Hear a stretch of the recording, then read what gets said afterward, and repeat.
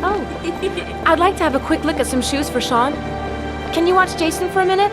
I promise, we won't be long. Sure, no problem. We're not going anywhere, are we, Jason? Come on, honey.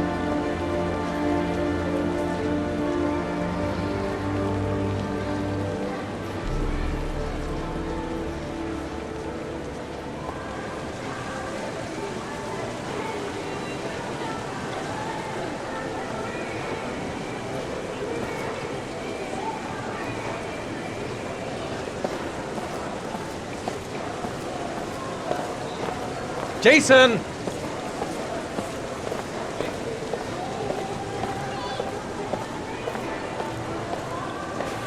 Jason, you really shouldn't wander off like that, you know? There's an awful lot of people in here. Please, Dad, can I have one? I would really love to have one. Please, Dad, come on. Okay, let's go buy a balloon. Great! Hey, champ! What's your name? Jason, Which balloon would you like, Jason? the red one. Here you go.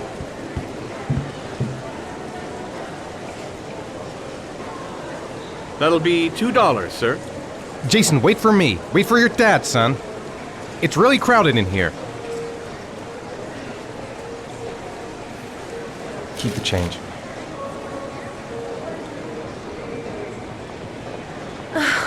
It is impossible to try on a pair of shoes with this crowd. Where's Jason? He was here a second ago. I bought him a balloon and I turned around and he just disappeared. Disappeared? What do you mean disappeared? Stay here. I'll go get him. I'll be right back. Jason! Jason! Jason! Jason!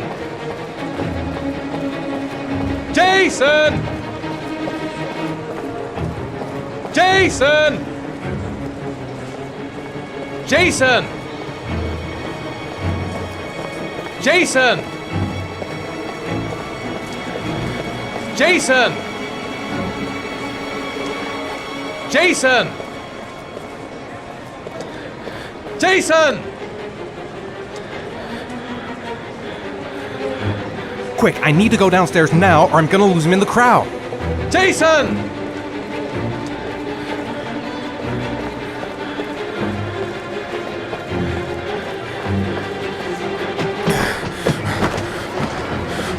Jason!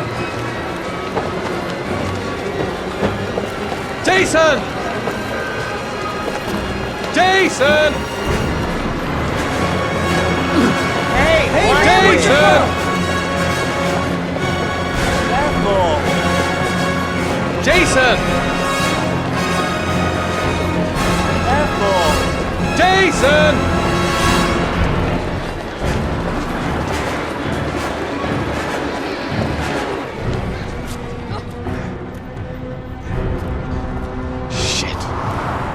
Shit!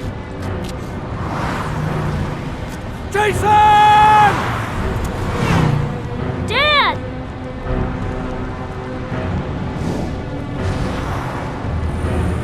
Jason! No! God!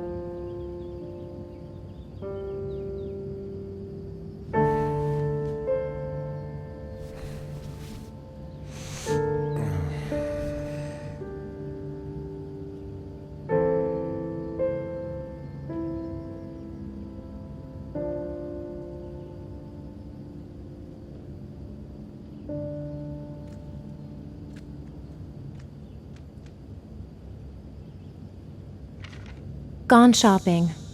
I'll pick the kids up from school at lunchtime, and then I'll come home to get things ready for Jason's birthday party. Don't work too hard. I love you.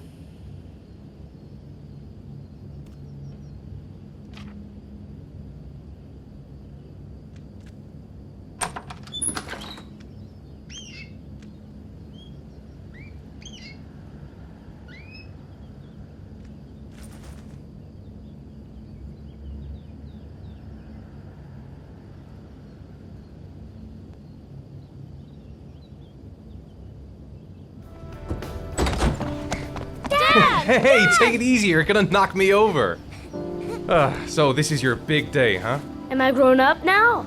10 years old, that's not exactly grown up, but you're getting there. Now, can I drive your car?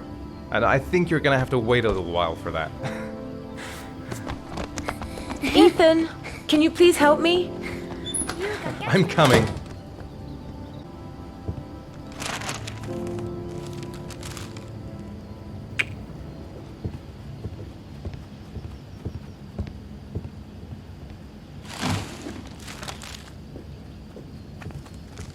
They've been so excited since this morning. I could hardly keep them in line in the supermarket. How's your day been? Managed to get any work done?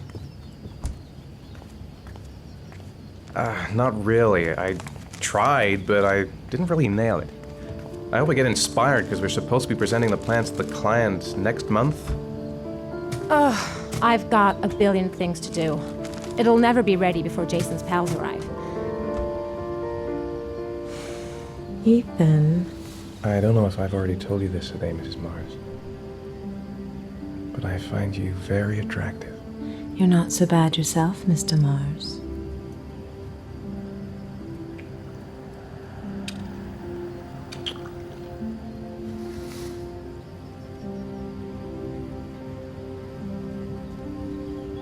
I know what's on your mind, Ethan.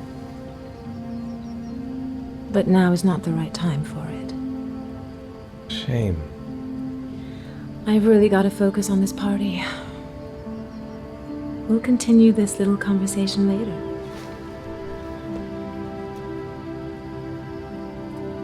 When are Jason's friends coming? Oh, about 2 p.m.? Oh, God, I hope I'll be able to keep the situation under control. Not like last year. Did you find the present for Jason? Yeah, I picked it up from the store this morning. Oh, we were lucky. It was the last one in stock. Jason looks happy. Yeah. It's hard to believe he's 10 years old today. It seems like only yesterday we were flirting in high school. We're getting old, Ethan.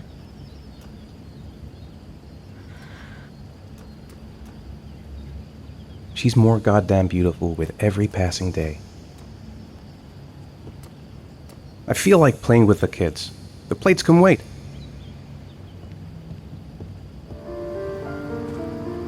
Hey, Dad, are you gonna come and Yeah, play with Dad, us, come please? and play with us, come on. Please.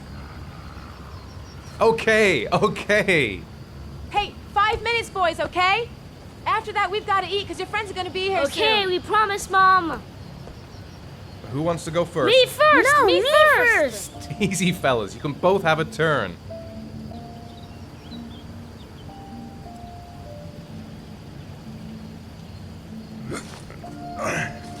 Okay, Sean, get ready. Here we go.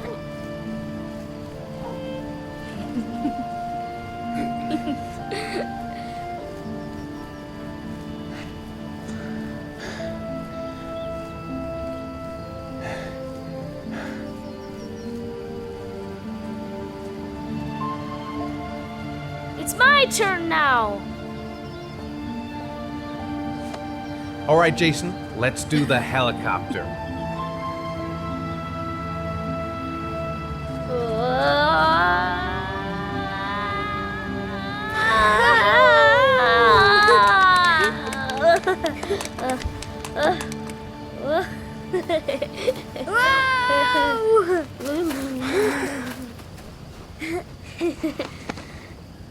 Come on, Dad, show us how Yeah, strong show you us your are. big muscles. Be careful, hang on.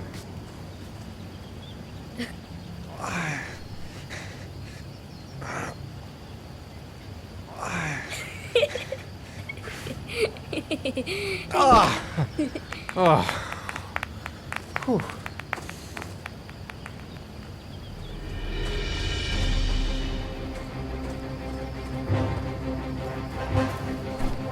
This time you're done for. You're gonna pay for all your crimes, evil one. Ha! Surrender, weakling! Say your prayers.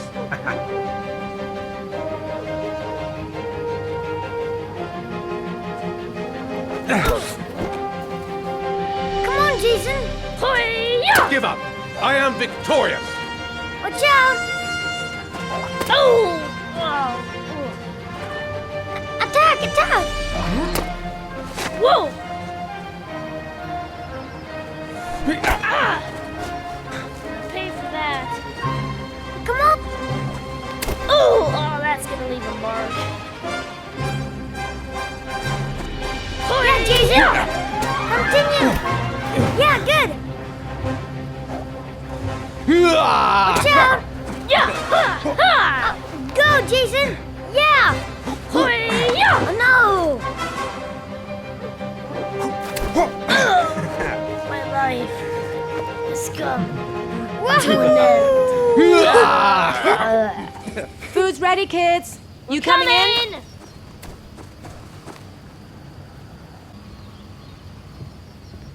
Thanks for your help. I took care of the plates myself while you were playing with the kids.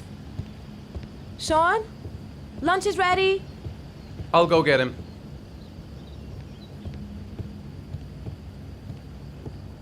Sean? What's up? It's Merlin. He's dead. He's dead and it's all my fault. No, it's not, Sean. Of course it's not your fault.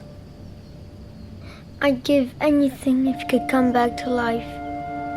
You know, Sean, there's some things which just have to happen. Even if you don't want them to. It's not fair, Dad. It's not fair. I know. I know.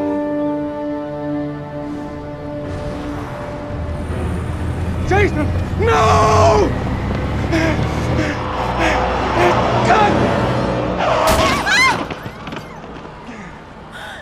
Jason! Jason! Oh my God, no! No! No, Jason! Oh my God, no! No! Oh my God! No!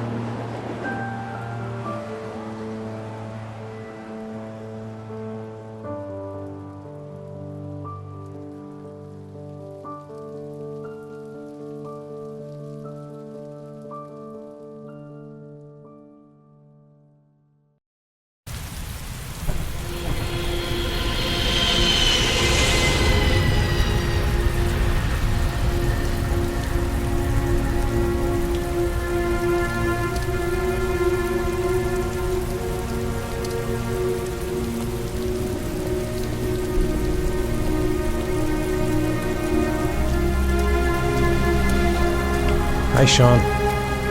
My dad.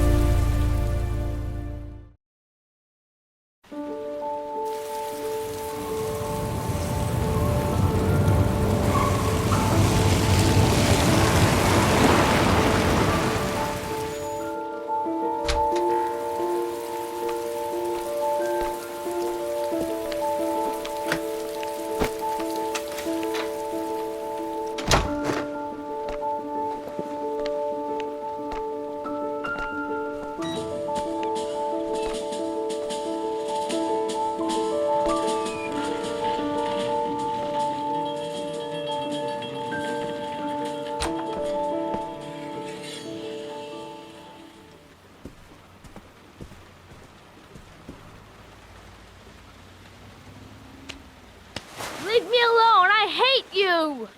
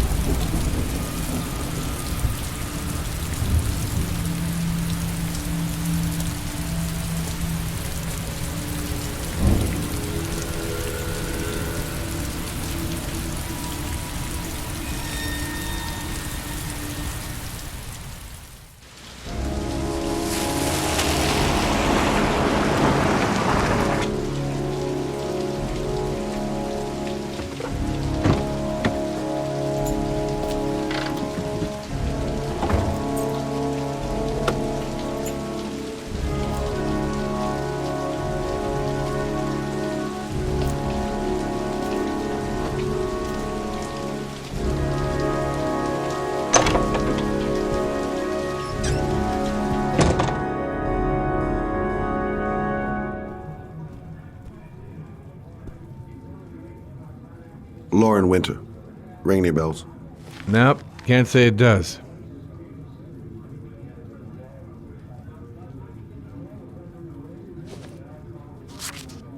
Oh, that Lauren Winter. Third floor, last door on the left at the end of the corridor.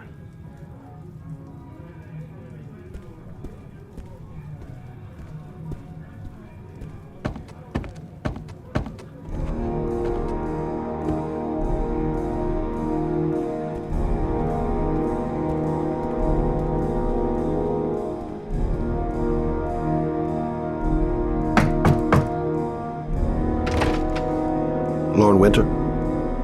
Sorry, I only see clients by appointment. Wait. It's $50. I don't kiss and I don't do any weird shit. Fine by me.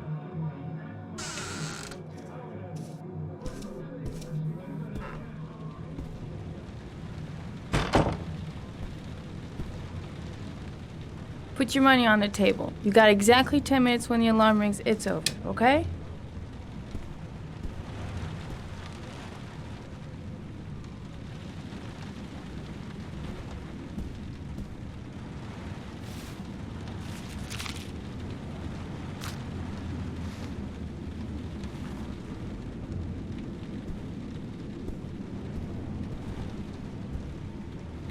You should take your clothes off. We ain't got all day. Actually, I'm not a customer. Shit, a cop. I should have known. What do you want, a freebie? Is that it? My name is Scott Shelby. I'm a private detective. The families of the victims of the origami killer asked me to investigate the murders. I came here just to ask you some questions about Johnny. I already told the police all I know and I have nothing to add. Leave me alone.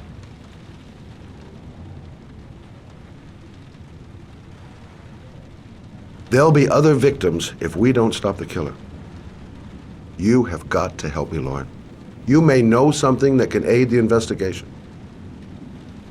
Help you? There's nothing you can do. My son's dead. Do you hear me? He's dead. I understand, Lauren. I know what you're going through. Oh, yeah? You know what it feels like to find your own son's body on a wasteland? I'm sorry, I don't believe you have the slightest idea what I'm going through, Mr. Shelby. If we don't find the killer, there'll be other mothers who find their son's body on a deserted wasteland. But you're right. Why should you care? It's not your problem anymore, right?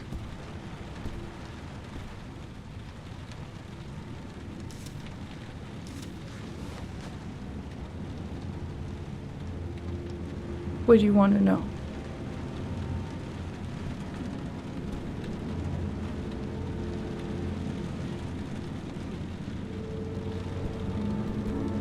Is that it? No more questions?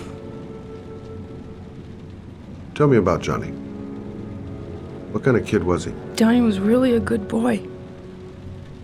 Sometimes he fought with other kids who called me you know.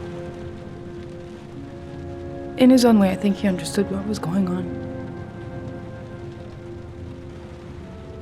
Did Johnny live with you? Yes. Of course, I made sure he never met any of my clients.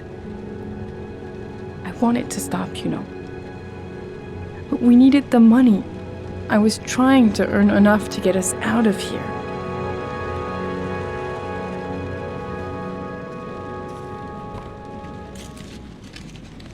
You want one?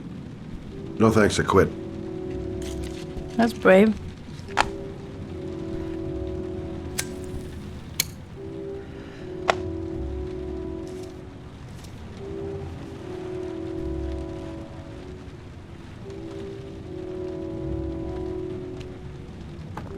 Tell me about Johnny's father. A loser without a job who liked to beat me after a few drinks. He left the day Johnny disappeared. I ain't seen him since. Coward. Good thing he left. Did you suspect anyone after he disappeared?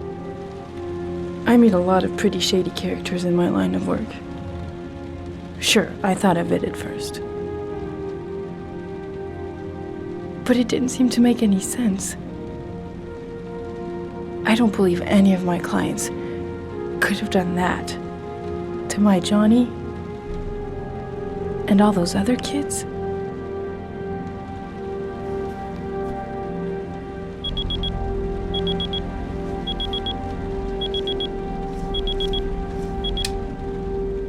Time's up, Mr. Shelby. I hope you got what you wanted. Now get out of here.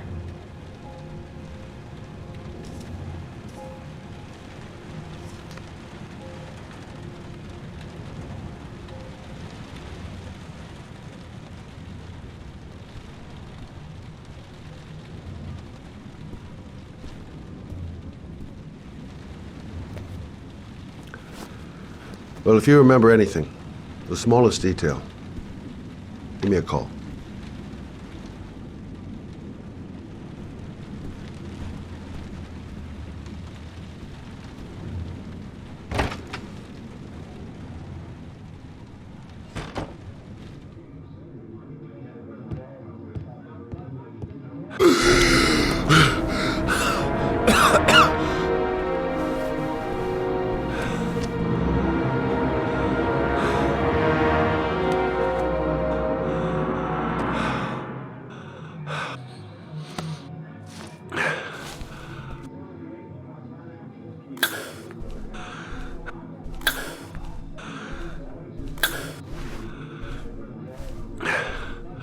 Lauren!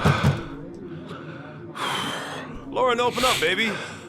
It's me. Troy, what are you doing here? I already told you I don't want to see you anymore. Sorry, Dal, but I really wanted to see ya.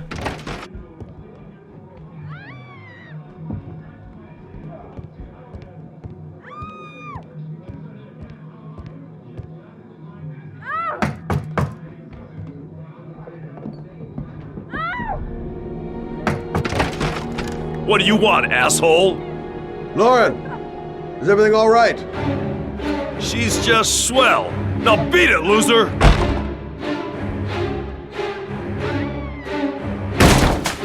You again? If you're looking for trouble, you found it. I'm gonna beat the shit out of you.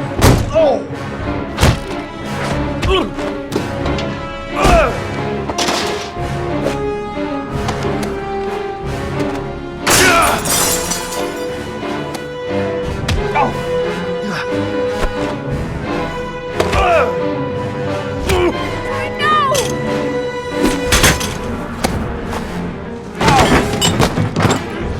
Troy, stop or I call the cops! Troy, I will call the cops!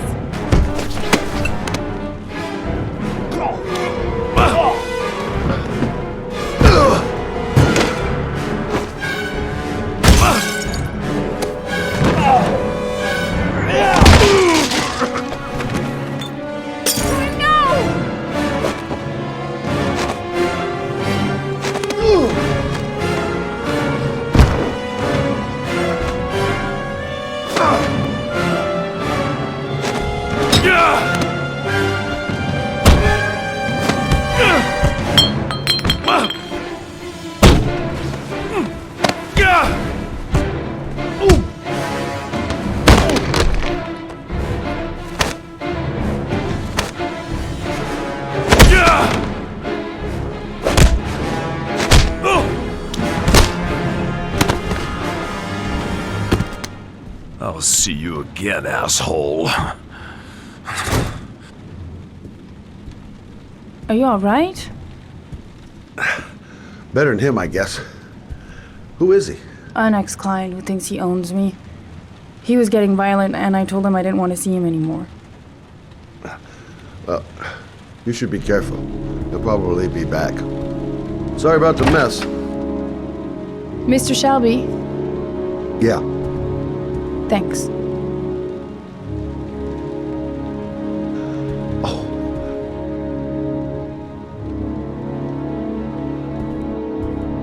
Oh, God. Oh. Oh.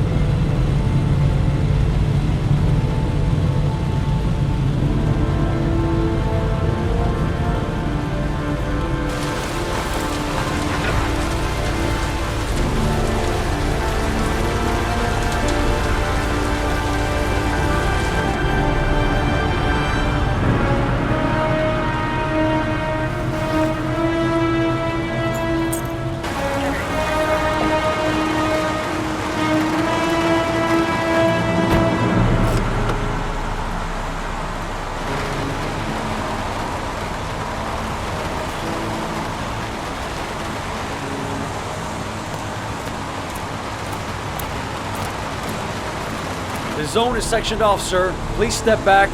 Agent Norman Jaden, FBI? You got a badge or something, Mr. Jaden? Yeah. Yeah, of course.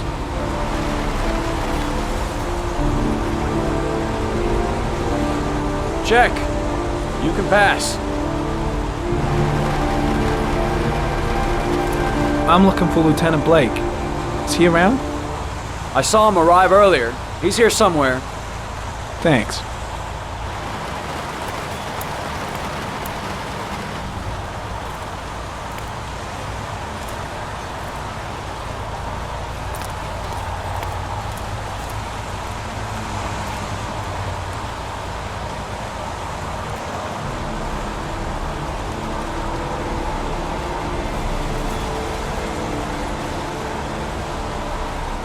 Video memo recording, Agent 47023, Norman Jaden, Tuesday, October 4th, 2011. Time is 8:14 a.m.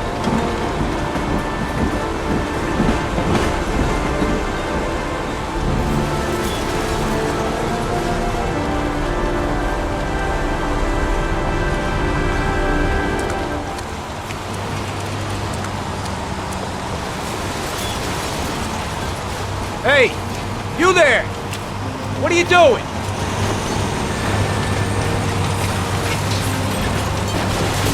Lieutenant Blake? I'm Agent Norman Jaden from the FBI. I went by your office this morning. They told me to be here. Now, if you're looking for rain, dead bodies, and highways, you come to the right place. Mike, will you tell that asshole with the bulldozer to stop for 5 minutes? I can't hear myself think here. Right away, Lieutenant. Well, are you coming, Jaden? So, what happened? Some guy taking his dog for a piss found a body about 6 o'clock this morning. We don't know much more right now. Based on what we've seen, looks like the work of the origami killer. Any news on the coroner? He's on his way, Lieutenant. We've been waiting for an hour, for fuck's sake. Has the body been identified? No, not yet. We should know more later today. Do we know the cause of death? There are no marks on the body. Chances are he was drowned, like the others. Has the time of death been established? Based on the rigor mortis, must be less than 6 hours ago.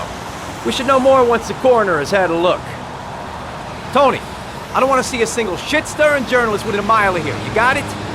Yes, Lieutenant. Do you have any leads? My men are going over the scene with a fine-tooth comb. If the killer left anything behind, we'll find it.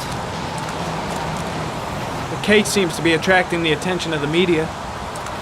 Yeah, a greedy pack of vultures. These guys have killed their mothers for a scoop. Some investigation. It's becoming a three-ring circus. Listen, I'm a little busy here. Why don't we discuss all this a little later, back at the office? Oh, no problem. I understand. Do you mind if I have a look around? Be my guest. Hey, Jaden, you come and see me if you find anything, okay? We're on the same team now.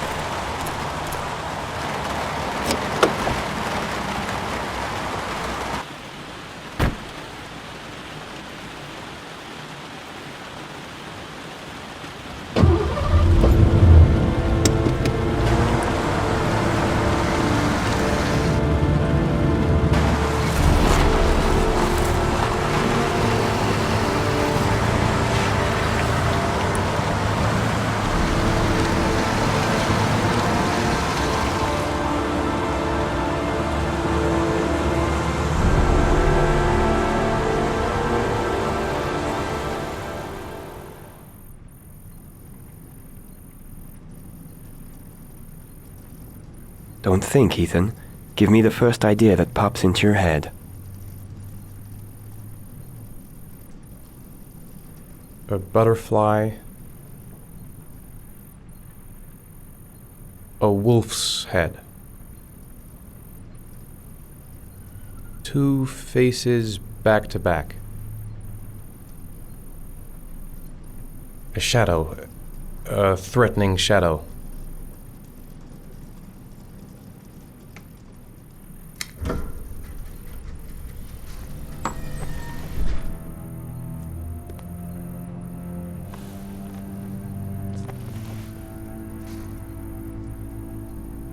I have the results of your MRI scans. Everything seems to be normal. There is no physical damage from the accident.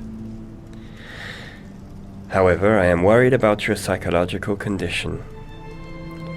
I know it's not easy, but you've got to start over, Ethan. You're not responsible for what happened. It's my fault Jason is dead. He'd still be alive if I'd been looking out for him. It was an accident. Accidents happen every day. You can't blame yourself forever for your son's death. How is Sean? He's a very solitary kid, very focused within himself. He's really close to his mother. With me, he's more distant. And what about you, Ethan? What do you feel?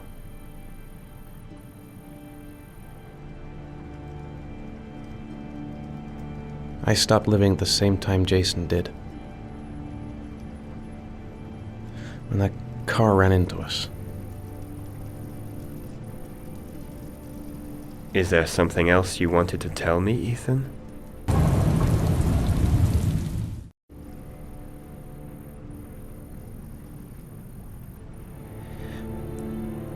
I sometimes have these blackouts.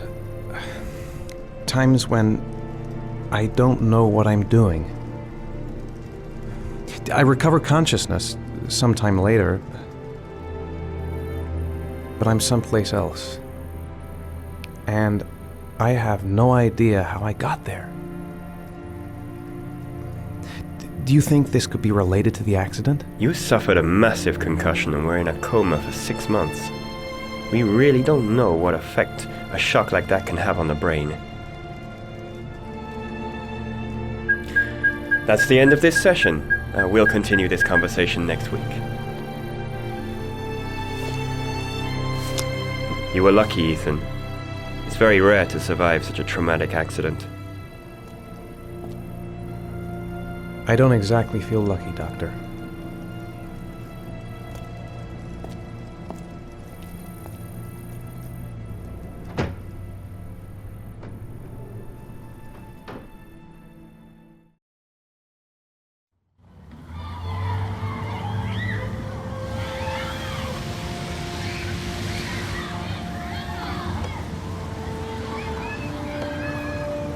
Aren't you gonna go play with the other kids?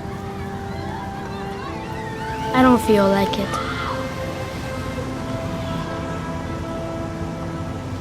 Is something the matter, Sean? No, I'm alright.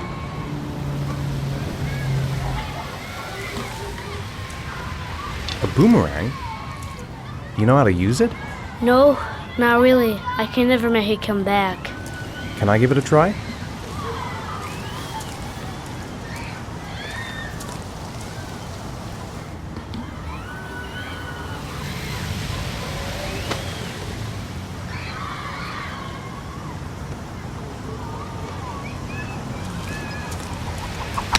Whoa! You did it, Dad! Do you want to give it a try? I won't be able to do it. Oh, come on, let's try it together. Now, the main thing is to get the right position at the beginning. Now, you gotta throw it straight and a little to the right.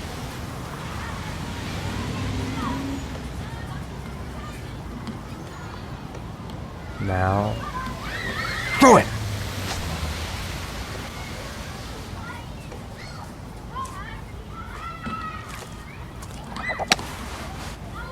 I did it! I did it, Dad! Good job, Sean. See? That wasn't so hard.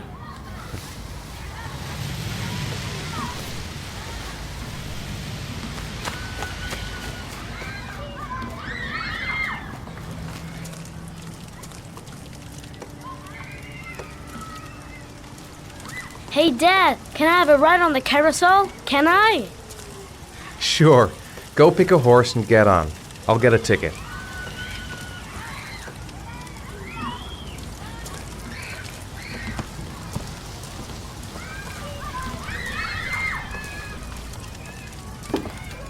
One, please. That's $1.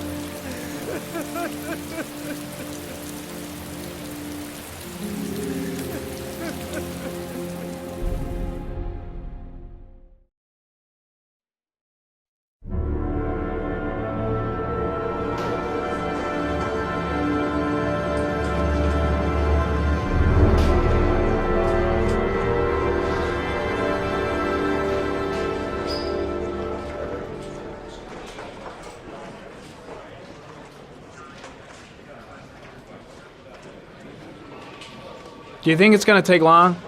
No, he should be finished soon.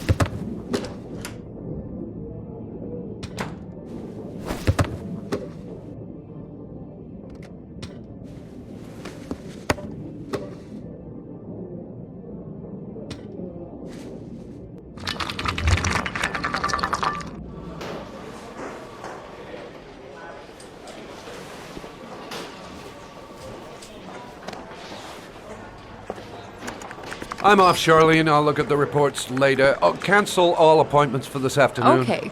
Oh, Captain, Agent Norman Jaden from the FBI is here. Jaden, of course. We've been expecting you. I'm in a bit of a hurry. Do you mind tagging along? We can talk as we walk. Yeah, of course. I wanted to introduce myself before getting started, but Perhaps there's a better time. No, it's fine. I just have to get to the press conference. We have them every day now. Believe me, it's not always easy finding something to tell them. Fortunately, today we have some news. Have you met Lieutenant Blake yet? Yeah, we met this morning. He has his own methods, but he's a good cop. I'm sure you'll get on well together. Do you know how to tie a knot in a necktie? I guess. To be frank with you, I could have done without the FBI on this one, but the press are all over us. This origami killer case crept up on us, and it's fast becoming a national concern. There are hundreds of killers in this country, but what do you know? This guy is exotic. He leaves flowers and origami figures. Work that one out. Then the press get onto it, and we suddenly become the center of the universe. I'm here to arrest a serial killer. With all due respect, sir, the rest of it, it's none of my business. No, of course not. All I'm asking is that you make progress, and fast. The press want a perpetrator, and we're gonna have to serve him up on a silver platter. Not bad. Oh, go see Charlene. She'll show you to your office. Yeah, check in on the press conference if you're interested. It'll give you an idea of the political climate around here. Thank you, sir. Welcome to the club, Jaden.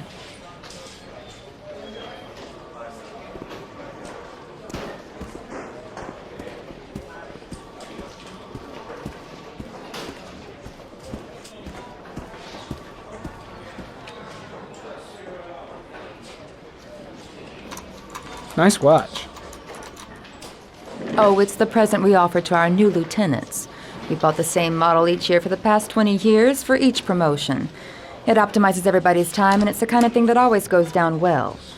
You can contribute to our fund if you like. We're still a few dollars short.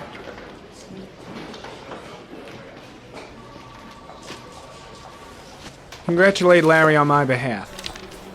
I'll be sure to do that, sir. Captain Perry said you could show me to my office? Yes, of course. Follow me.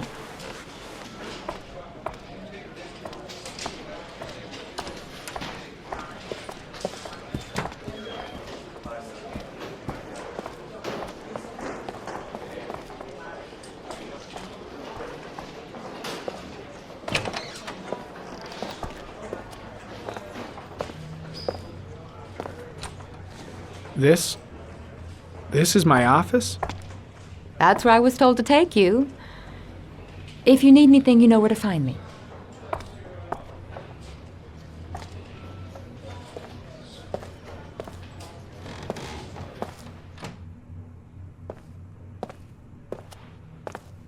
Okay, time to work.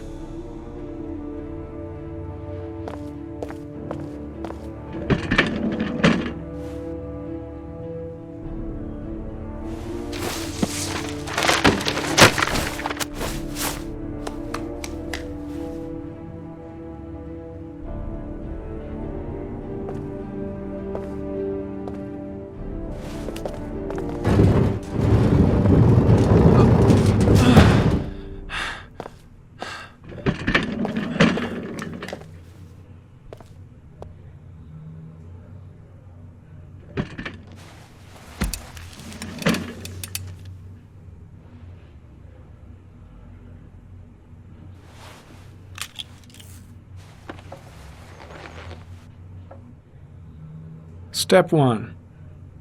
Change the office.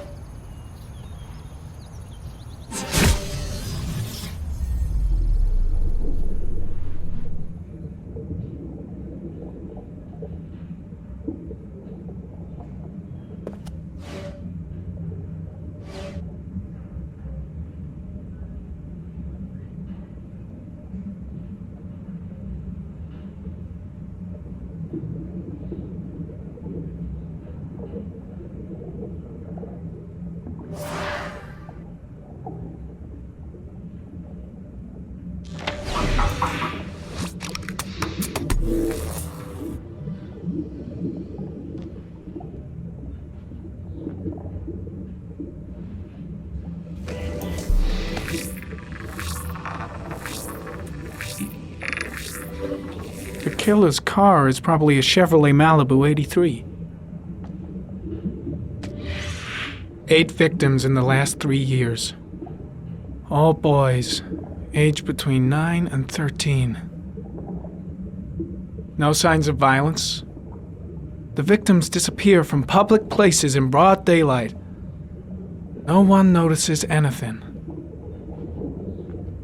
Bodies are found 3 to 5 days later, drowned in rainwater. There is always a railroad line adjacent to where the bodies are found, and all the victims disappeared in the fall.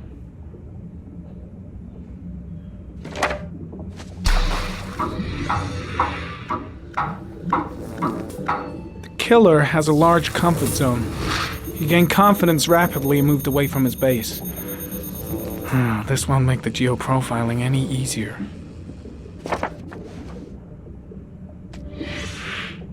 Always the same ritual. An origami in the hand, an orchid on the chest.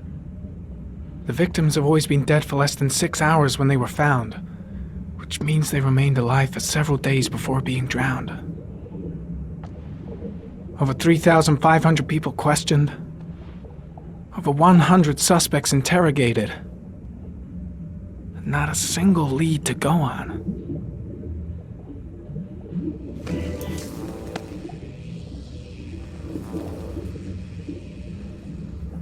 The killer is white, aged between 30 and 45. He is intelligent, calm, and determined. An organized type. He has a car. He's probably employed, but his work allows him free time.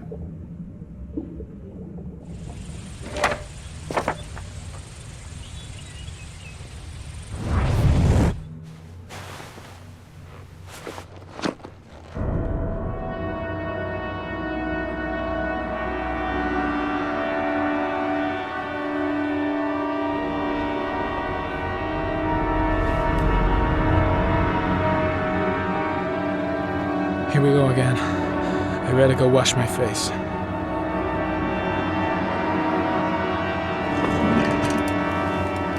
I need to take some. I'm gonna faint if I resist. That's all right. I know I can make it. I know I can make it.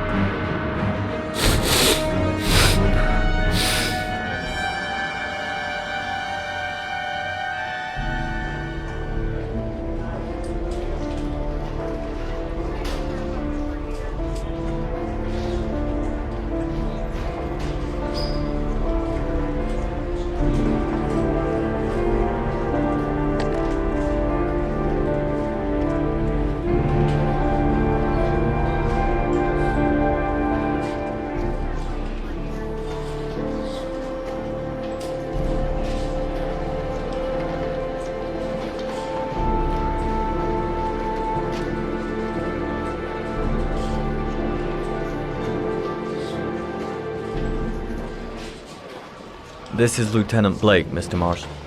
Could you please tell him what happened? It was this afternoon. I went to the park with my son, Sean. We played together for a while, and then he wanted to go on the carousel, so I put him on one of the wooden horses, and when I turned back, Sean had disappeared. Exactly what time did you arrive at the park? Try to remember exactly, Mr. Mars. Every detail can be important. It must have been about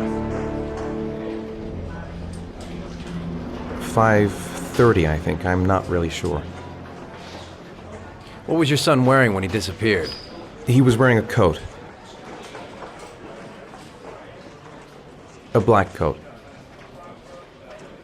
And a pair of pants. Black pants. How could Sean have disappeared without you even noticing? Weren't you right by the carousel? I can't remember exactly. It all happened so fast. You say you took your son to the park after school, but you didn't report him missing until 8:15. Why did it take you so long to contact the police?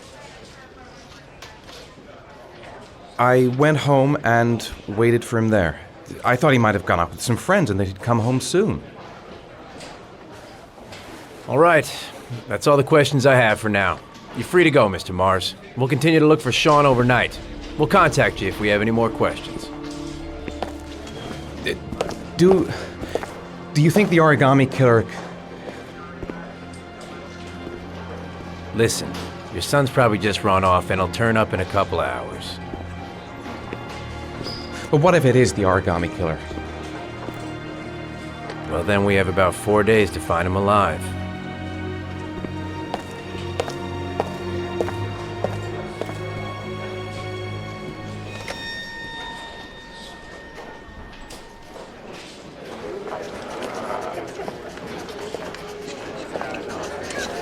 Did they find something? No, nothing yet, but they're gonna keep looking through the night. Do they think it's the origami killer? It's still too early to say, but it is a possibility.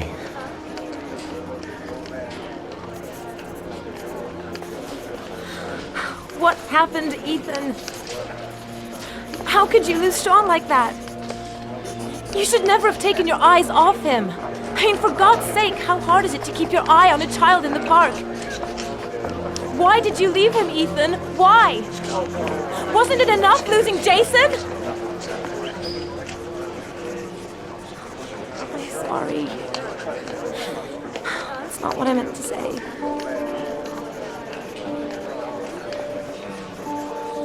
I miss him so much.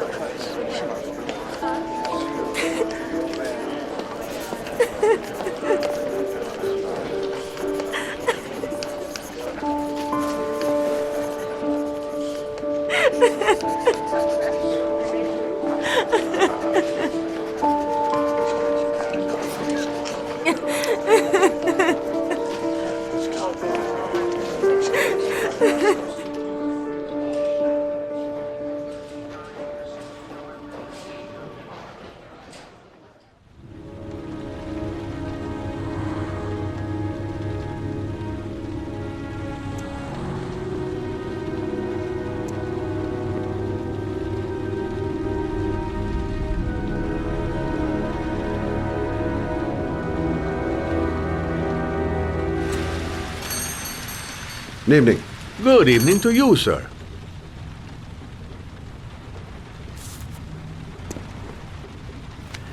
Can I help you, sir? Well, I hope so. My name's Scott Shelby. I'm a private detective.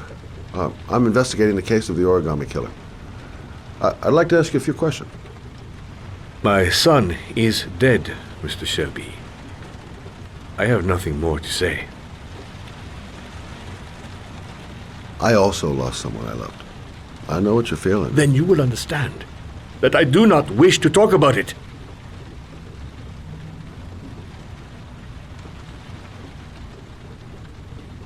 The killer has kidnapped another victim. A 10-year-old boy. Like your son, Risa. I have 4 days before we find his body on a deserted stretch of wasteland. No one did anything to save my son. Now, you would please to move along, sir. Oh, do you sell inhalers? I'm all out, and at least I won't go away completely empty-handed. In the back of the store, to the right. Thanks.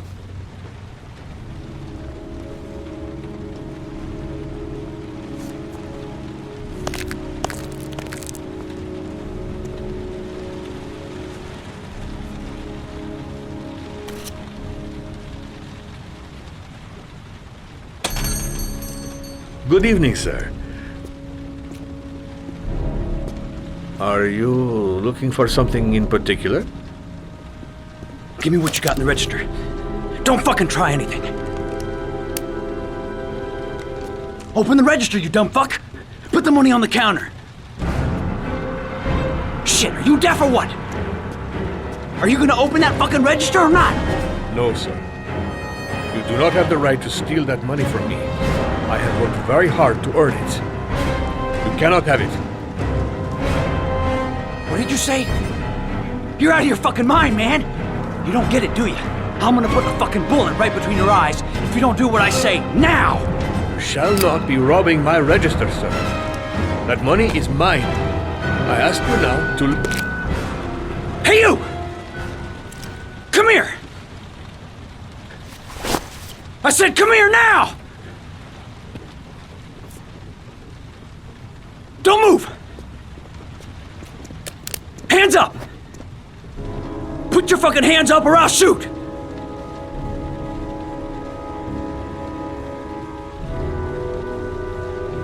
Don't panic. Let's just stay calm. Nobody here wants to hurt you.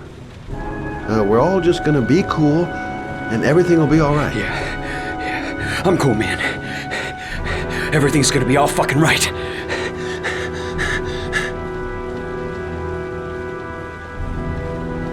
Look, it's not worth it. Put the gun down and just walk away. You giving me advice? I'll give you some fucking advice. You don't really want to shoot anybody, do you? I'm sure we can find a way out of this mess, right?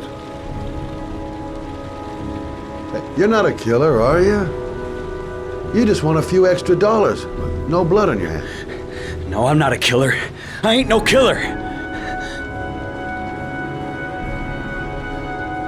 Now, I want you to put the gun back in your pocket and quietly walk out of the store. My friend and I will forget about what just happened, and you'll have earned a second chance not to fuck up your life. What do you say?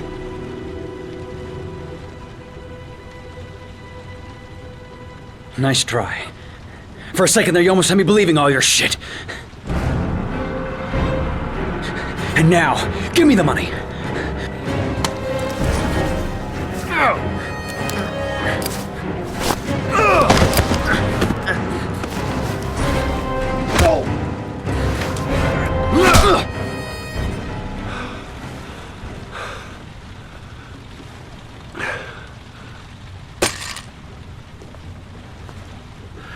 Thousand thank you, sir. I don't know what would have happened if you had not been here. This I didn't come by for nothing. Have a nice day. When my boy, Reza, disappeared, I received a letter with a locker ticket inside. Inside the locker, I found this box. I do not understand what it means, but I think it must be a sort of message from the man who took my son from me. Can I?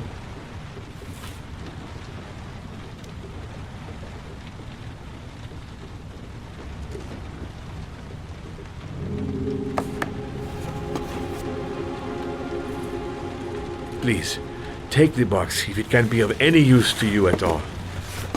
It did not help me to save Reza, but maybe it will help you find the other little boy.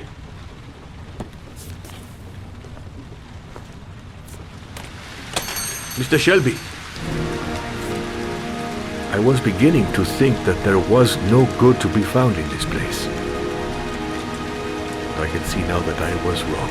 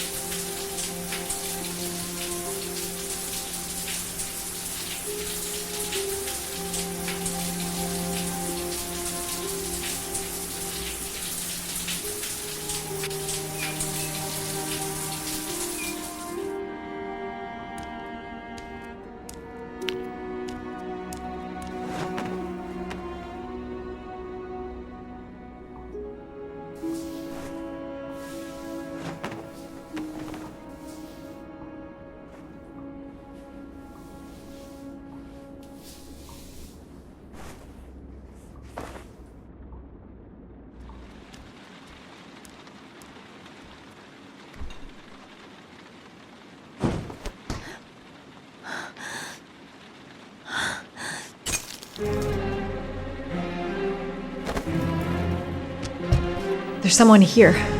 There's someone in the apartment. The phone on the desk. I could call for help. The front door. It's the only way out. If I can reach it, I still have a chance.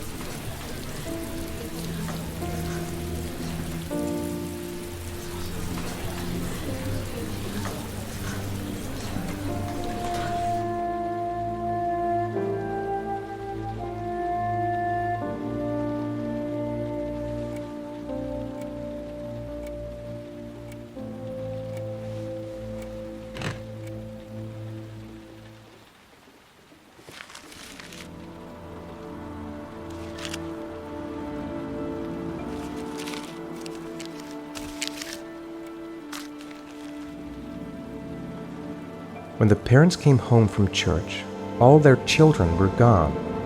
They searched and called for them, they cried and begged, but it was all to no avail. The children have never been seen again.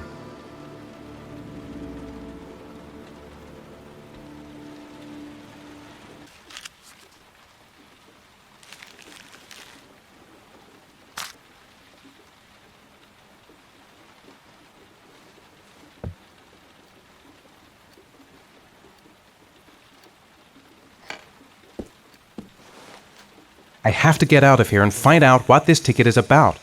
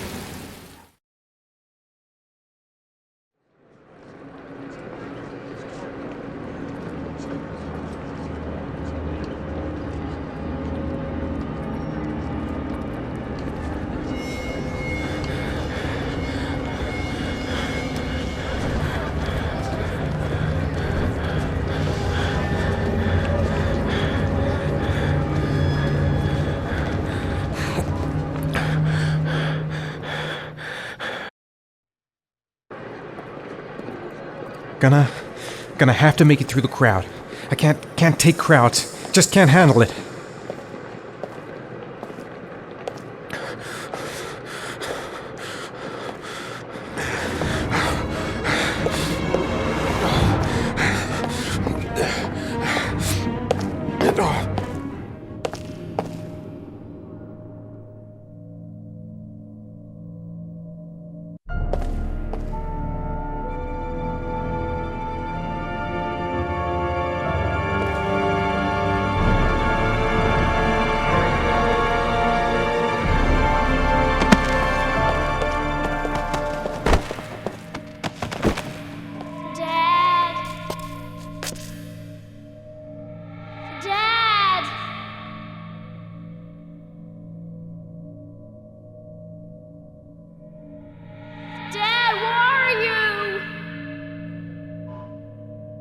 Jason!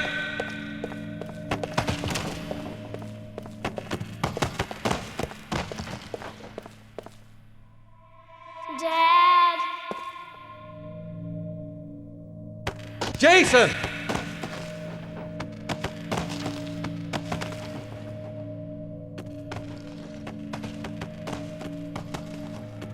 Dad! Jason!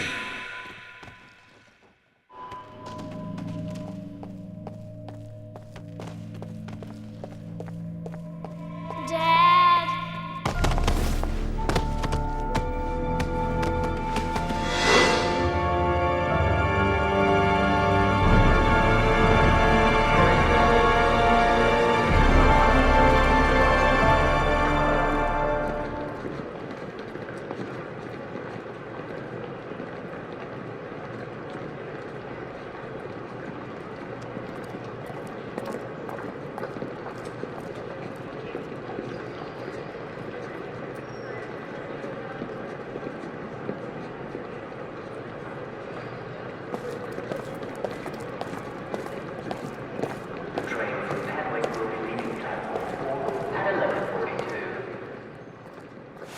Line 18, box number 3.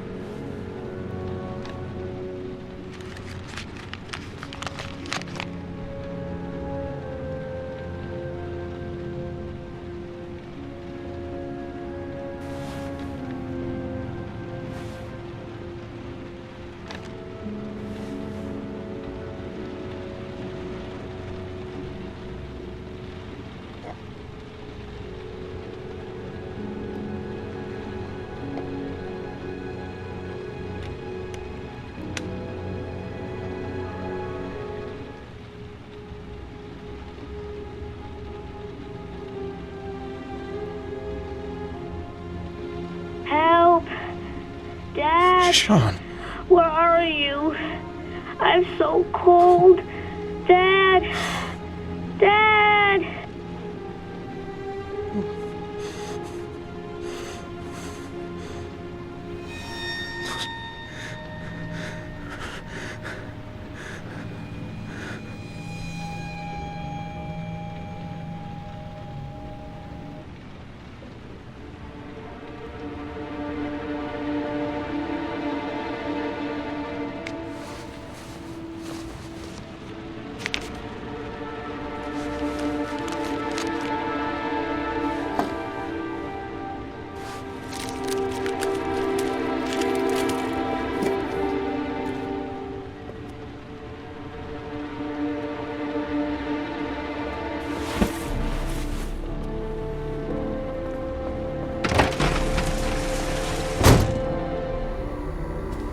The killer is white, aged between 30 and 45. He doesn't act on impulse, but plans his crimes in a very meticulous fashion. He doesn't have anything personal against the victims. That's why he covers their faces with mud, to make them anonymous. Why does he kill them if he doesn't have anything against them? For him, they're more of an image, a symbol. That's probably why he gives them an origami figure and an orchid as gifts to apologize for what he's done to them. Very interesting. And where does all that get us? The best way of tracking a predator is to be familiar with his behavior. That may be true in novels, but there's a child's life at stake here. Continue, Jaden.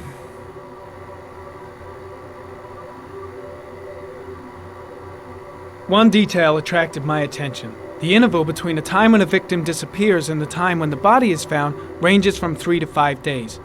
But the rainfall is always at 6 inches, give or take 10%.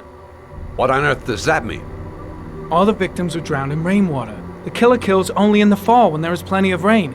It could be that he puts them in some sort of well or tank that is open to the skies and that fills up with rainwater. The more it rains, the less time the victim has to live. Then I studied the geographical distribution of the murders. Generally, a killer commits his first murder near to where he lives, so he has a safe place to flee to if any complications arise. The more confident he becomes, the further he roams from his base. By analyzing the locations where the victims disappeared, I was able to isolate a zone where the killer might live. And what size is this, zone? For the moment, about 10 square miles. Oh, great. There must be 10,000 people live in that sort of area. You gonna question them one by one? The more clues we get, the more we can reduce the zone. We can then cross-check it with our list of suspects and identify the killer. So what's next? There are 2 suspects whose psychological profile might fit and can be connected to the comfort zone. I'd like to question them. God damn it. We're wasting our time with this bullshit. The killer's out there somewhere, and we gotta get off our asses and find him. The killer is no ordinary murderer. He is intelligent, organized, and methodical. You won't find him by patrolling the streets. Tell me, Agent Jaden, did you get your vast experience on the job, or did you just fucking read about it in some school book? I came here to find a killer. And that is exactly what I'm gonna do. With or without your help. Fucking asshole! That's enough! You said it took 6 inches of rainfall before the victim died. How much time do we have left? If the weather forecasts are right, less than 72 hours.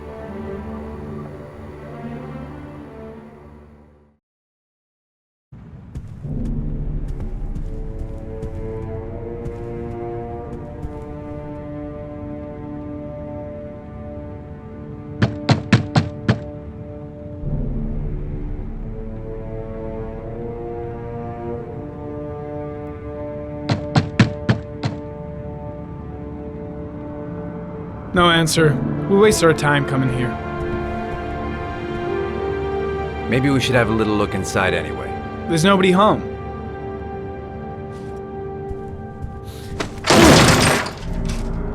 There is now. I'm not sure that's entirely legal. Call the cops.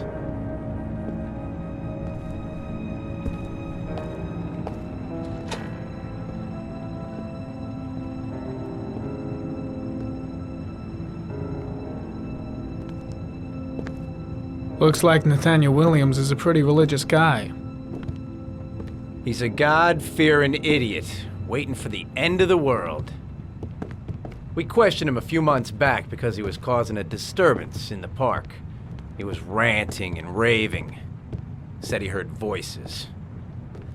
Had this idea in his sick little head that I was the Antichrist, that I'd come to Earth to persecute him. Real twisted.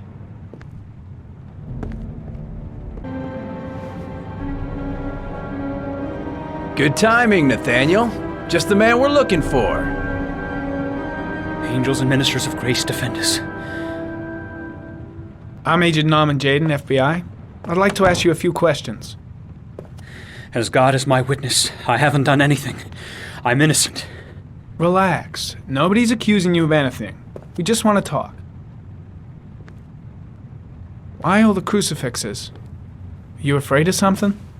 The hour is nigh, and the wrath of God shall strike men down. I'm preparing for the end of the world. Where do you work, Nathaniel? You have a job? My sole occupation is praying to the all-merciful Lord for the salvation of humanity.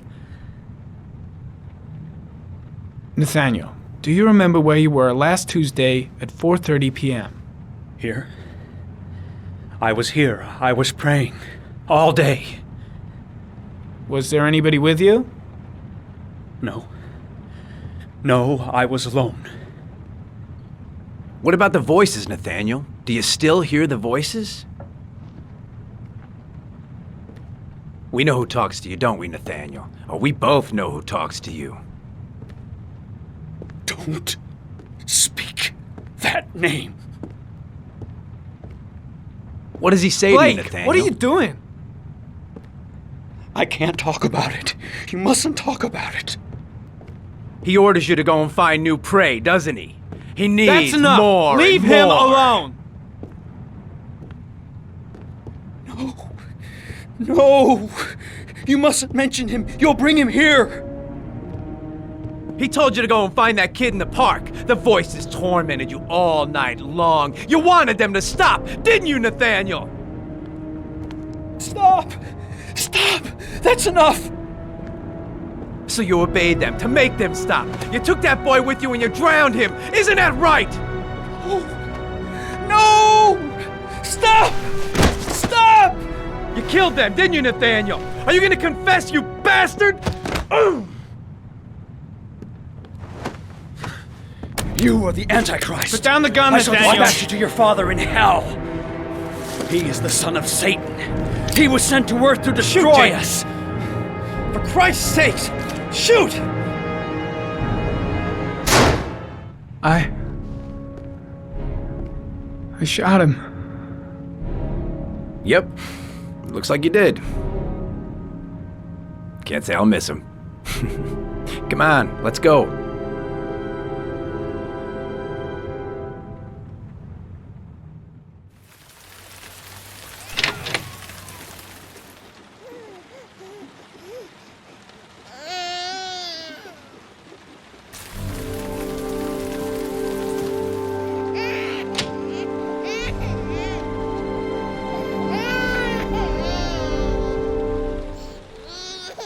Mrs. Bowles? Anybody home?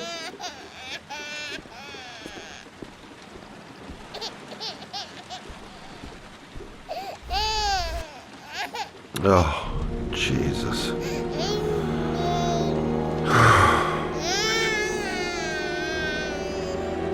Wait a minute.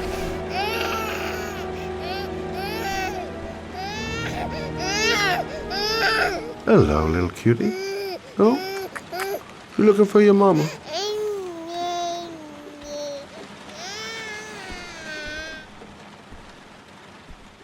Mrs. Bowles?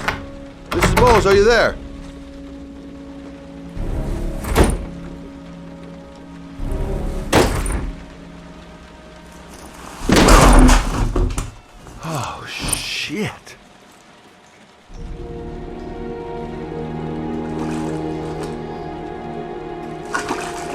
Mrs. Bowles! Mrs. Bowles, can you hear me? Wake up! Wake up!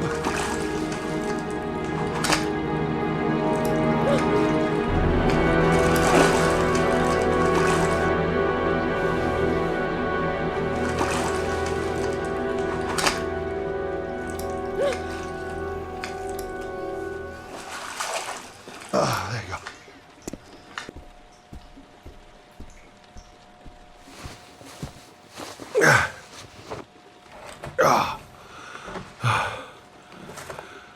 I'm gonna call an ambulance. No, I don't want to go to the hospital. Please. Okay. You got something around here I can dress this wound with? Yeah, I think so.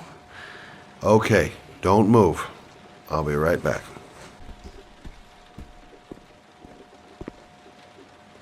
Let's see. I need this, and this, and this.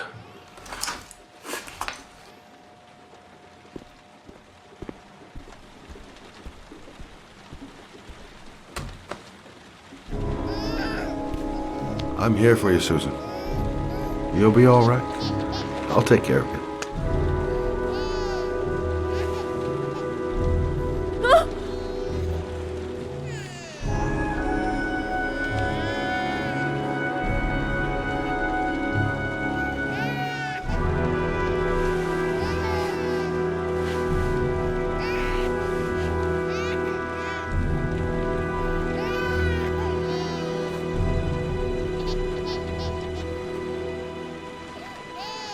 There, I done what I can. That should stop the bleeding. Luckily, the wounds aren't too deep. Hey, how are you feeling? You okay? My baby. My baby needs me. Right. You stay there. I'll take care of the baby. Okay? Do you know what to do? With a baby, I mean. I'm a private eye. There's nothing I can't do. Her name is Emily. Gotcha.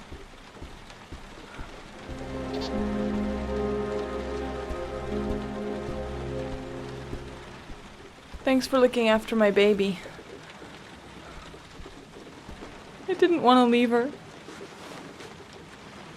I just couldn't cope anymore. Just not having Jeremy around. He was such a good boy. Can't understand why anyone would want to hurt him. Do you take care of this baby on your own? Doesn't Jeremy's father live with you anymore? He disappeared. The day after Jeremy. I don't know what happened to him. Maybe he couldn't take it. Ever since I've had to look after Emily all on my own, and I couldn't do it anymore. I understand. Did your husband say anything before he disappeared? Did he leave a note or something? No. He left the house without a word, and there was just the cell phone. A cell phone? Yeah, I found a cell phone in his dresser. I'm sure it wasn't his. I'd never seen it before. I tried to turn it on, but it didn't work. Do you still have it? Yeah, it's in a drawer in the living room. You can have it if you'd like. I'm sure it's of more use to you than to me. Do you have any family or anybody to help you? Yeah. My mother. I didn't want to ask her for anything. We don't really get along. But I guess I'm out of options. Well, look after yourself. And Emily. I will. I promise.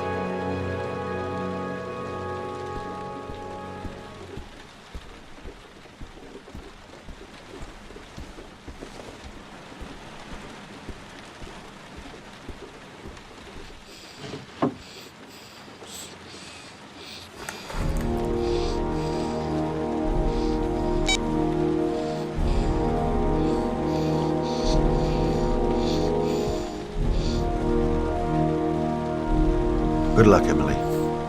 You take care of your mama.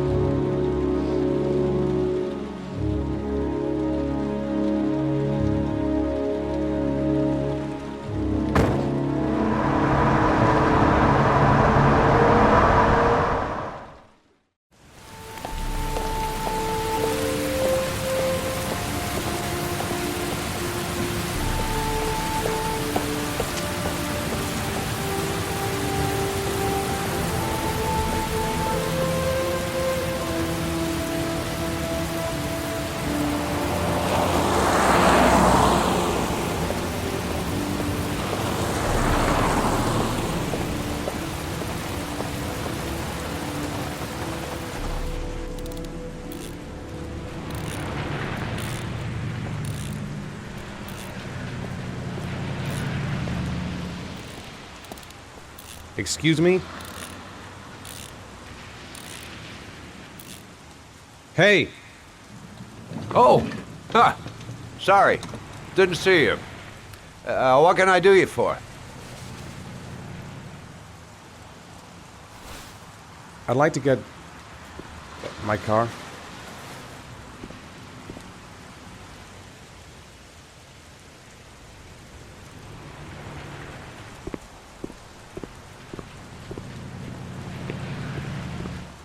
Hey, you're a pretty patient guy, you are. That car's been there for 2 years. We took it out for a drive every month and checked the tires and batteries, just like you said.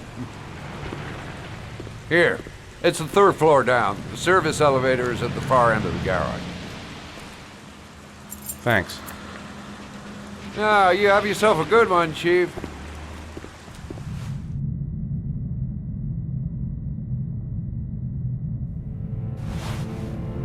Your destination is 4 miles from here. Leave the parking lot and take the first right.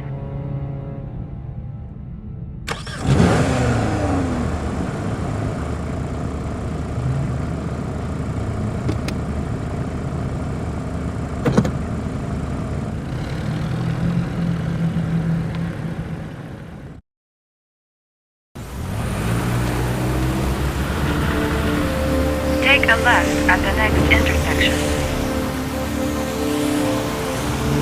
Keep to the right and take the first exit.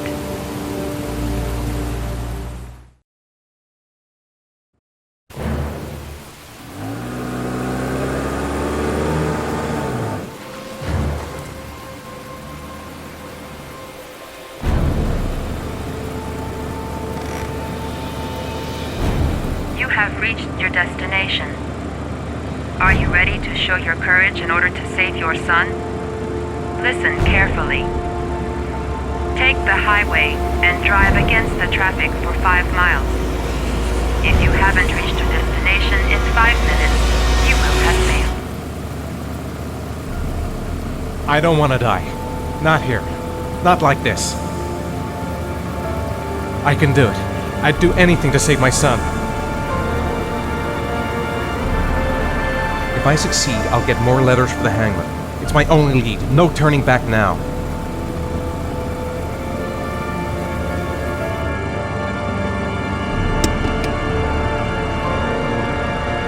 I've got to do it. For Sean's sake. I have no choice.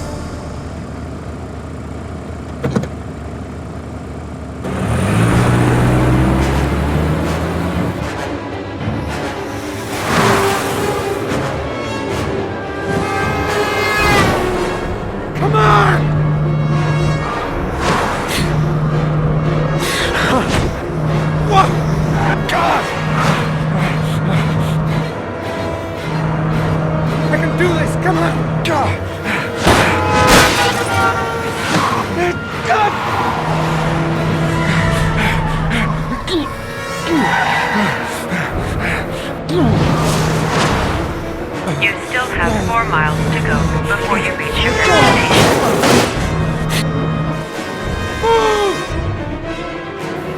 Get out of the way! Oh, come on!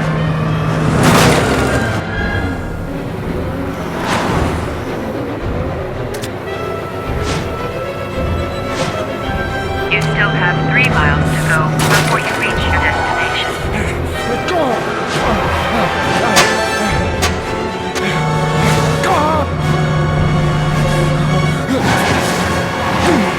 You still have 2 miles to go before you reach your destination.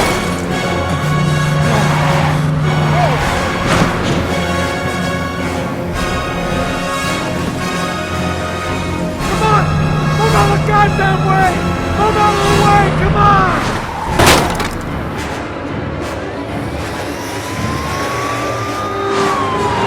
You still have 1 mile to go before you reach your destination.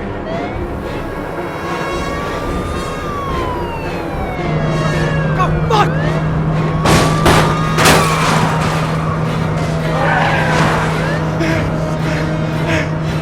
God!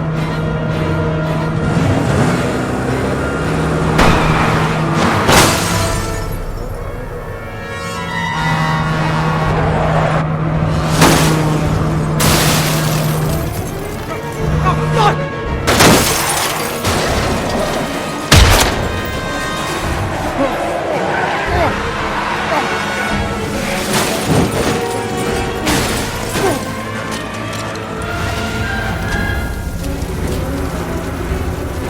Destination reached. Please press the screen. Destination reached. Please press the screen. Destination reached. Please press the screen. Destination reached. Please, your reward is in the glove compartment. The key is inside the GPS. Your reward is in the glove compartment. The key is inside the GPS. Your reward is in the glove compartment.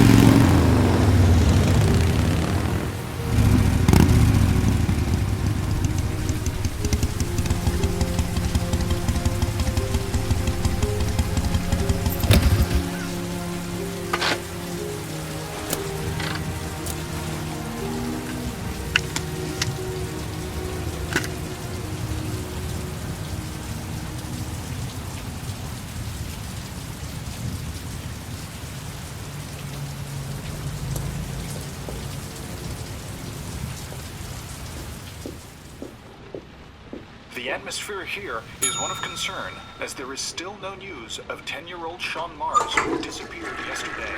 A recent report indicates that the police are now treating this as another kidnapping by the origami killer.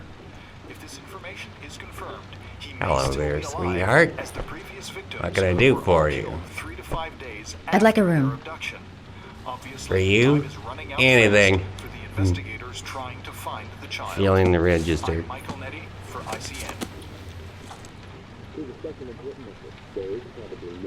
Medical journals about syphilis than any other circulatory disease than perhaps diabetes. In its first 2 stages, this disease is reversible, but when it starts eating at the nerve endings in the spinal cord and gets Madison Page, 27, single. How long will you be staying with us, Ms. Page? I don't know yet. Room 201. Last floor, stairs on the right, in the courtyard. Thanks. The pleasure was all mine. That's for sure.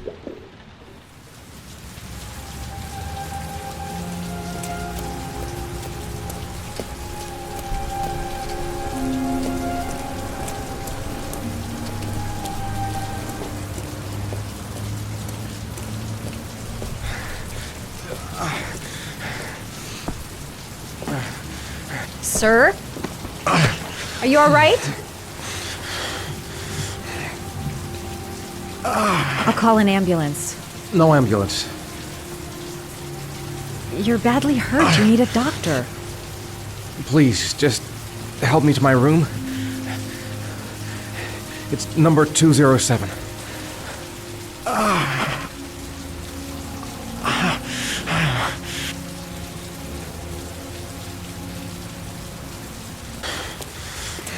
Have you got the key?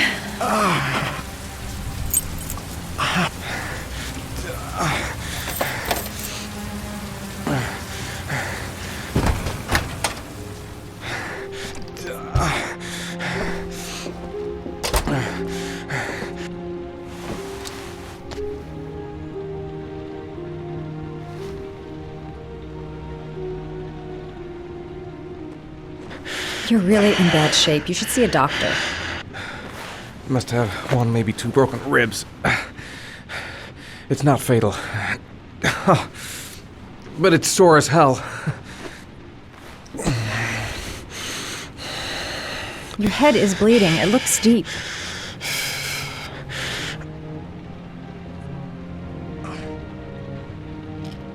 Paracetamol painkiller. Administer in cases of intense pain. Do not take more than 1 pill every 24 hours.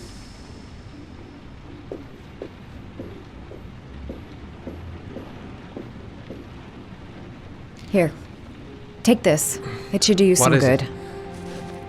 It's a painkiller. It'll help reduce the pain. It says on the box to take 1 every 24 hours.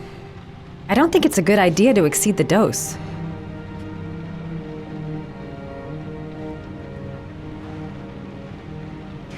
There. At least it won't get infected. Thanks. I wouldn't move around for a few days if I were you. I'm gonna take a shower. All right. Let me help you.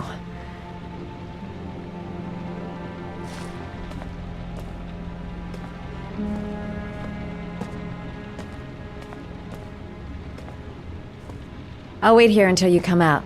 Let me know if you need anything.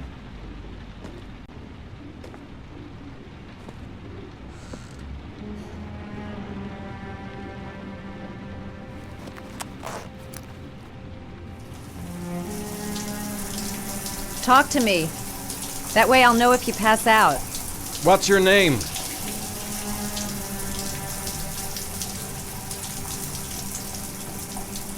Madison.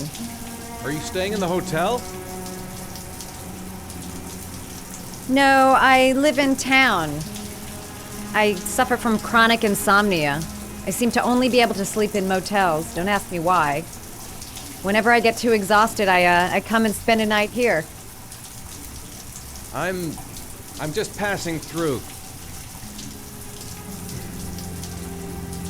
And what else do you do, Madison?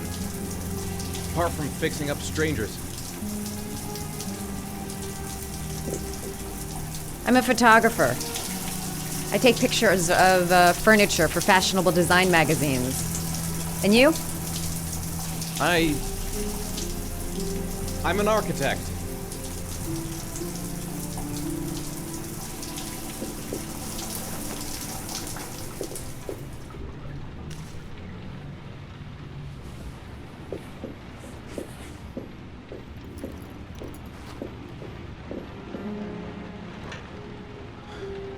Thanks for staying. I feel a lot better now. Okay. I better get going then.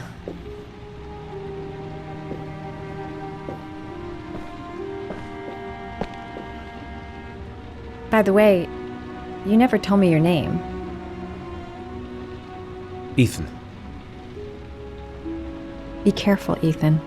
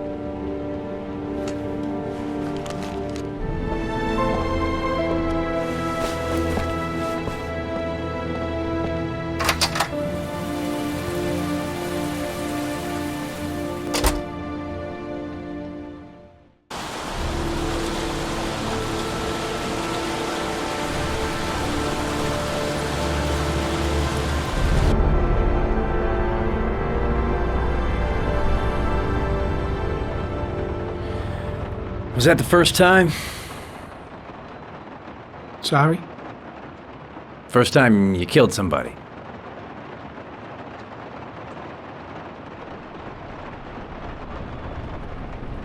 It always does something to you the first time. Then you get used to it.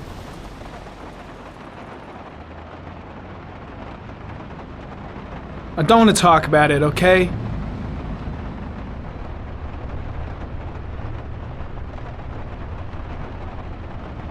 That's him.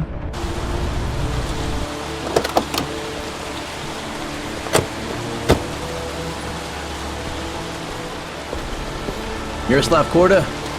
Yeah? Lieutenant Carter Blake, I'd like to ask you some questions.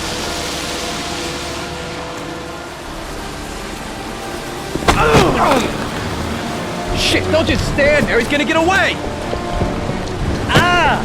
Hey, man, watch it, dude! Hey, what's the matter with...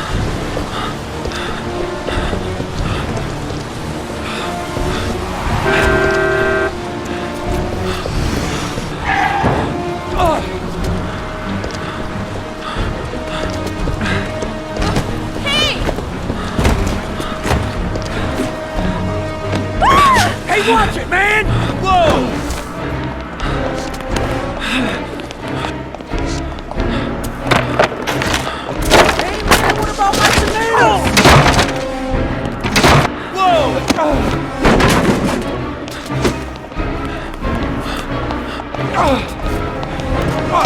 Sorry. I'm really sorry.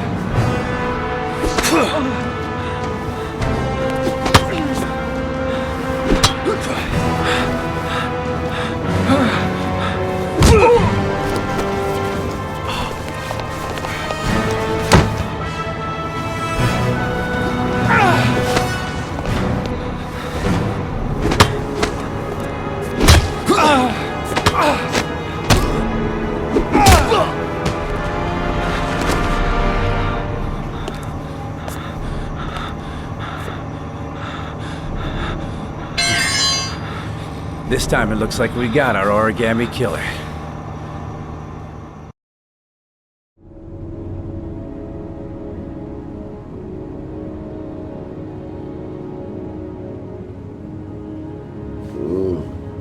No.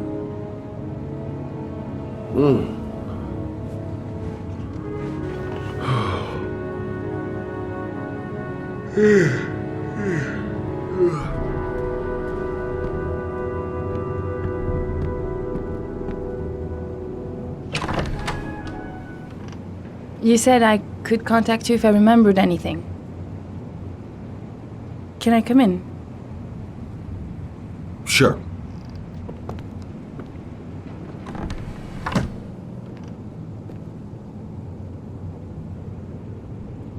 Please, take a seat.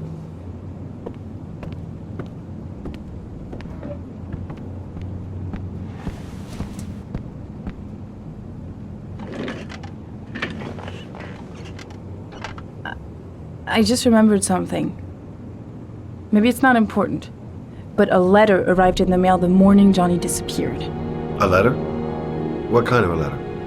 It was addressed to Johnny's father. I don't know what was inside it, but he read it and then he left. That's the last time I saw him.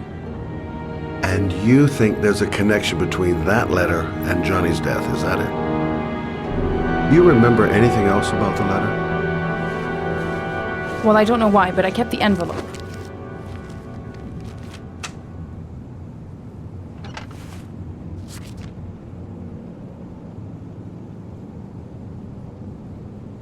Nothing particular. Except the address. The address? It was typed with an old typewriter. Could be a lead, you never know. Well, thanks for your help, Lauren. I'll let you know if it leads to anything. Wait, I can't just sit around and do nothing while you're out there looking for the man who killed my son. Ever since you came around, I've been thinking, and I want to come with you. Help you in your investigation?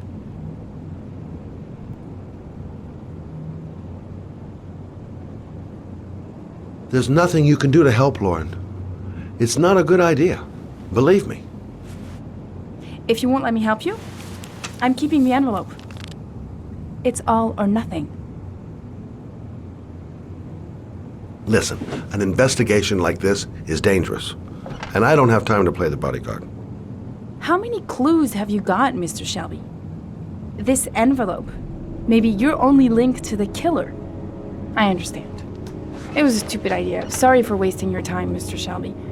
Wait. You're really something special, Lauren. I'll give you that. I'm just a mother. A mother who wants to find out who killed her son. Are we partners?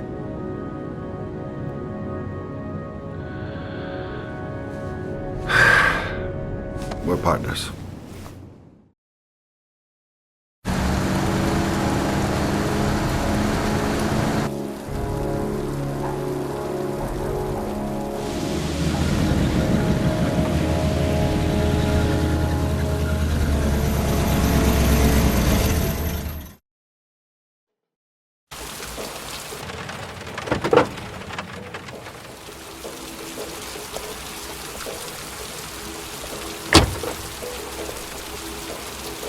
Maybe you better stay in the car. We're partners, remember? Wherever you go, I go.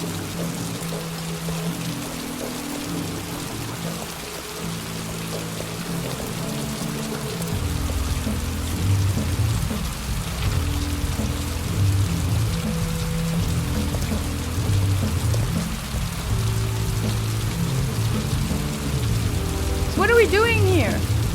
We come to see Gordy Kramer. Kramer? The bigwig tycoon from Kramer Construction? No, his son. You think maybe he's the origami killer? For now, I just have a few questions that need answers.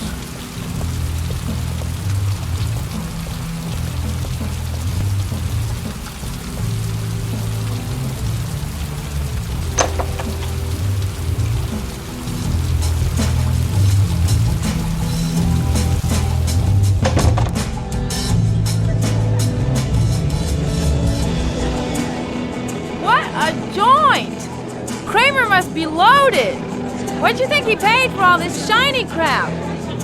We'll discuss Kramer's decor another time. Are we gonna be here long? This place gives me the creeps. I'm gonna go find Gordy Kramer. You stay here till I come back. Okay? Okay, just let me know if you need me.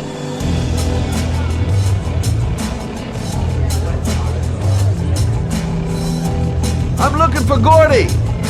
Have you seen him?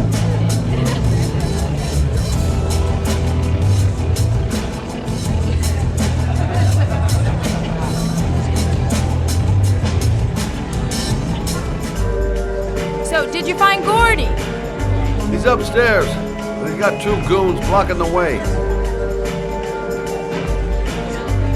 Do you want me to handle them?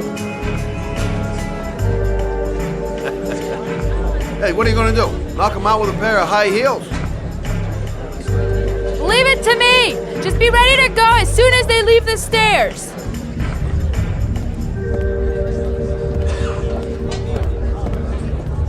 Wait, Lauren.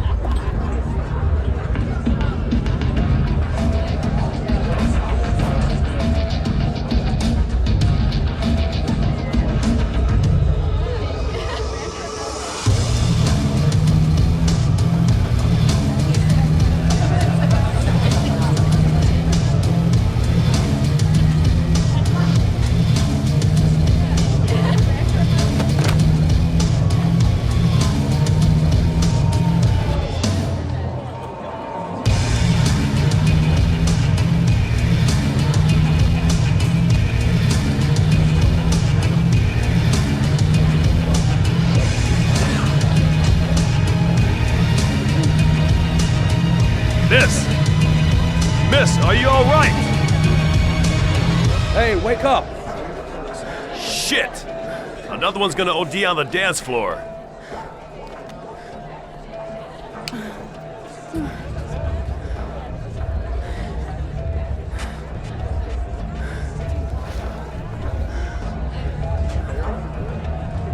We gotta get her out of here.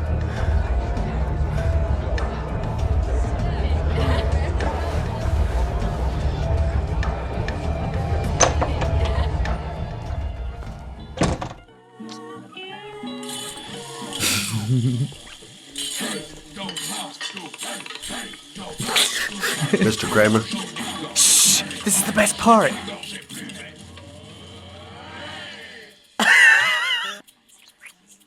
My name is Scott Shelby. I'm a private detective. I'm investigating the case of the origami killer. I'd like to ask you a few questions.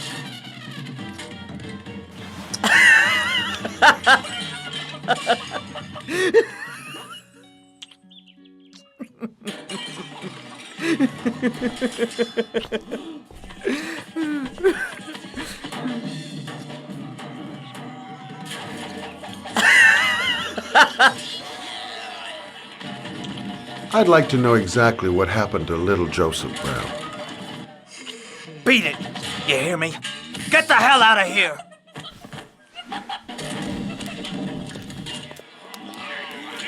What do you want? A witness saw little Joseph Brown get in the back of your limousine. That was the last time anybody ever saw it.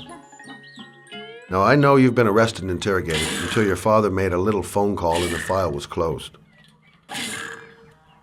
I'd like to hear your version of the facts. The kid was lost.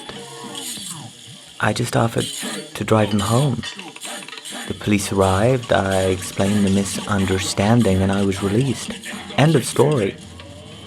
Nothing to get excited about, right?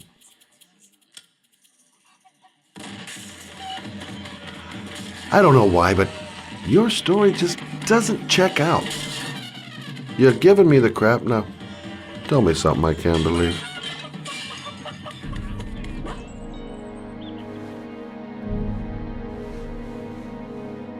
Very well. I'm the origami killer. I get my victims into my car. I drown them in rainwater. Then I dump them on a wasteland with an origami figure in one hand and an orchid on their chest. I do that because I'm bored, Mr. Shelby. And it's a creative and entertaining way of having fun. Is that good enough for you? Or do you want more? This interview is over. Get rid of this clown!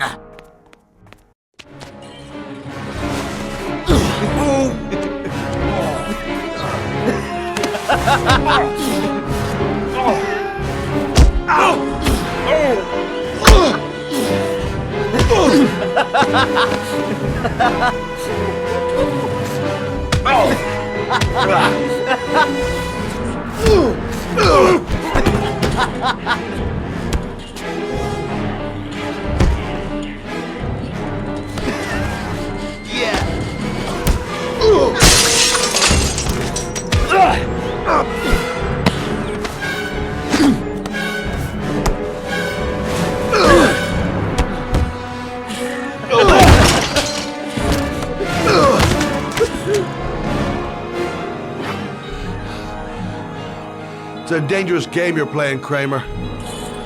Do you know who my father is? He only has to lift one finger and you won't wake up tomorrow morning. You're the one that should be afraid, Mr. Shelby, not me.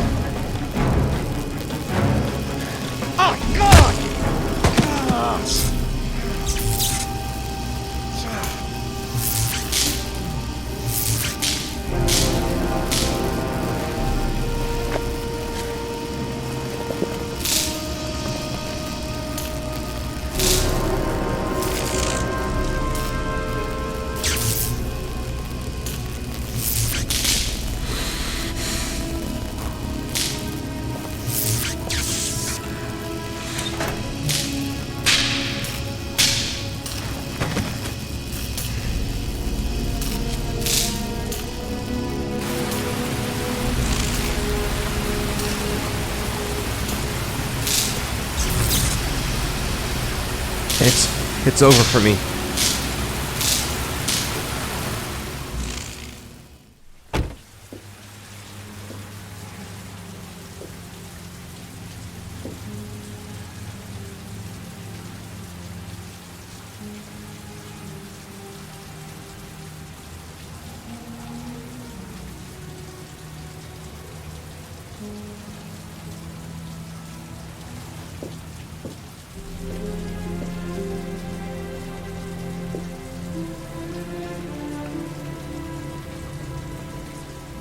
Oh my god.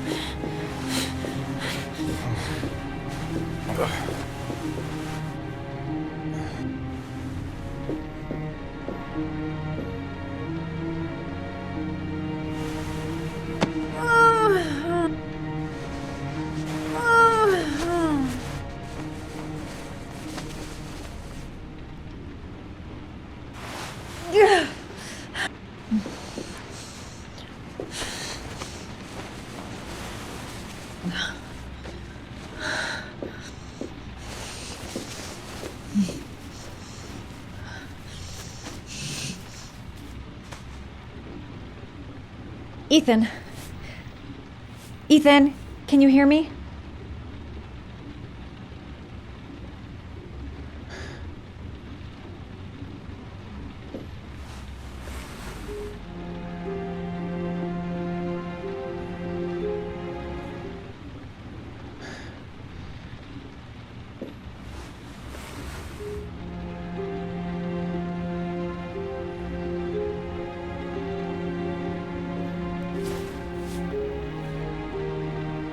You've got a hell of a fever.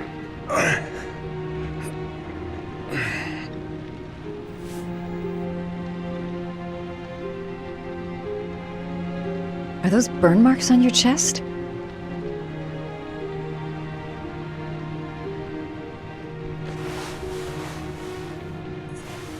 I'm gonna have to get your clothes off to disinfect those wounds.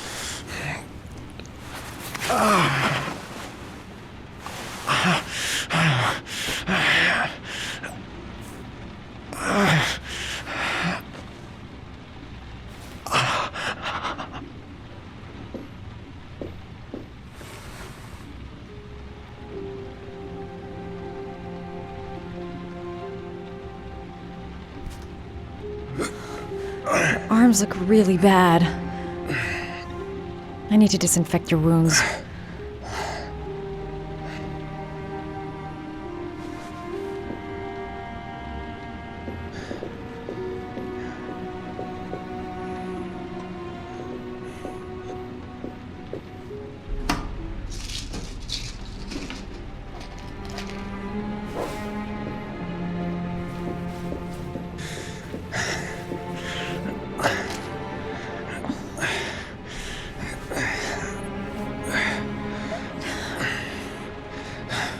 I'm no doctor, but I'll do what I can.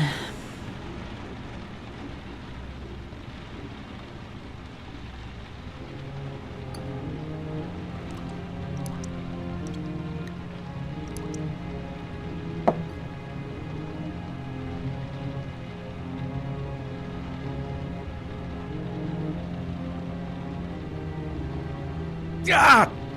Crap. That's disinfectant. Not terribly good for burns.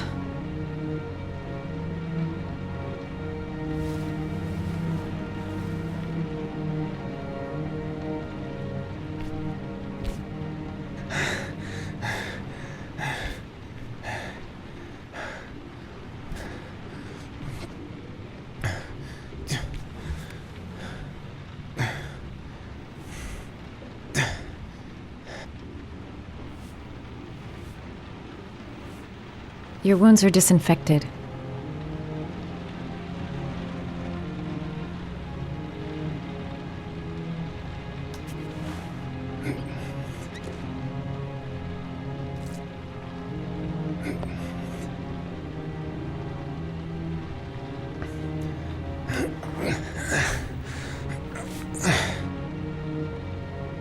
That should ease the pain.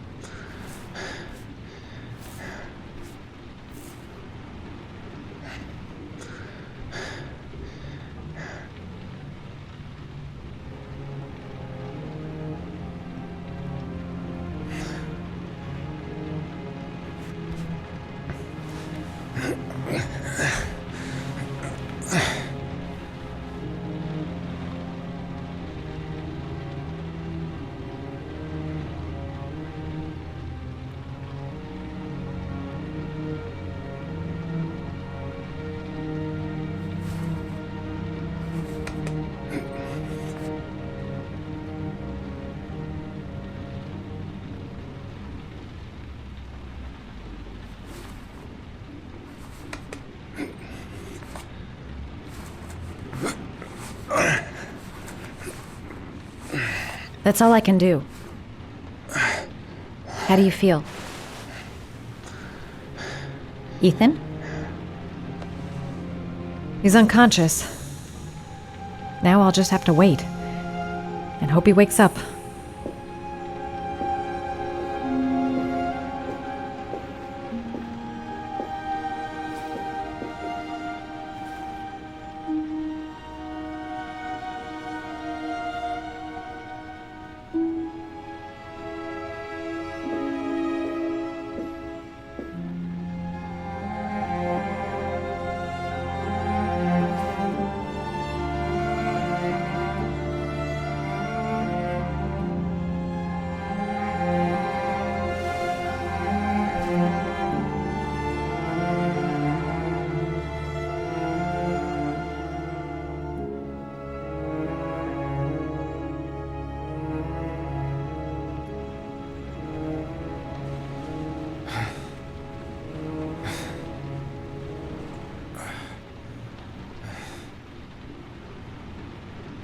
How do you feel?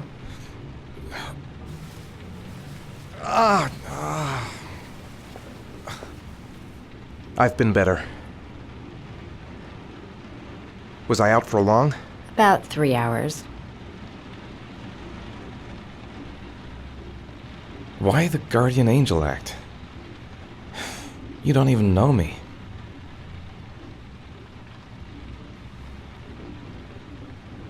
You didn't really leave me any choice. I couldn't just leave you like that.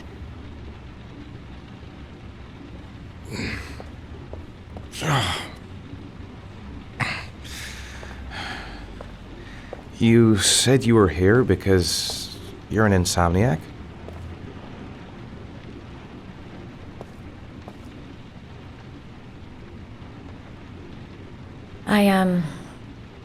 I've been going through a bit of a tough patch the last few months. It's the kind of stuff you prefer to forget. I do what I can to live with it, but it's not easy. You got some kind of a problem? Bigger than you can possibly imagine.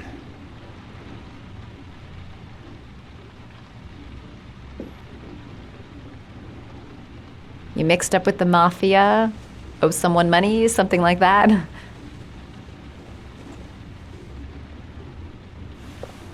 Listen, I'm truly grateful for your help, but for your own sake, I think it's better if you don't ask any questions.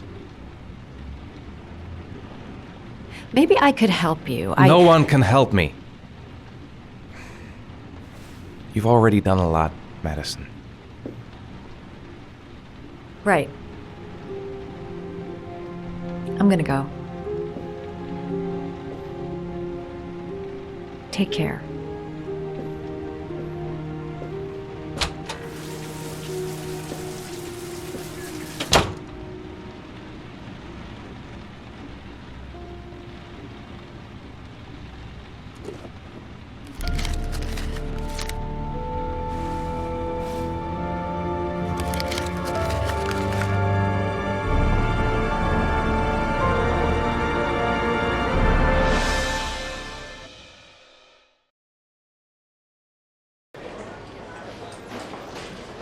I didn't do it. I swear I didn't do it.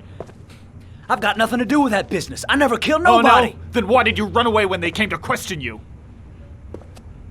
I already told you I forgot to report to my parole officer. I didn't want to go back to prison.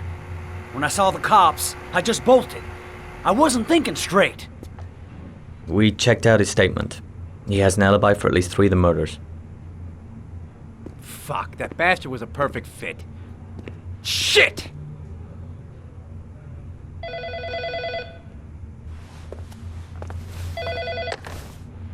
Ash? Okay. Sean Moss's mother's here. She'd like to speak with you.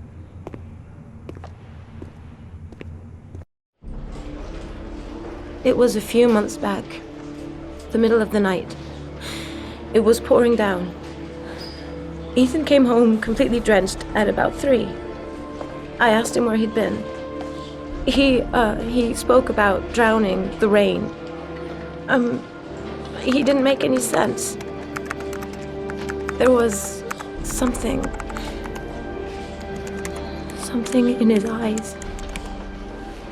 As if it wasn't really him. There may be no connection, but the next day there was that announcement about another victim of the origami killer. Find my son. I'm begging you.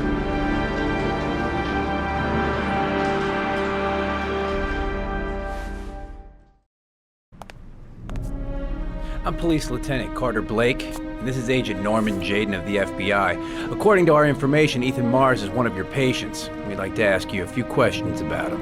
I'm sorry, that's impossible. I beg your pardon? I'm bound by an oath of secrecy. Under no circumstances may I discuss my patients.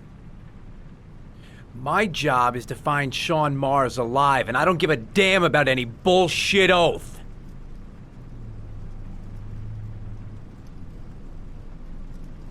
It's your duty to inform the police if you suspect one of your patients, Doctor. I'm sorry, I can't help you. And now I must ask you to leave. You need to cooperate, for your own sake. I know you don't want to protect a murderer. If you know anything, you must tell us, Doctor. Are you threatening me? I'm just giving you some free advice, Doc. I suggest you take it.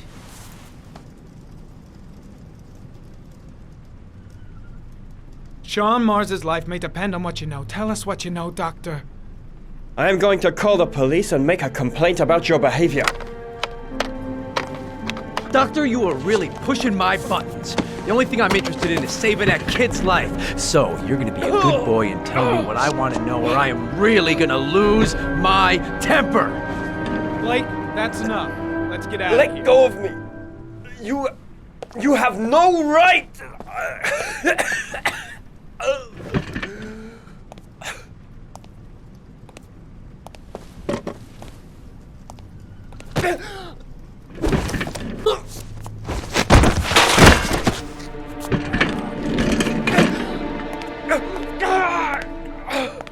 Come on, Doc. There's an easy way and a hard way. It's your fucking choice.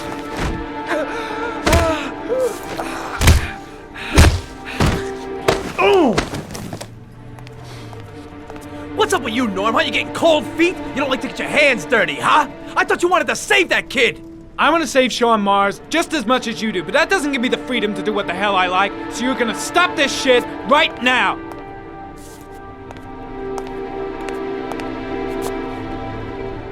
I'll get you for this, Jaden. Don't worry. I will not forget. Ethan Mars has had psychological problems since his first son died. Feels responsible for his death. A sort of morbid neurosis. He is haunted by visions of drowning bodies. A few weeks ago, after one of our usual sessions, I found this on the floor.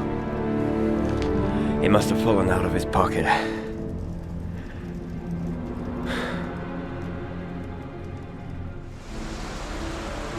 Ash, I want you to assign every available man to finding Ethan Mars. I want a man outside his place day and night. Notify all agencies to start looking for him. I want you to keep an eye on the train stations, the airports, the bus terminals. I want every cop in the city on his ass, so that if he moves, we know about it.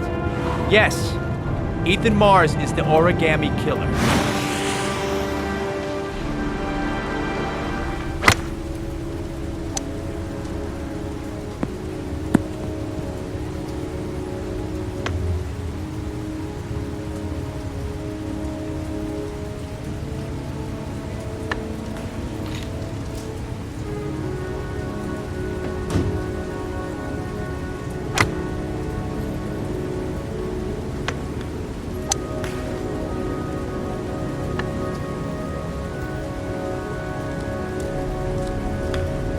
Nice shot. Thank you. Please come in, Mr. Shelby. Would you care for a coffee? Oh, no thanks. Do you play? I tried once. But I think the owner of the course is still looking for me. It's an interesting sport. It requires strength, but also a cool head and absolute precision. Would you care to hit a few balls with me? There's no danger of damaging the greens here. Okay. Take off your jacket and grab a club.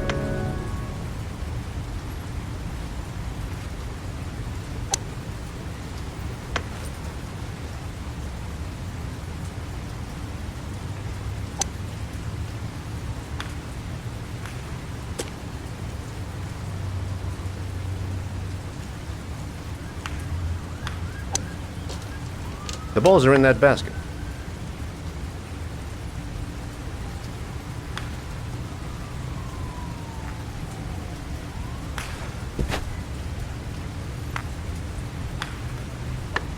The most important thing is to grip the club correctly. When you feel ready, you swing.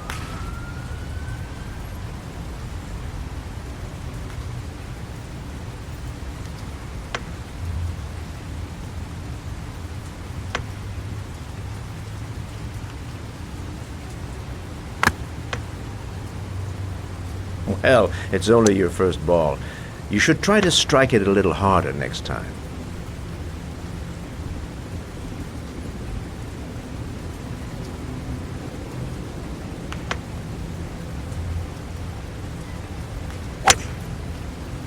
I'm assuming you didn't invite me here just to play golf, Mr. Kramer.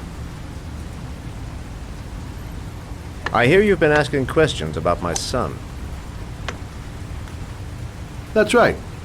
I want to know if Gordy is linked to the origami killer case in any way.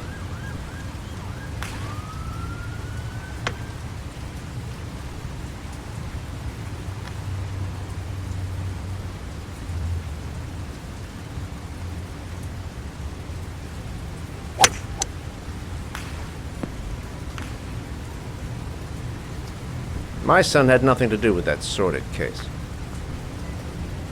Well, then he has nothing to fear from my investigation.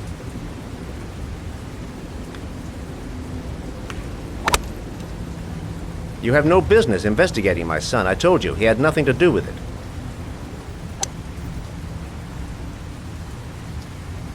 With all due respect, Mr. Kramer, it's up to me to decide who I want to investigate.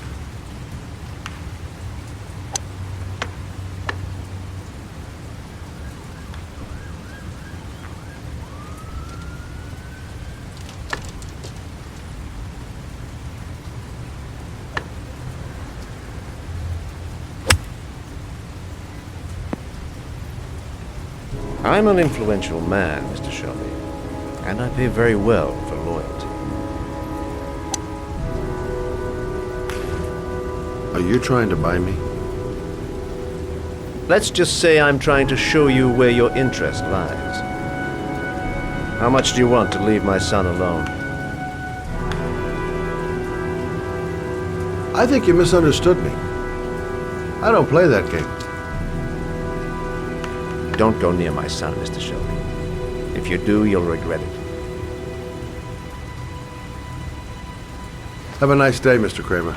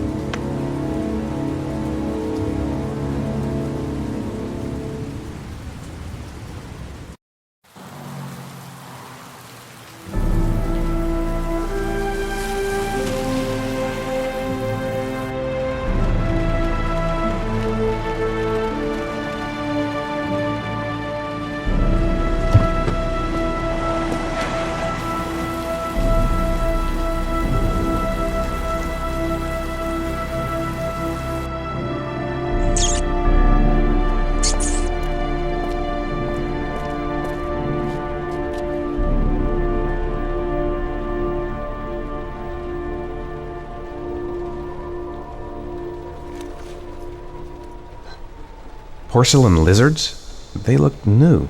Out of place with the rest of this old beat-up stuff.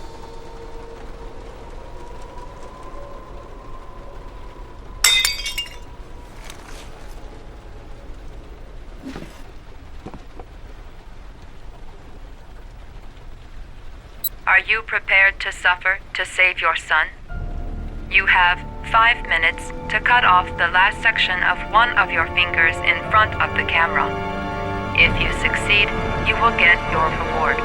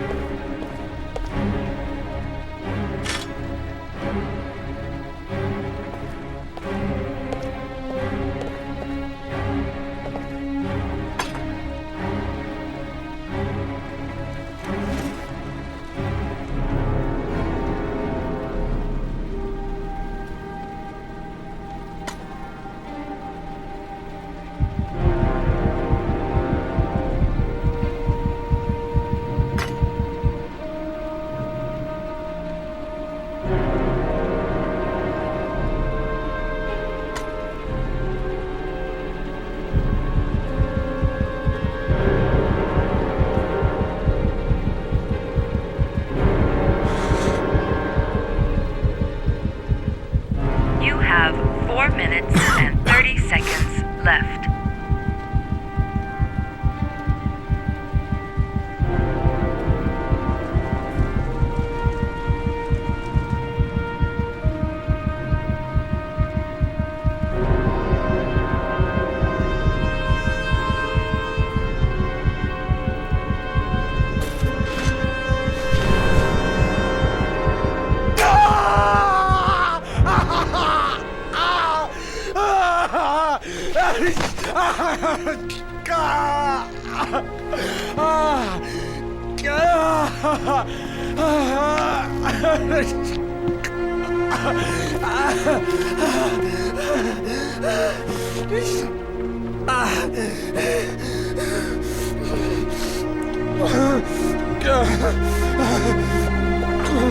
Under the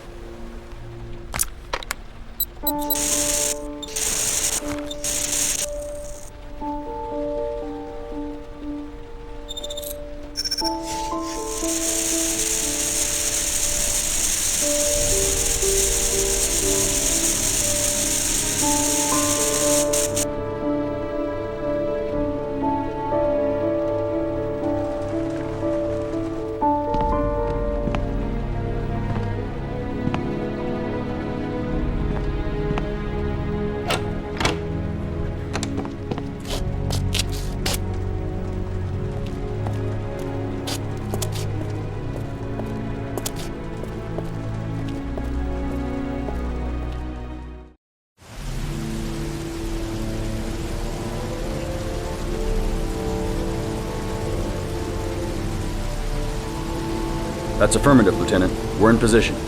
Perfect. Nobody moves until I give the signal. Is that clear? We nail him as soon as he sets foot outside. Right, Lieutenant. Lucky that patrol spotted his car. What's he doing in there? Beats me. You're the profiler, right? I thought you were supposed to be right inside the killer's head. Well, that's just it. What I know of Ethan Mars doesn't match the killer's psychological profile. I know what the jury's gonna choose between your theories and concrete proof.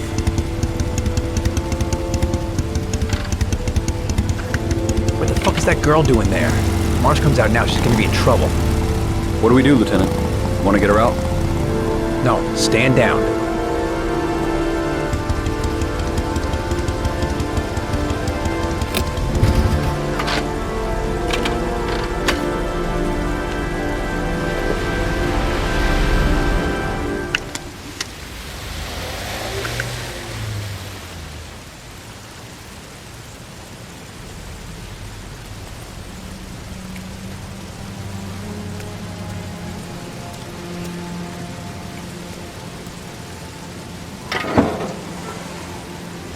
She's going inside.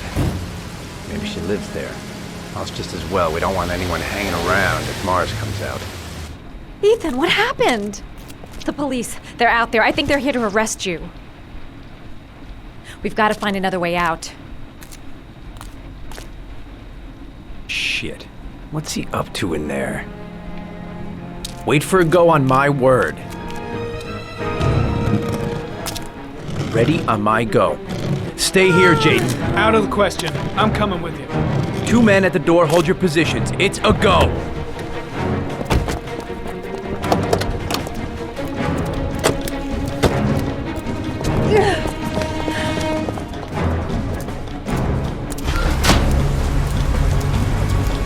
Come on, let's go this way.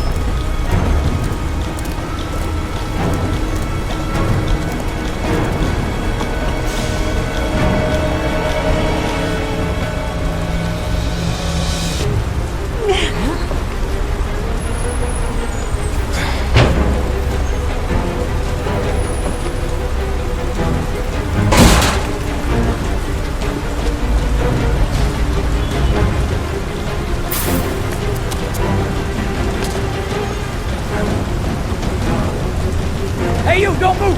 I'll shoot! Come on, quick! I can't. Hands in the air!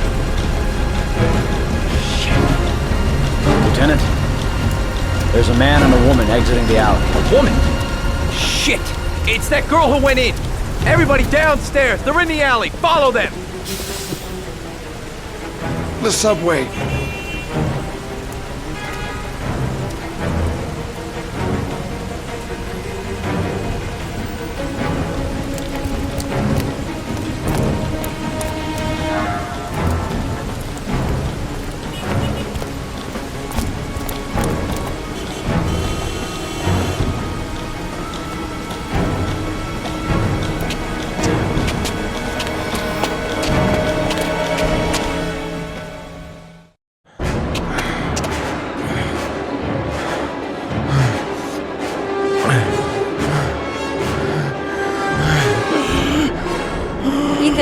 Ethan, what's the matter?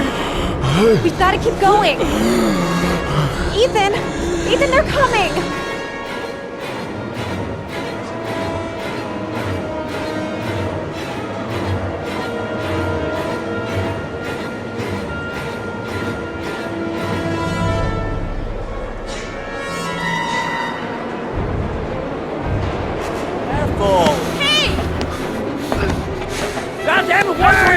Motherfucker! Ow! Hey, watch it, man! Police! Stop or I'll shoot!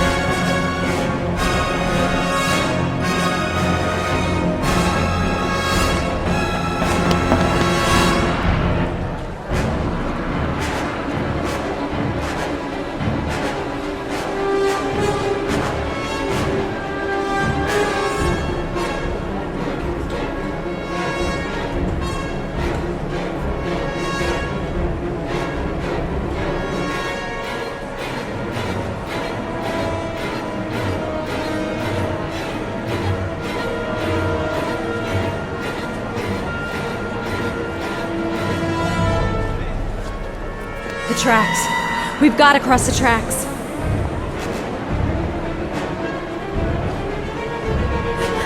Quick! Quick! Ethan, quick! It's gonna hit us!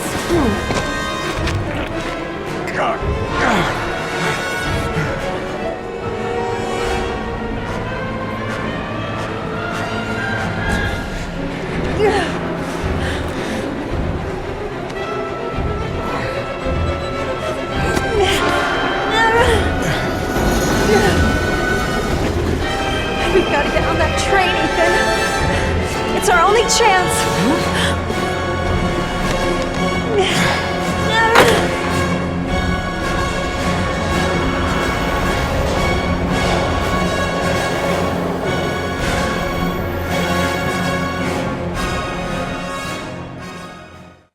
Less than an hour ago, we heard from the police who have identified the man thought to be the Origami Killer. Ethan Mars, father of the kidnapped victim Sean Mars, is on the run and should be considered armed and dangerous. A police manhunt is now underway, and they hope that they will soon be able to announce the apprehension of this dangerous lunatic.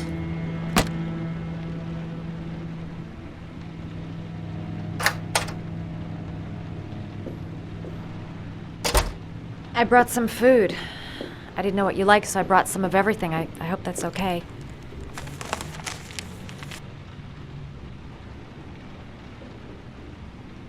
Any cops? No, I think we lost them. The guy at the desk, though, he gives me the creeps. I don't trust him. You're all over the news reports, Ethan. Every cop in the country will be hunting you. They say you're the origami killer. Is it true? Are you the killer, Ethan?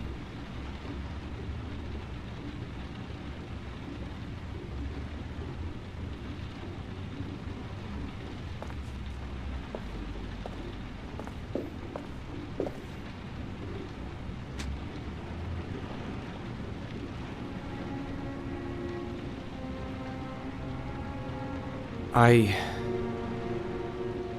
sometimes have these blackouts. Times where I don't know what I'm doing. As if I'm someone completely different. The only thing I remember afterwards is the bodies. The bodies in the water. Why are you hurt, Ethan? Why were you in that apartment? I think my other self is testing me, testing my love for Sean. He wants to know if I love my son enough to save him. That means there's some part of me that knows where Sean is. But the only way to find him is to go through these trials. Why can't you tell that to the police? And tell them what? That I'm a schizophrenic who drowns his victims and has kidnapped his own son? They'd never let me go, and I have to stay free to save Sean. I have no choice. I'm his only chance. When Sean is out of danger, I'll turn myself in, but not until then.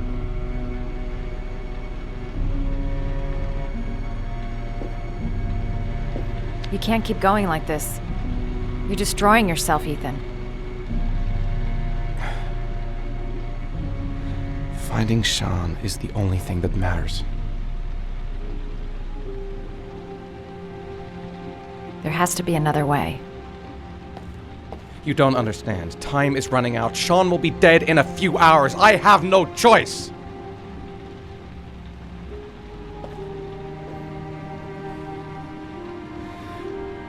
Please, Madison, leave. Forget everything that's happened. There is nothing more you can do for me. If you want to help me, leave. Leave me to do this on my own.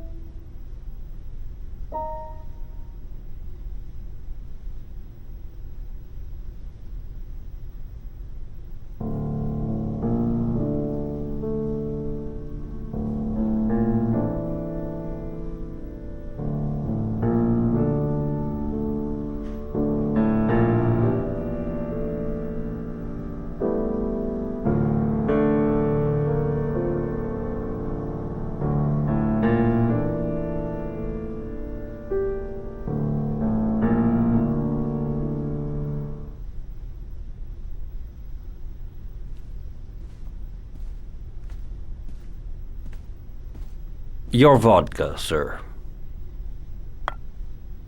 Thanks. You look preoccupied, if you don't mind my saying so. Problems with the investigation?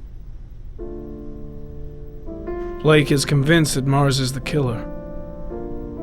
Not you. I thought there was some evidence to that effect. That's true. But it just doesn't make sense. His psychological profile doesn't fit. Neither does the geolocalization. I can't see this father drowning 8 victims before kidnapping his own kid. Mars is not the origami killer. I'd stake my life on it. Then who is? I haven't the faintest fucking idea. Maybe you should review the evidence in your possession. That's just what I was thinking of doing. Oh, one last thing, sir. You should be careful not to overindulge in you-know-what. It can be dangerous. Very dangerous. I'm trying to keep a handle on it, but that's difficult. It gets more and more difficult. It'll end up killing you if you're not careful. That would be most unfortunate, sir.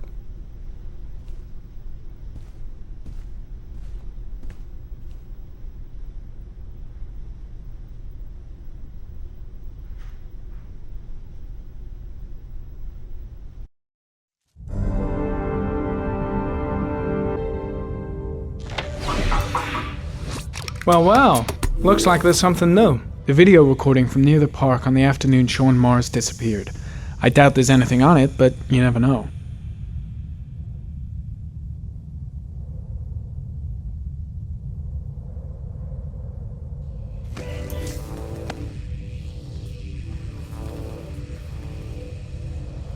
A Chevrolet model corresponding to the tire prints passed at 1602 heading for the park. Went in the opposite direction at 1637. That could fit the time that Sean Mars disappeared. Could it be the killer's car?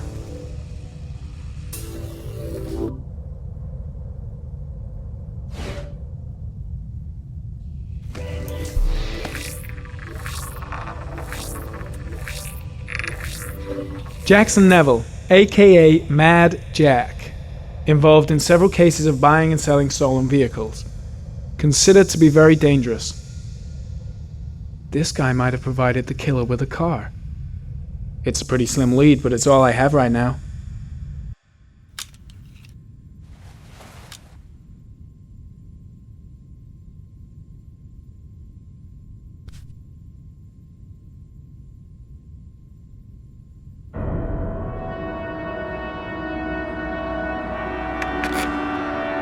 Oh, one last thing, sir.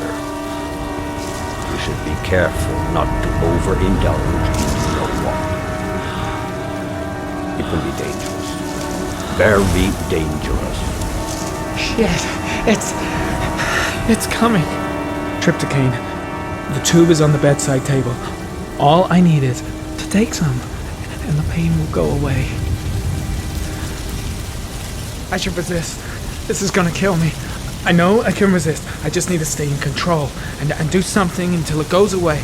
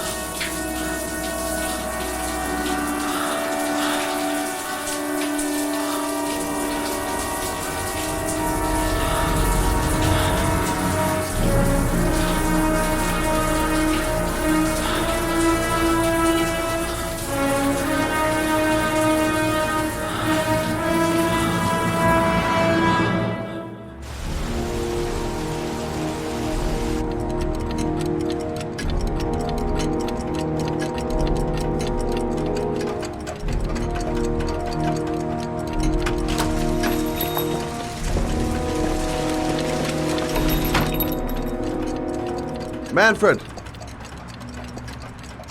Manfred! Anybody home? Who is it? Scott. Scott Shelby. Do you remember me? Scott? Scott! Oh, yes, of course. Well, good to see you. How long has it been? Oh, about 10 years, I guess. Oh, at my age, time means nothing anymore. I repair clocks, but I try to forget about time. Well, how about you? Are you still with the police? Oh, no, I quit. I'm a private investigator now. This is Lauren. She's a friend. Hello. Oh, hello, young lady. Well, this calls for a celebration. I've just the thing. Wait there. I'm sure I saw a bottle of scotch around here somewhere.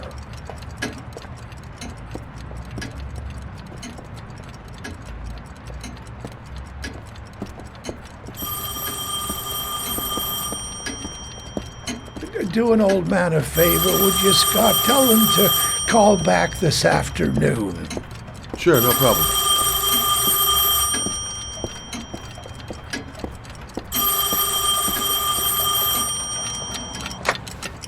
Hello? Yeah, this is Manfred's. He's not available right now. Could you call back later this afternoon? Thanks.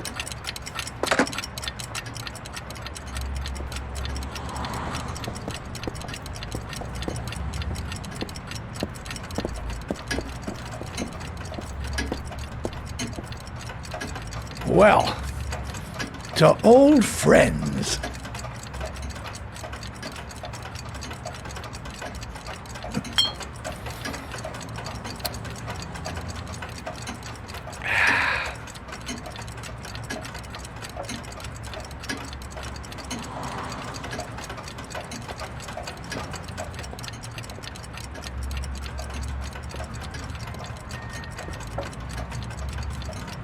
Do you like it?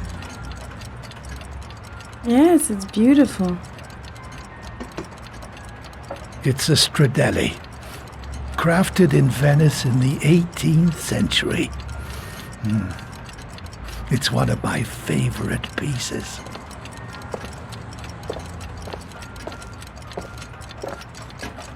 Tell me, Scott, what brings you back after all these years? I'd like you to have a look at an envelope.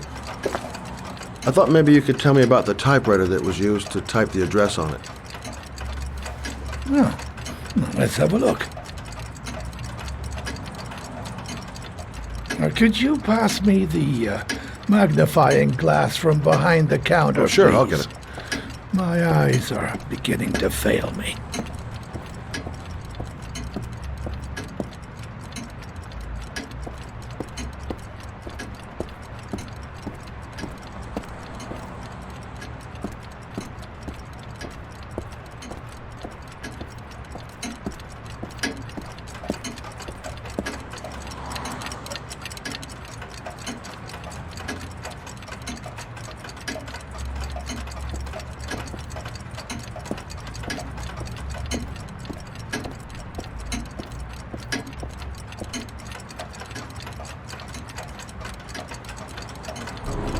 Thanks. Well, let's see what this envelope has to say for itself. The Royal 5. Yes, the shape of the T's and the F's is typical of that model. Produced between 1907 and 1924. Yes. No doubt about it. It's a Royal 5.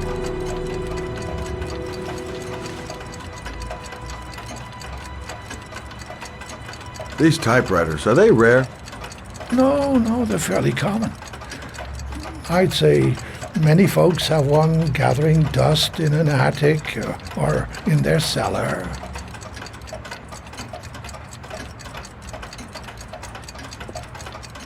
Do you keep a record of all your clients? Oh, yes, indeed. Well, at least the ones who pay. Any chance I could get a peek at that? Oh, yes, of course. I keep my account books in the office. If you're not in a hurry, I have a list of all the clients who ever bought a Royal 5 or had one repaired. Yeah, that would really help us out. Delighted to help. Give me 2 minutes, and I'll be right back with the list.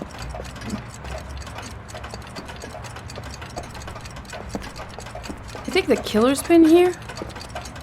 If he has a 1920s typewriter, he may have needed Manfred's services to get it fixed. We'll know when we get the list.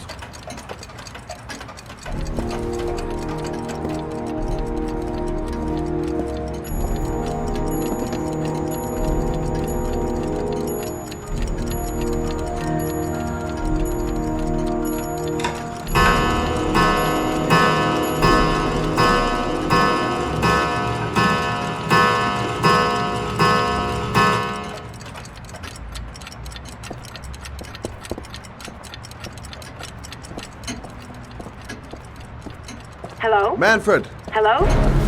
Your call is logged, sir. A police car will be there in a few minutes. I need to know who you are, sir. Sir? Hello?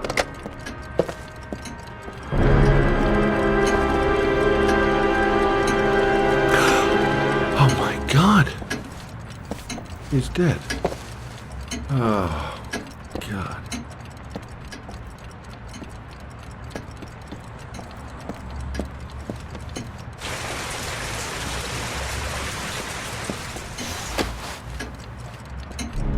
Scott? Oh my God. What are you doing? I'm calling the police. The killer has already called the police. I think he wants us to be his scapegoats. We gotta get the hell out of here. What do you mean? We have nothing to do with his death. We were just here when it happened. Look, we're running out of time to find Sean Mars. The last thing we need is 24 hours in a police station explaining this whole thing. Well, so what do we do?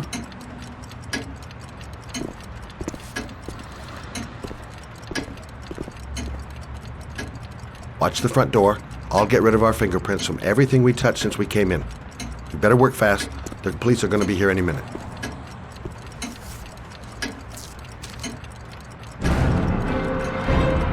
What are you doing, Lauren? If someone comes in, we're going to be in trouble. These are Manfred's account books. He must have been looking for owners of Royals when he was killed. Forget it. We got to get out of here fast.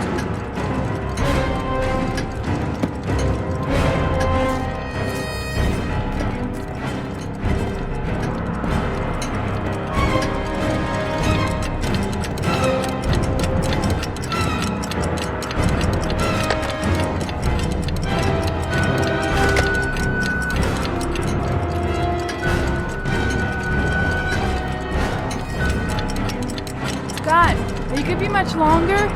The police will be here any second. I'm almost finished. That's it. We're done. You get all the prints?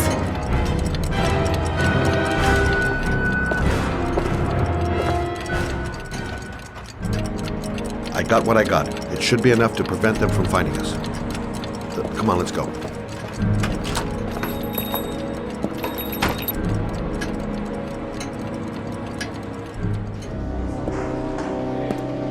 So, you claim the victim was killed while you were in his shop, correct? Yes, he went to get something in his office. A few minutes later, I went in to see if he was okay. That's when I found him.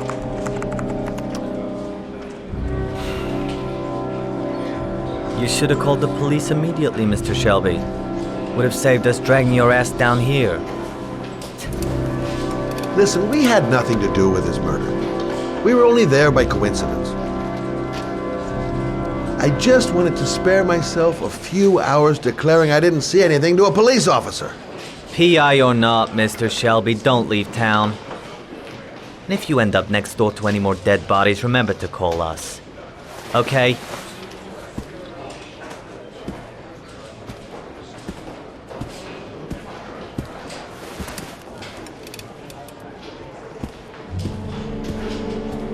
Well, well, Scott Shelby. You in trouble again? Wrong time, wrong place. You know what it's like. Don't sweat it. I'll take care of it. For old time's sake. Thanks, Carter. I owe you one. You on to anything at the moment?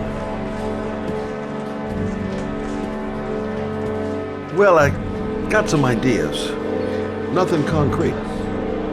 Well, if it goes beyond the idea stage, you'd tell me about it, wouldn't you, Scott? Sure.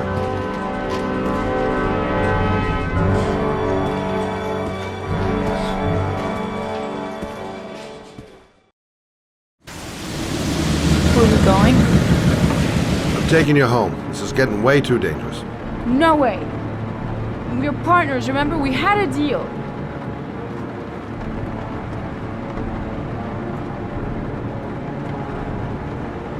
Listen, Lauren, I know you want to find the killer, but you're not helping me by putting yourself in danger. I'm not a child. I know what I have to do. I want to find my son's killer. You're not going to stop me.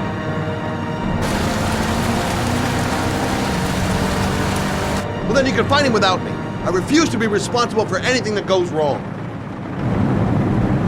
Stop the car. What? Stop the fucking car!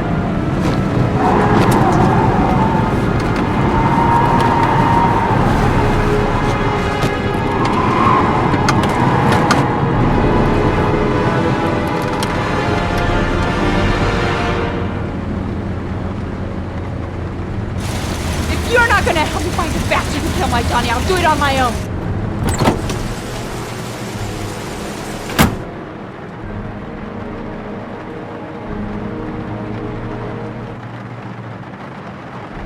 It's all my fault. I should never have let her come with me. Crap, I have no choice. I guess I'm doing this to protect her.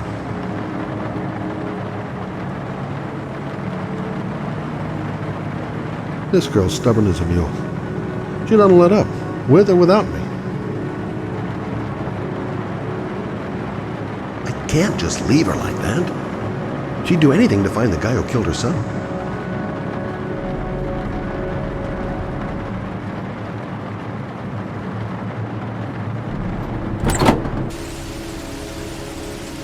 Lauren!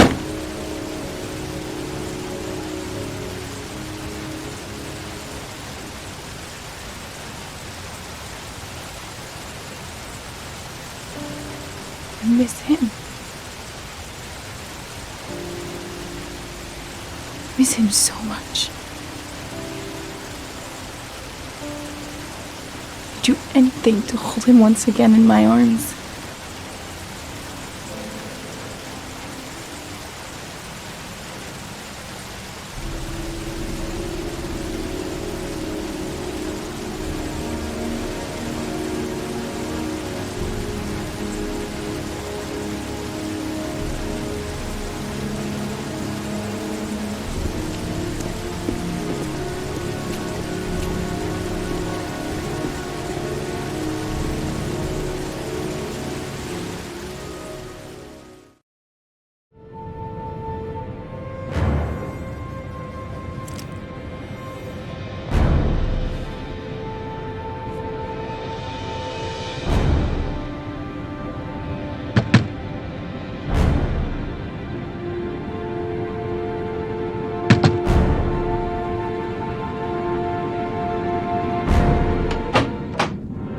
Yeah? What do you want? Oh, fuck it. I said 1,000 times that I don't want any junkies at my door. If you want to score, man, you gotta fucking call first. Come on. Beat it.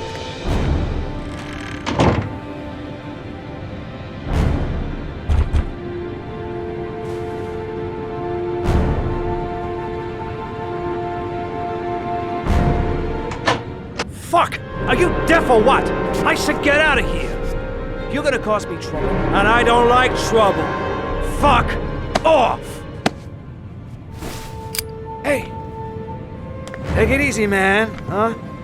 Keep cool. What do you want? Dope? Money? Tell me what you need.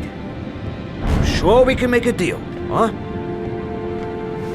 God! I'm gonna blow your brains out, you son of a bitch! You think you can come into my house and steal my dope? You're gonna be shooting up in hell, motherfucker! Oh, man! Would you stop fucking moving? Nowhere to hide, junkie asshole!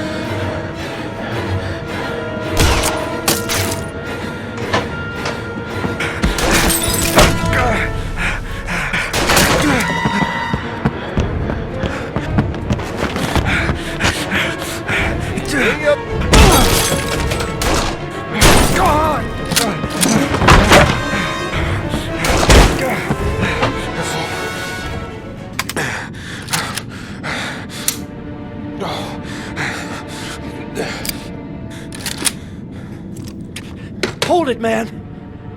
I give you whatever you want. Got dope? I got cash? You want some dope? Please. Please don't kill me, man. I got children. These my girls, see? This one's Sarah. And the little one, that's Cindy. Please, man. I want to see them again. Please. Please don't shoot.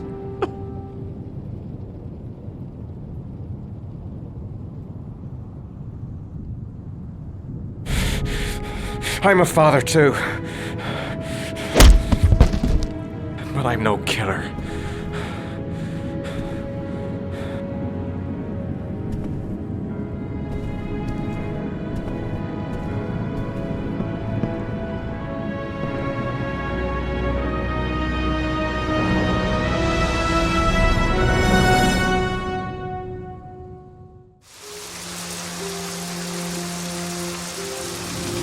Mad, it's Sam. I got your information. The owner of the apartment in Marble Street is a Dr. Adrian Baker. He's a struck-off surgeon that used to sell drugs to junkies on the quad.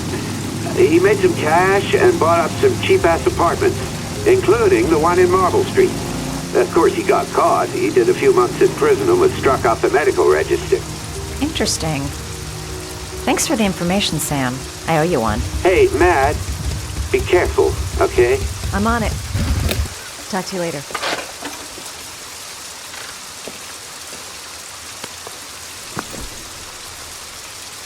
The owner of the apartment where Ethan cut off his finger lives here. It's not much of a lead, but it's all I've got.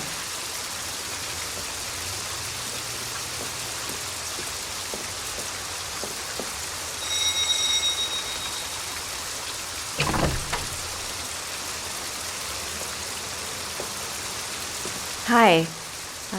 I was told that you could get Bitropin without a prescription. Sorry, you were misinformed. Goodbye. Hold on. I really need your help here. I can pay. Well, why didn't you say so? Please come in.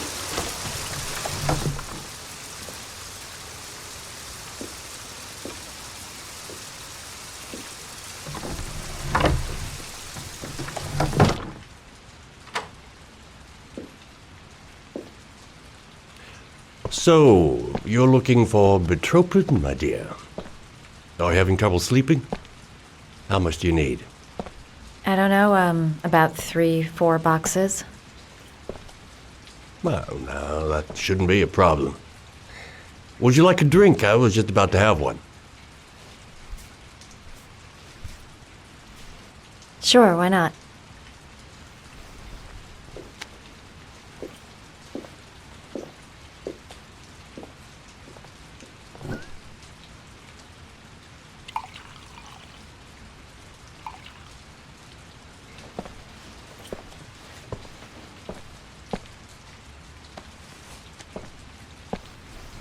I haven't seen you around here before. Who told you about me?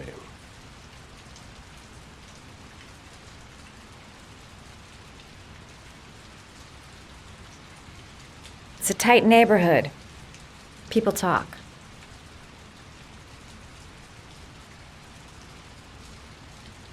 I heard you had some apartments for rent.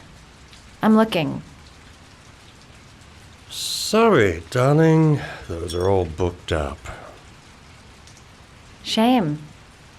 I was looking for something round Marble Street.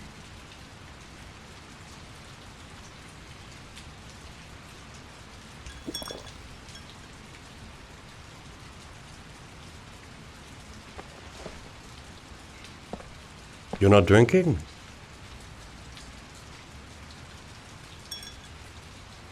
I'm not really thirsty.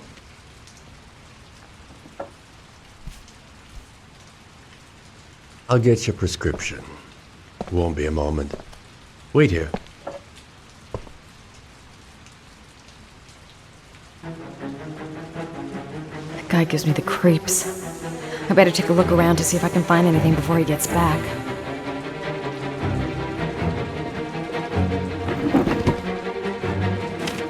The doc seems to be interested in property, amongst other things.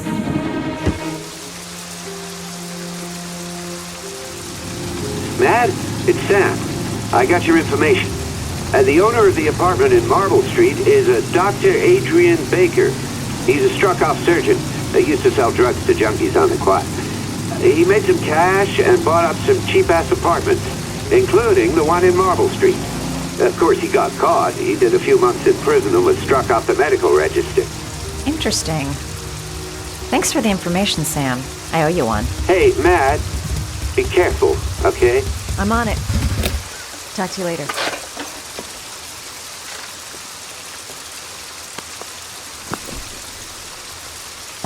The owner of the apartment where Ethan cut off his finger lives here. It's not much of a lead, but it's all I've got.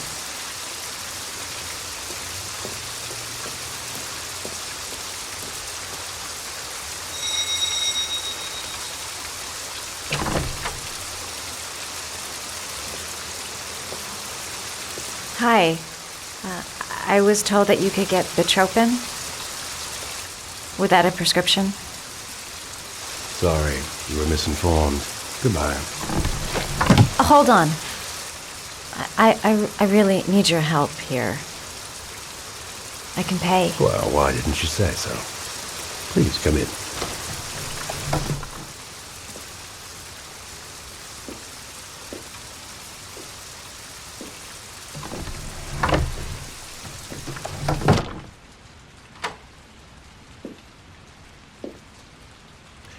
So, you're looking for Bitropin, my dear? Are you having trouble sleeping? How much do you need? I don't know, about 3-4 boxes. Well, no, that shouldn't be a problem. Would you like a drink? I was just about to have one. No, thanks. Well, alcohol helps take the edge off the pills, don't you think? Anyway, we should drink a toast to our first deal.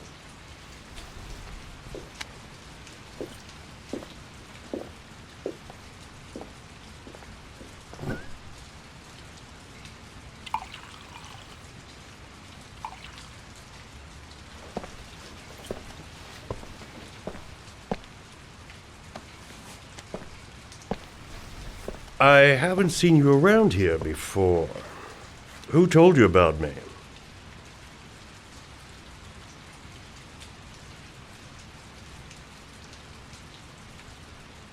I can't remember.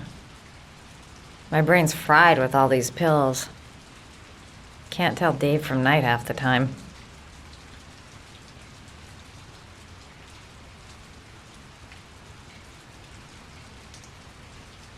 Do you have many clients?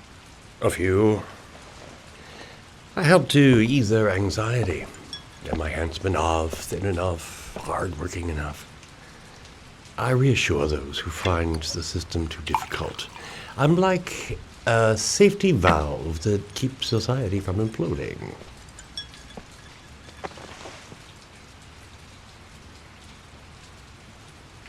I heard you had some apartments for rent.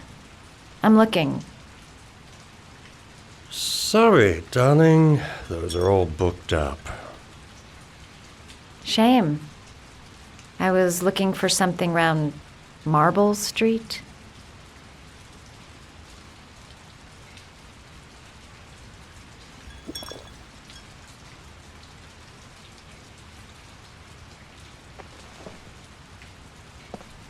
You're not drinking?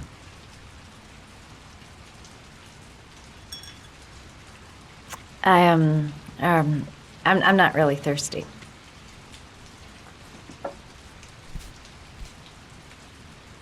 I'll get your prescription.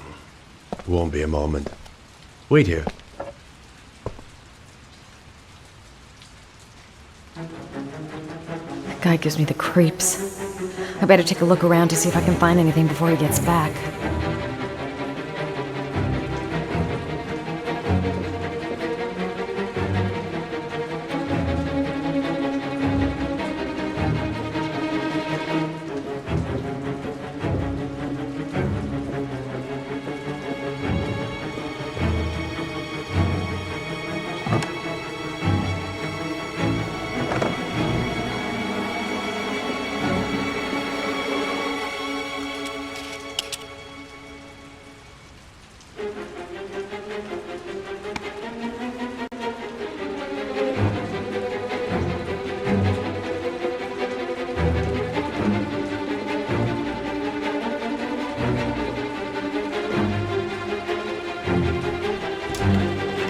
Surgical gowns? I thought he stopped performing operations. Must be some kind of a weird nostalgia for the past.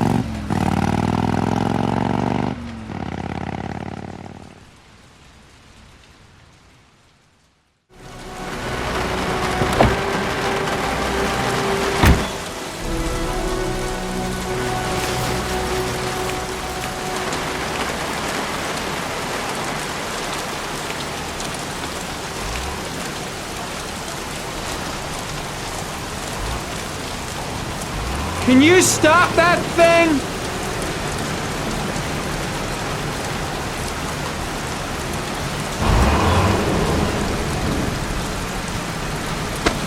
Norman Jaden, FBI. Can we talk for a minute?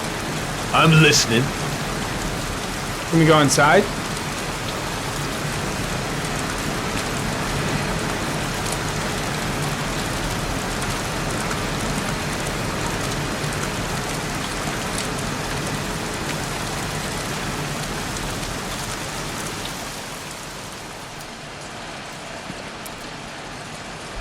I'm looking for the owner of a blue Chevrolet Malibu 83. I don't give a damn how the car got here, or whether you stole it or not. I just want to know who bought it from you. Sorry, man. Don't ring a bell. I got a real bad memory for names. Perhaps I can help you to remember. If we find out that you sold the car to the man we're looking for, you're looking at some pretty solid time inside, Jackie boy. You trying to scam me with your big talk? I never saw your damn car. Now take a walk.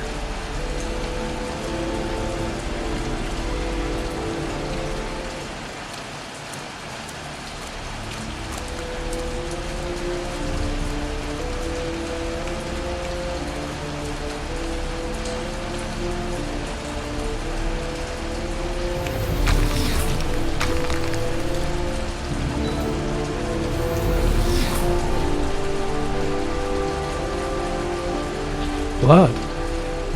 Now why is there blood here?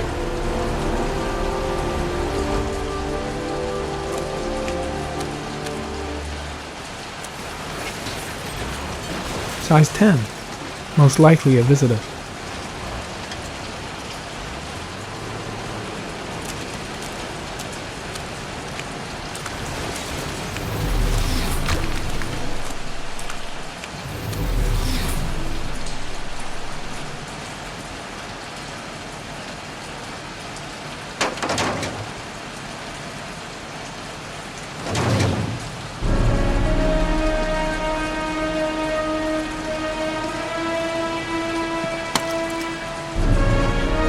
One of your cop buddies asking too many questions. I had to solder up his little mouth. Hands on your head, pig. I ain't got time to be playing around with you. Let's just get you out of sight and finish you off.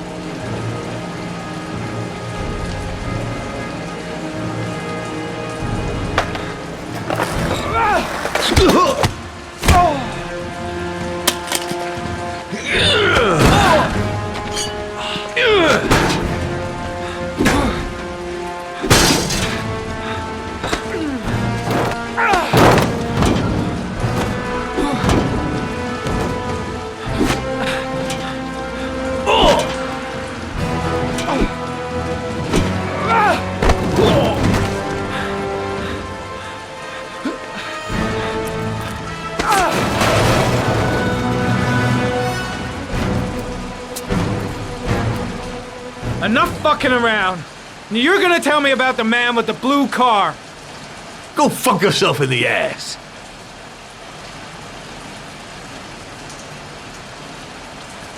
I've no time to lose, Jack. I want to know who that car belongs to. Well, what you want don't mean shit to me. I ain't no snitch. You better just lock me up now, boy.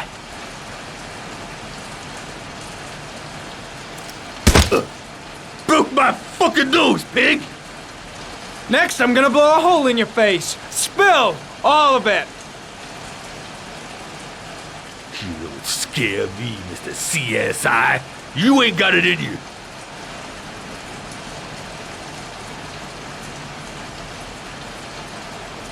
Last chance, Jack. Make it easy on yourself. What you gonna do? You ain't got them killer eyes, so what? You gonna cuff me? Do you like fireworks, Jack? 'Cause I bet them gas tanks are gonna blow up real nice. Shit, man, don't mess with the gasoline. Well, just say it was an accident. Or rather, I'll say it was an accident 'cause you won't really be able to talk, will you, Jack? You one crazy motherfucker. You out of your mind, man. No, I don't know nothing about the guy. He wanted me to get rid of his dirty car, get him a new one with false plates. He paid cash, and I ain't the questioning kind. Said I was supposed to drop the word to a guy named Paco down at the Blue Lagoon when the car was done. Now that's all I know. We'll continue this discussion down at the station. You're under arrest. You have the right to remain silent. Anything... Shit, not now. Anything you say can and will be... Hey, you look like you got a problem, man.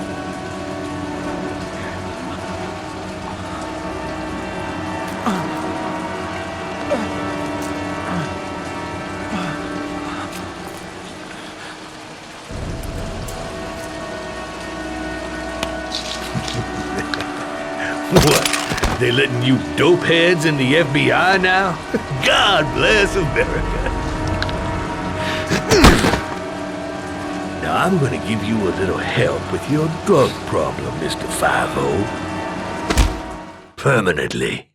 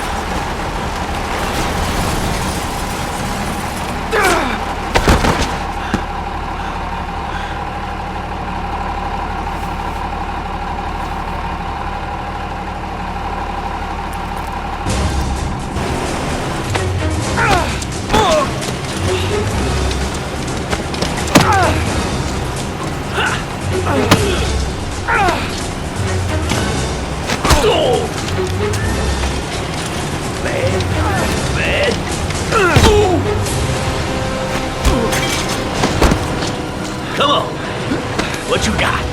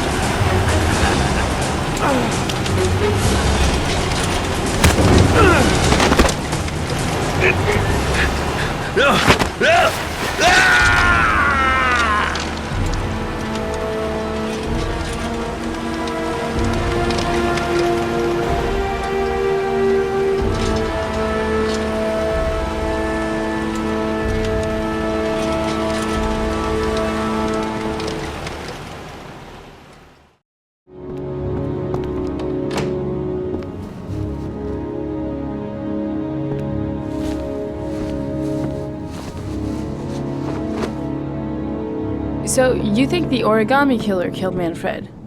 That makes sense. Didn't want him spilling his guts to us. And you suspect Gordy Kramer, right? Oh, him or one of his men. Gordy has the time and the means, not to mention the fucked up attitude to go along with it. He's only a suspect, but he's a pretty guilty looking one. Are these your files on the case? Yeah, I've been working on him for a couple of years. I built up a mountain of paperwork. Magazines about origami? You think the killer could have subscribed to one of those? If he was even remotely interested in origami in the last 30 years, his name may be in there somewhere. Trouble is, there's over 500 names. That gets a squat. I'm starving. Do you have anything to eat? Well, I'm no chef, but I should be able to make some scrambled eggs if you like. Great. I'm soaking wet. I need to warm up a little. Is it okay if I take a shower? Well, be my guest. Go in my bedroom. It's the next door. Oh, I'll cook up the eggs while you're under the shower.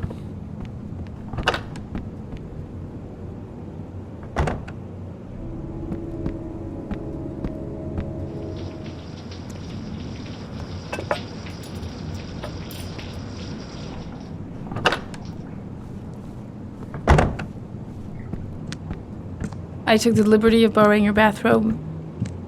Looks better on you.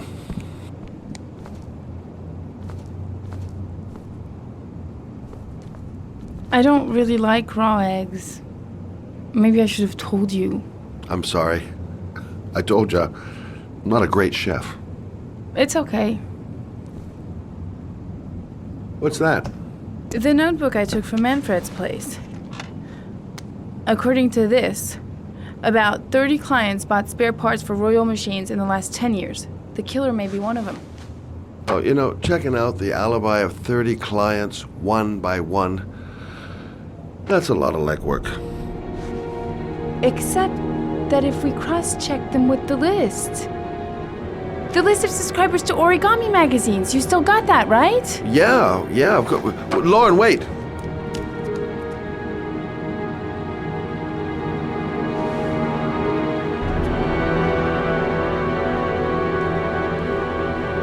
If the killer really used a Royal typewriter and if he subscribed to an origami magazine, his name should be on both lists. Well, Lauren, I mean, that's just an assumption, but Yeah, I suppose. His name is here somewhere. Help me. We're gonna find him.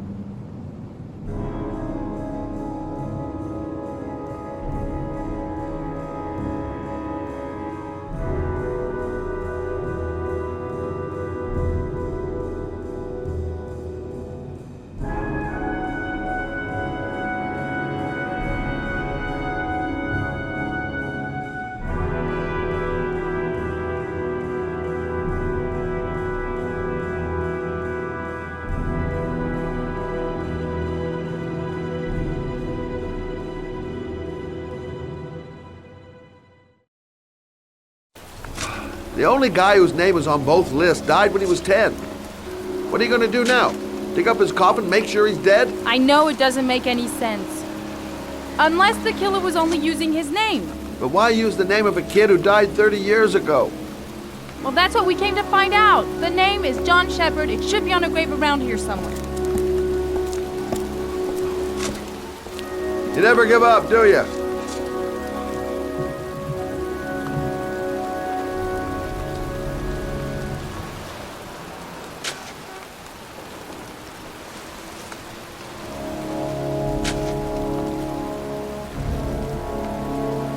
I found it!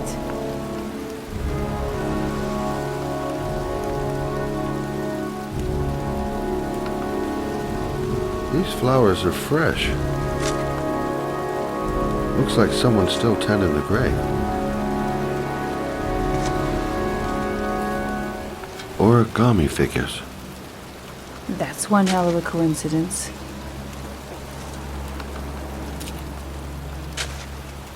Oh, youngin'. That one I knew well. You knew John Shepard? I've worked this graveyard nearly all my life. I remember what happened. It was in 77. October, I think.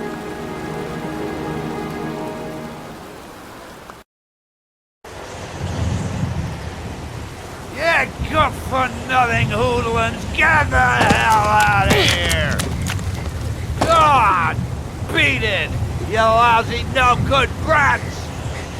Come back when your fucking mother comes home from work. He's drunk again. What are we gonna do? It's pouring rain. We're gonna get soaked if we spend a day outside. Well, at least you won't get beat. Little rain never hurt nobody. Come on, let's go play. Bet you can't catch me!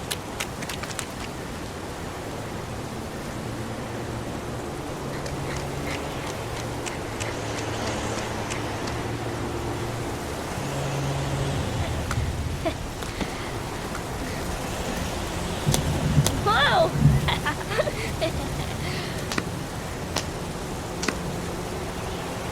Let's play hide and seek.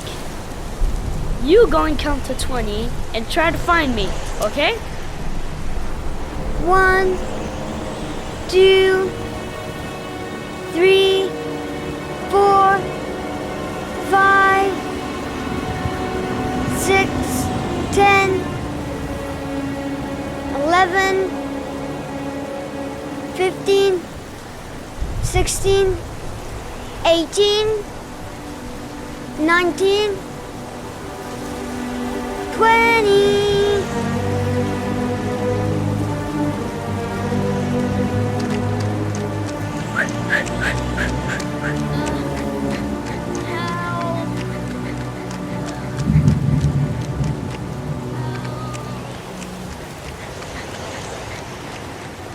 Those cries, that's John's voice.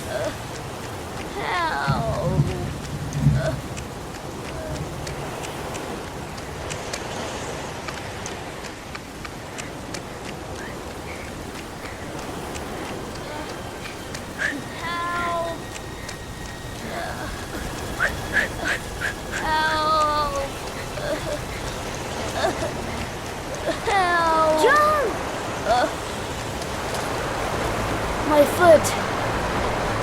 My foot is stuck. Grab on! I'll pull it out there!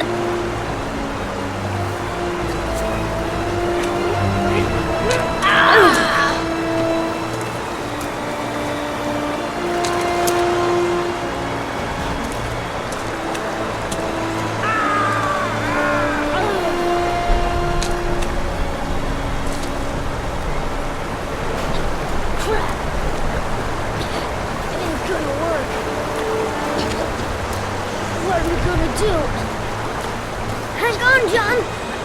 I'll get help. Just hang on. Go on, hurry. I think the water's rising. I'm hurrying. I'll be right back. But the poor kid never did find any help.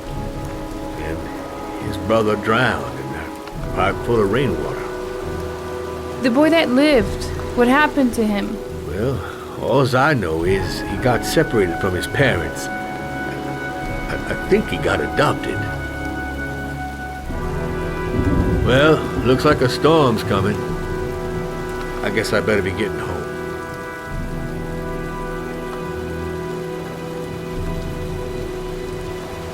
Christ, what a horrible story.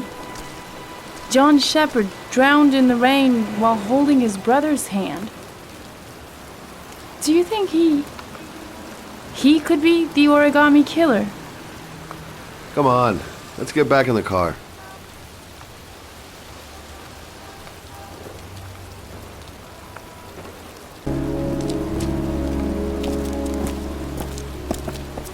Wait.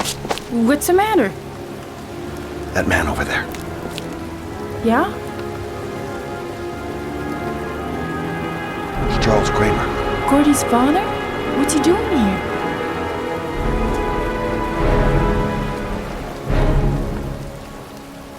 He's putting flowers on John Shepard's grave.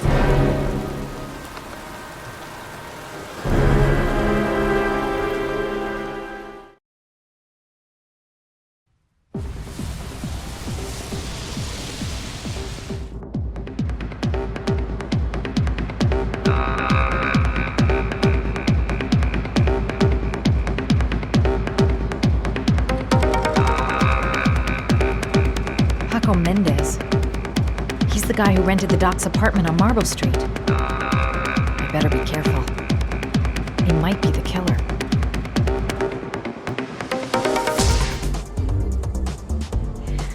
Time to play the sexy girl.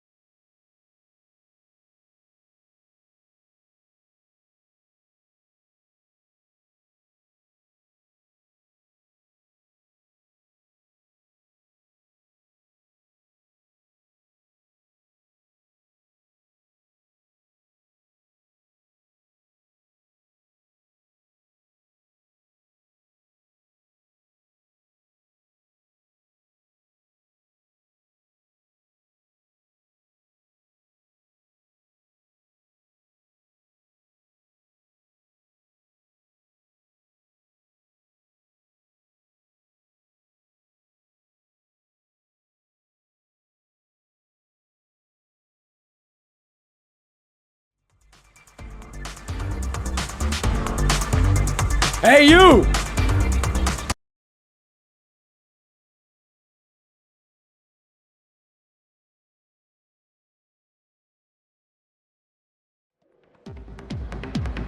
It's your lucky day, sweetheart. The boss wants to invite you to his table. Thanks for accepting my little invitation. You new around here, honey? I think I would have noticed you before. My name's Paco. And you? Madison. I'm Madison. Ah, I like the way you move, Madison.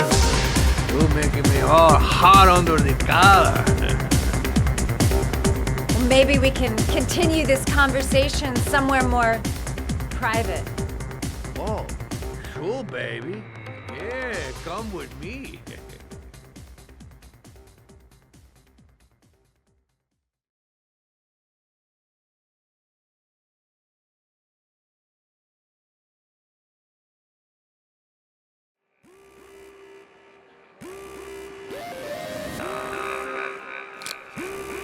I go in, I make him talk to the gun, and I get out of there before I get into big trouble. Everything's gonna be alright. Everything is going to be alright. So, welcome to my little kingdom.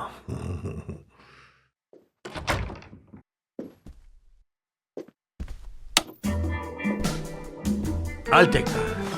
Just get in the way of the good thing, sweet cheeks. So, show me what you can do. Take it all. Slowly. Take it all off, baby.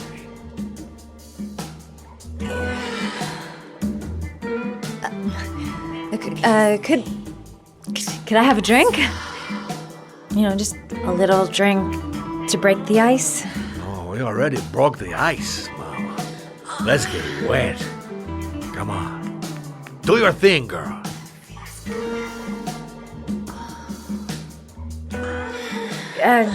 Could we just talk first? Oh, no. We don't need any more talking, baby. I all talked out. Now, show me what you can do. I'm sorry. I think there's been a little misunderstanding. Look, I'll just go. No harm done. Another time. I think it is you who have misunderstood, honey. I'm tired of wasting my time. It's now or never, baby. And I never take never for an answer.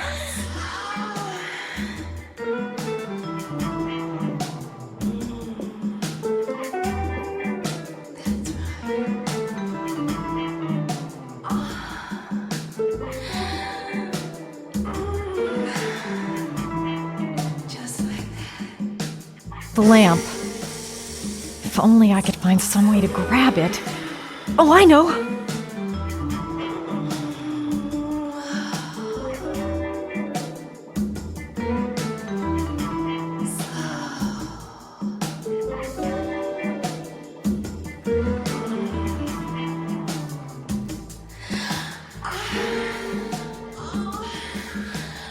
Baby, sweet cakes. Sugar. Ah! That's what I call kicking butt. You go, girl. Okay, Act 2. Let's hear Loverboy sing.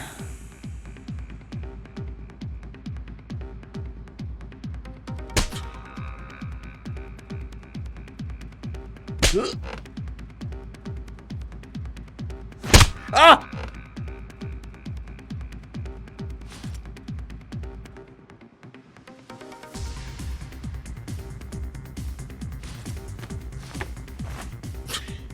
If you call out, I'll kill you. Got it? Shit. What you want? You rent an apartment on Marble Street. I want to know why. An apartment? I don't know what you're talking about.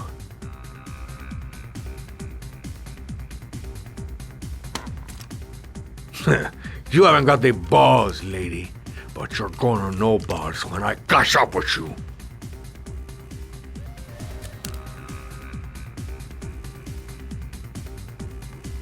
Ugh! You fucking bitch! I'm gonna kill you! Boss? Is everything all right?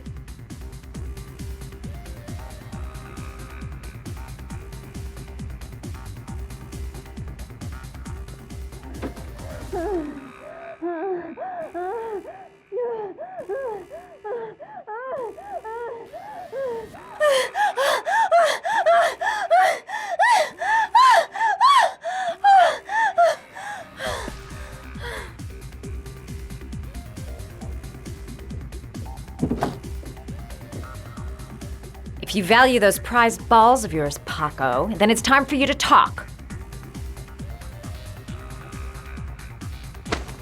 Oh! Ah!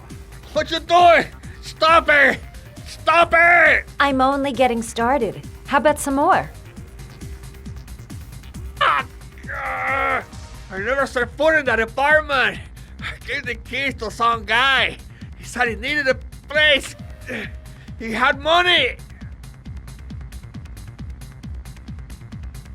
What was that guy's name? I don't know his name. I swear. Ah!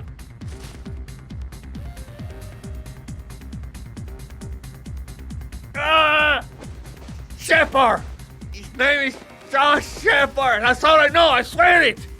Ugh. There, that wasn't so hard, was it?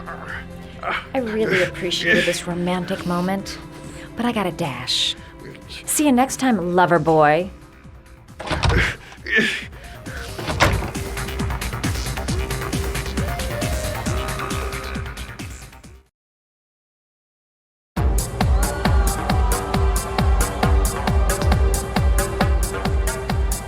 I'm here to see Paco. Paco? There ain't no Paco here, fella. Get lost. Are you absolutely certain? He's in his office. Take the stairs over there.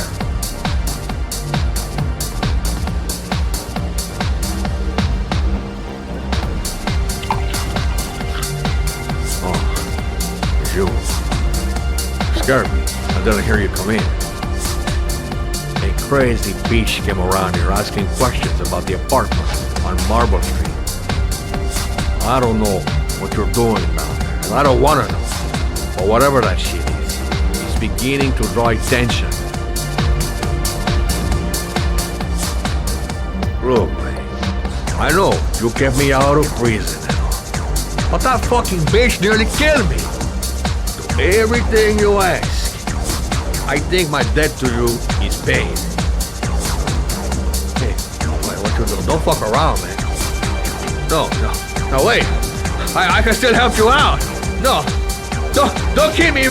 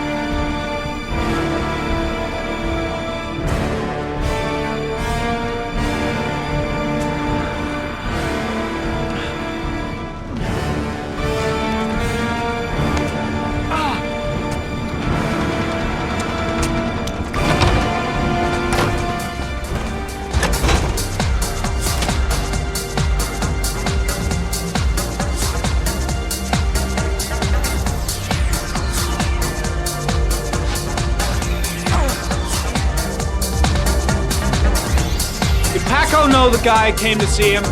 Sorry, I don't speak cop.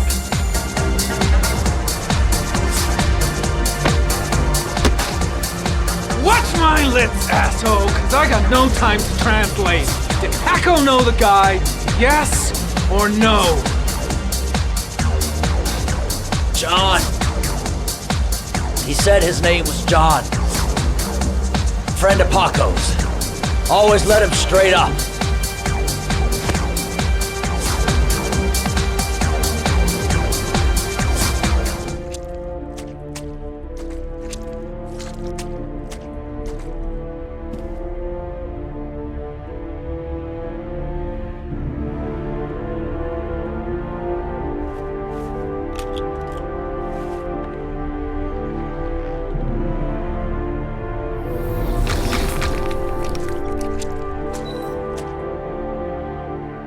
Madison Page.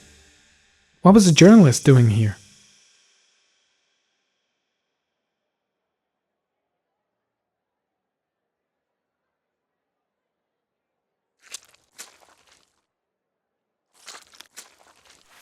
Orchid pheromones. The fucking origami killer.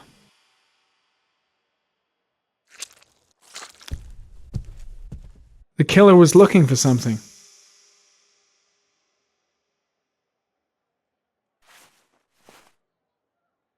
Paco Mendez was no saint. His rap sheet reads like the telephone book.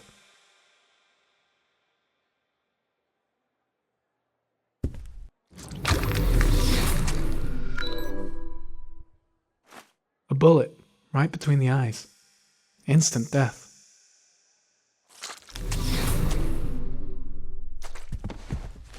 His coat pocket. I tore it off during the fight. 2 receipts from the same gas station. Interesting.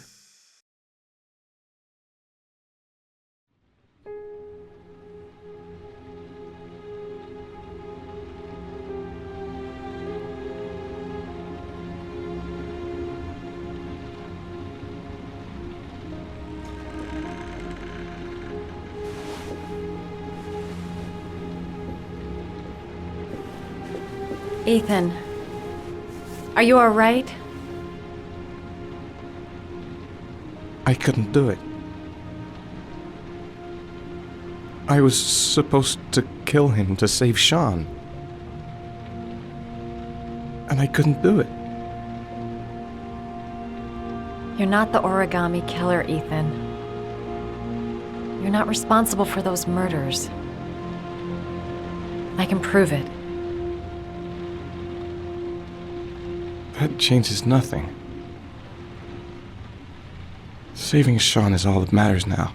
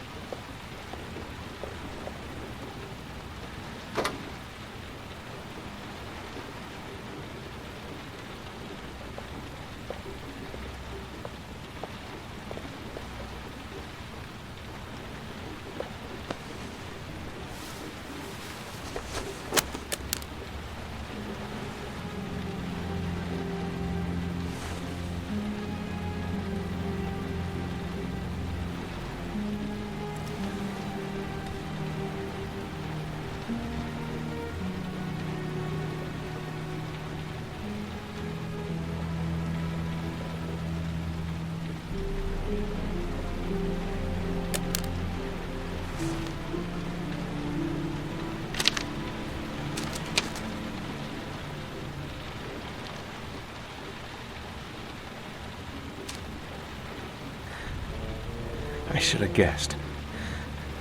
All this time and I had no idea. Ethan, what's the matter? I thought I meant something to you. Listen, You're a pretty good nurse for a fucking journalist! Ethan, I wanted to tell you, but... What kind of article were you gonna write? My life with a serial killer? No. How I caught the origami killer. Maybe you'll get a book deal. I hope it was fucking worth it! Ethan, it's not what you think. You lied to me, Madison! All this time you fucking lied to me! I thought you wanted to help me, but you're only thinking of writing a fucking book!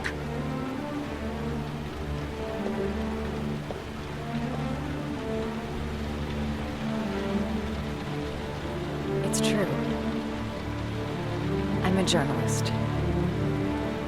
And I knew that you were the father of the boy who had disappeared, and I wanted to cover the story.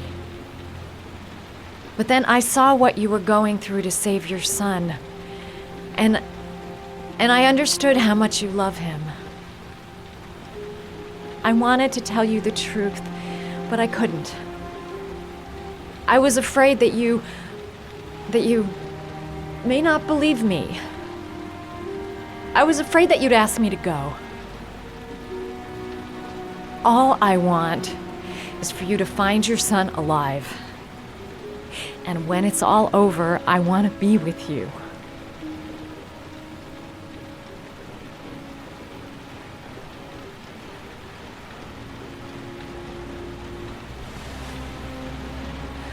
I'm sorry, Ethan. I'm so sorry.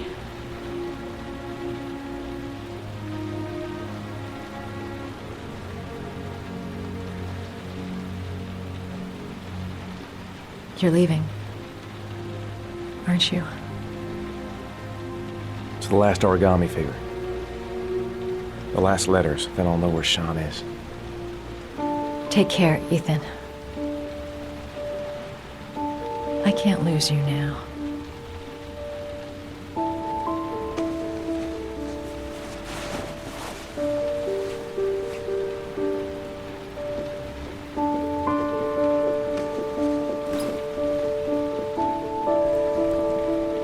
I'm gonna go find something to eat. Wait for me. I'll be back in 10 minutes.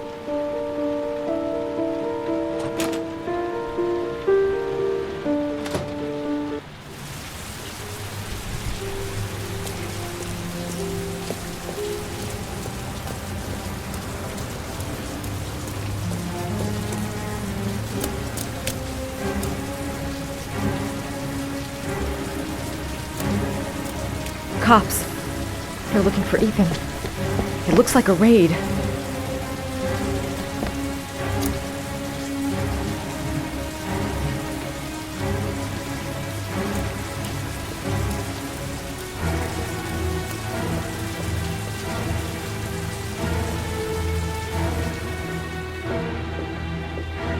What's going on?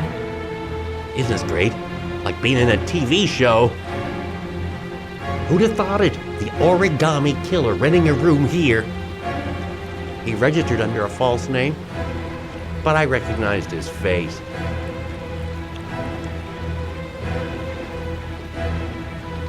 Come on, what was the damn number? Come on, come on! Pick up the phone! Hello? The cops. They're in the motel.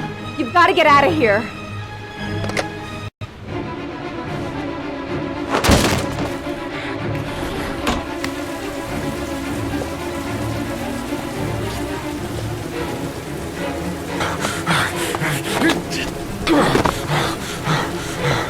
He's still on the move! Get him! He's making a run for it! He's on the balcony!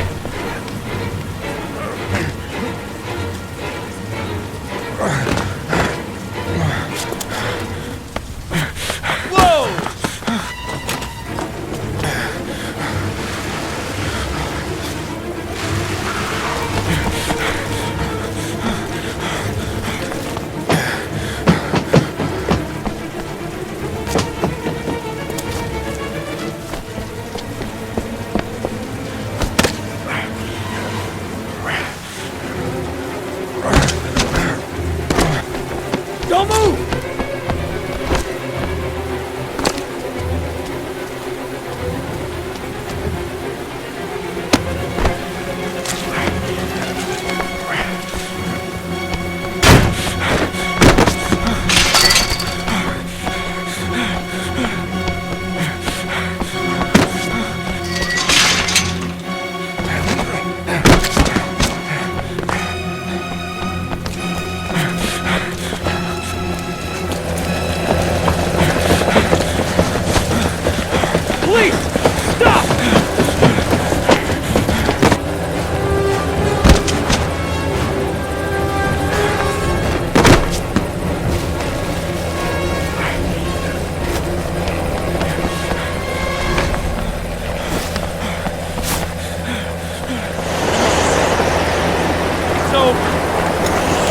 On your knees, hands behind your head.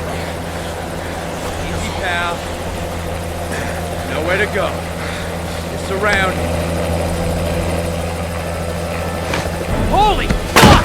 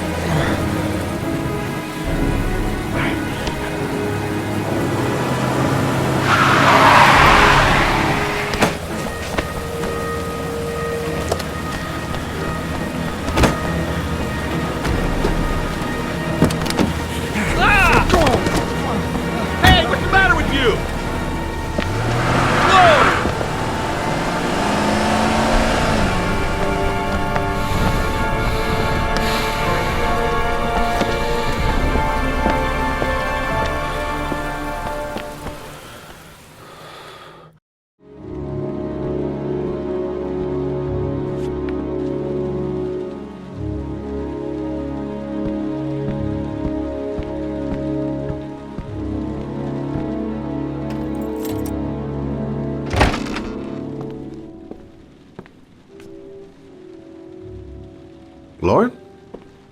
I'm sorry, Scott. You should have listened to me, Mr. Shelby. I told you to drop the investigation. Your son is a serial killer. How many people does he have to kill before you turn him in? Gordy has his faults, but he's still my son. You have no children, Mr. Shelby. You can't possibly understand. You leave me no choice. Your investigation is over. For good.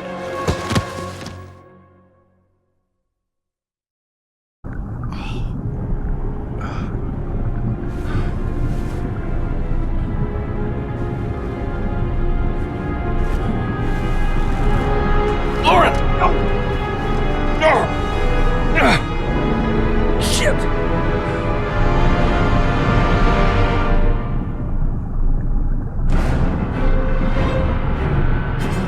Lauren! Lauren, wake up! Lauren!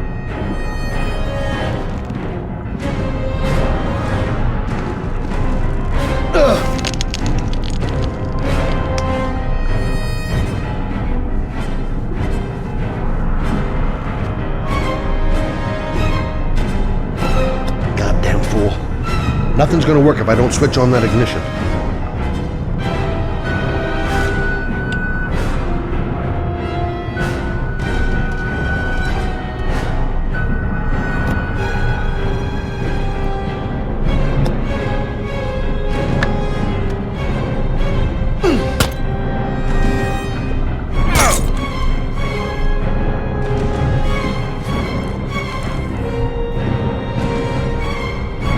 God damn it!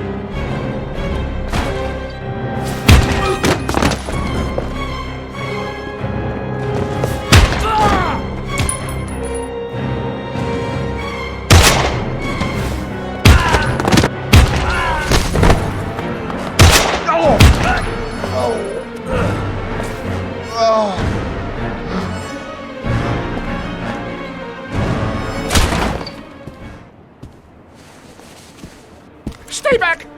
Don't come near me, or I'll shoot! Fucking asshole. Please! Oh! Bastard! Lauren is dead! You fucking killed her! Stop! Stop! I beg you!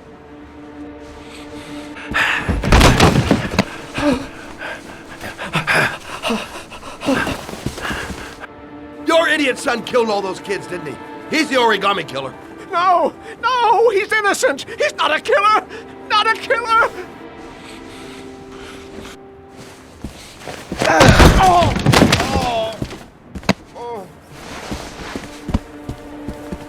You're a fucking liar. Now tell me the truth. No! No, please! Don't hurt me! Last chance. I don't know! I swear! I don't know anything! Oh! Oh! Stop! Stop! I beg you. I'll tell you. I'll tell you everything.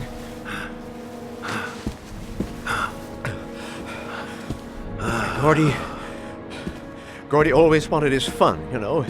He wanted to be like the origami killer. He kidnapped that kid and he held him under the water for a little too long. It was an accident. An unfortunate accident. He just wanted to play. He told me everything. He was crying. He was so sorry for what had happened. Whatever he did, Gordy is my son.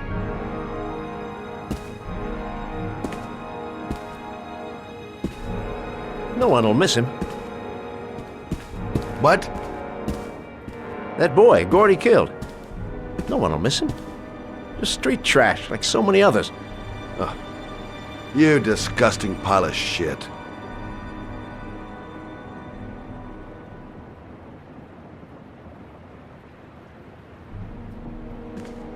And what about John Shepard? Why did you put flowers on his grave? I own the construction site where he died. I never forgot. I've been putting flowers on his grave for 30 years. John had a twin brother. What happened to him? I don't know. He was adopted, I think. His mother should know. Her name is Anne. Anne Shepard.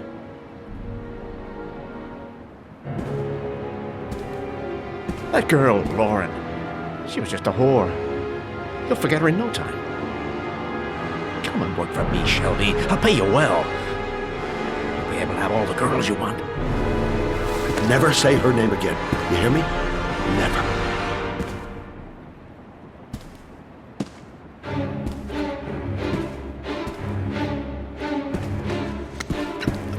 My heart!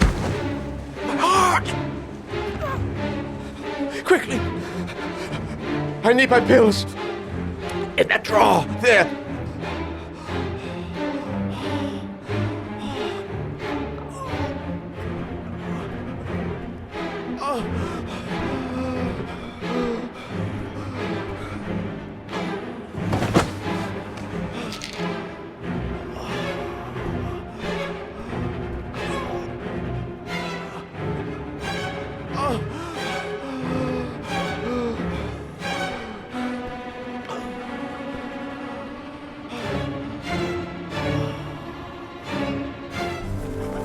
Shelby! Come back! I fucking order you! Come back!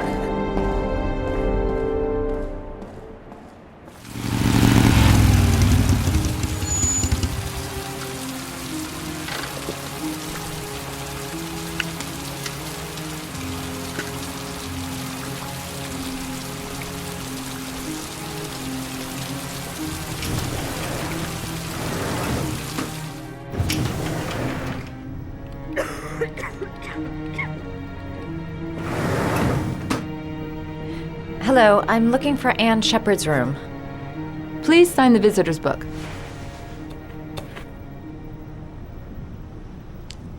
Are you a member of the family? Yeah, you could say that. Oh, she'll be pleased to have a visitor. No one ever comes to see her. With the Alzheimer's, she has trouble remembering things, but it'll still please her, you know. It's room 19 at the end of the corridor. Thank you.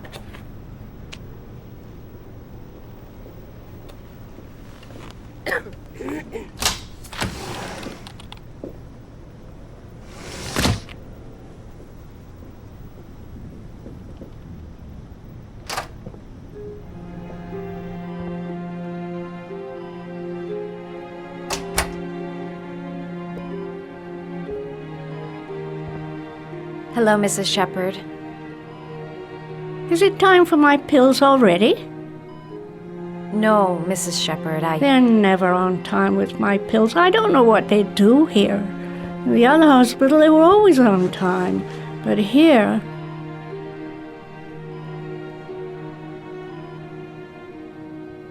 My name is Madison Page. I'm a journalist. I'd like to ask you some questions about your son. I don't like this hospital. The food isn't very good, you know.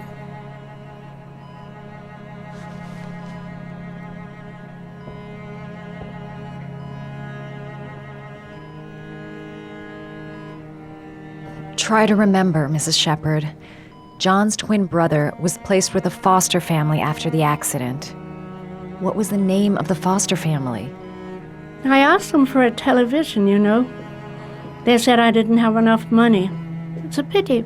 I'm fond of television.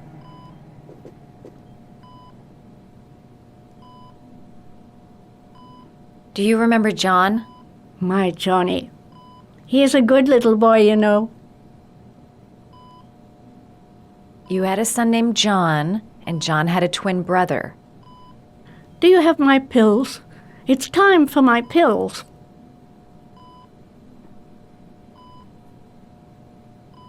Your other son, Mrs. Shepherd, John's twin brother. What was his name? What other son?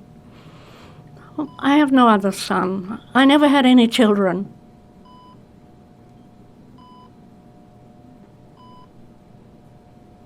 I know what happened at Carnaby Square. Do you remember? Carnaby Square. I think I used to live there a long time ago. We didn't have much money at the time, you know. We had to make do with very little. I think your son is in trouble, Mrs. Shepherd. He's done some terrible things. I need to find him. Do you understand? Terrible things you're telling me. He never came to see me, can you believe it? In 10 years, never. No one forgets their mother, do they? Mrs. Shepherd, your son may be linked to a series of murders. Perhaps you have some information that could help the investigation. Are you a new nurse? Where are my pills?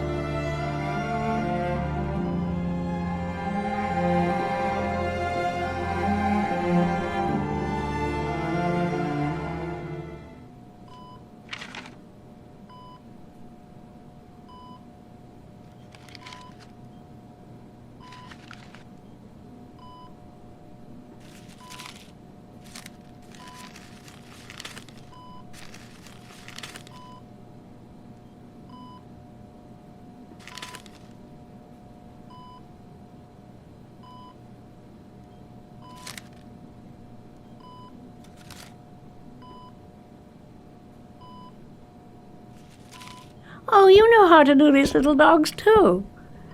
My children loved origami. I taught them how to do it. John loved the little dogs. He always wanted to call them Max. Max, Max, Max. All dogs with the same name. I was wasting my time telling him they couldn't all have the same name. But he always wanted his paper dogs Max. It's funny, isn't it?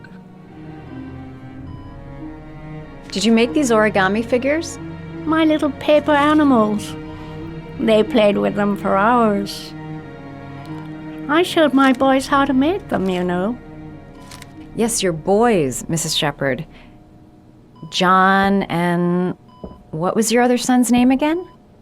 My other son? I only had one son, my little Johnny. You don't seem to get many flowers, Mrs. Shepherd. No, but I love them. My son knows that I love flowers. I know he'll bring me some.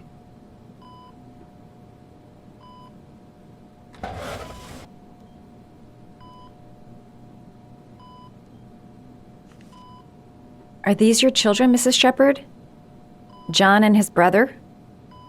Is that them? They're good little boys. Their father never looked after them, always drinking. They didn't have an easy life, you know.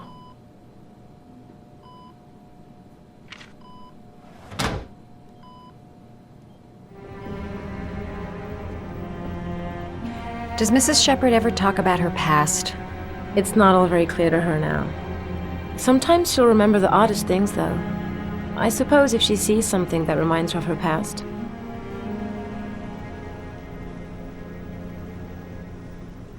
Did she ever mention her sons? Sons? Well, she often mentions John. I think he drowned. Does she ever talk about her other son? I didn't know she had another one. I've never heard her mention it. Does she get many visitors? She's been here for 10 years and you're the first. Sometimes, if you show her things, it seems to trigger a memory from her past. You might get it to remember. Thanks for the advice.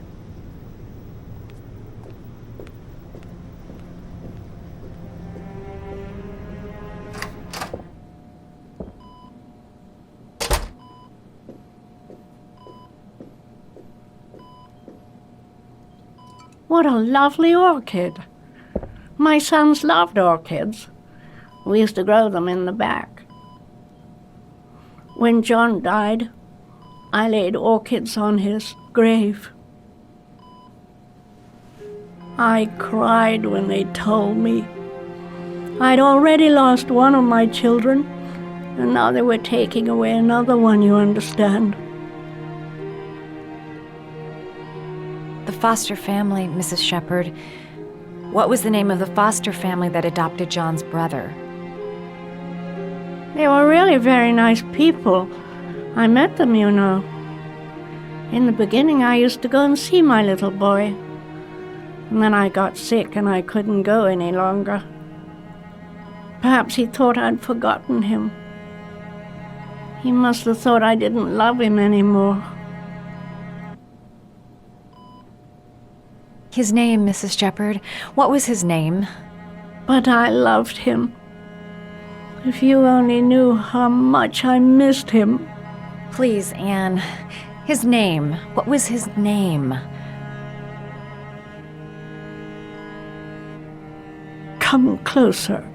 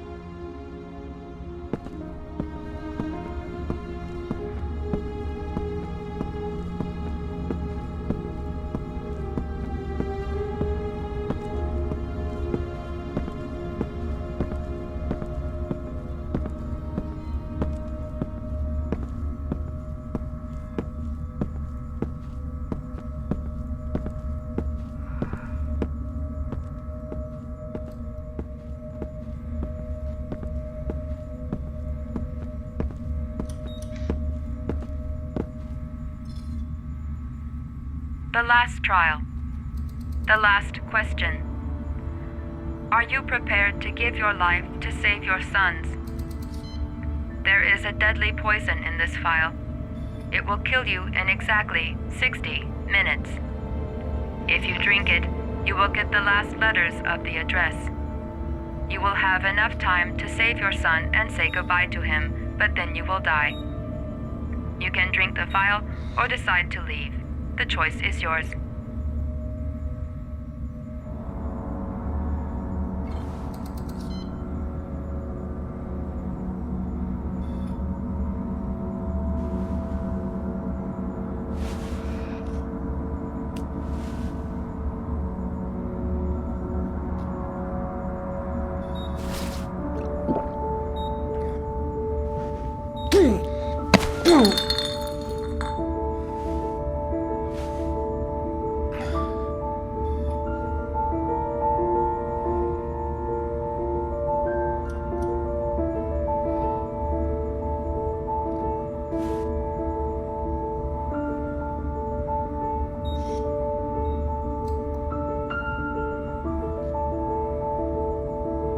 The last letters have been sent to your phone.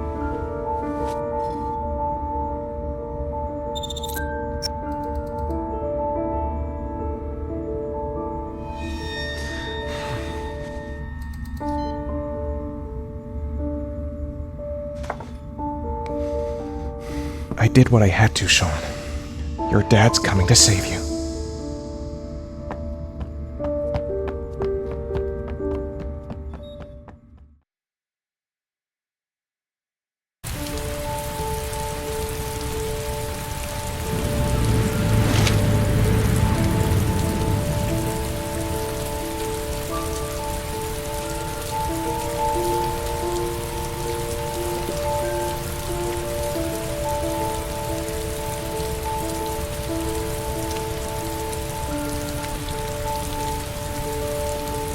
I'm nowhere and I'm out of time. Damn fucking shitty letters from this fucking address! Come on! There's gotta be a way to do this!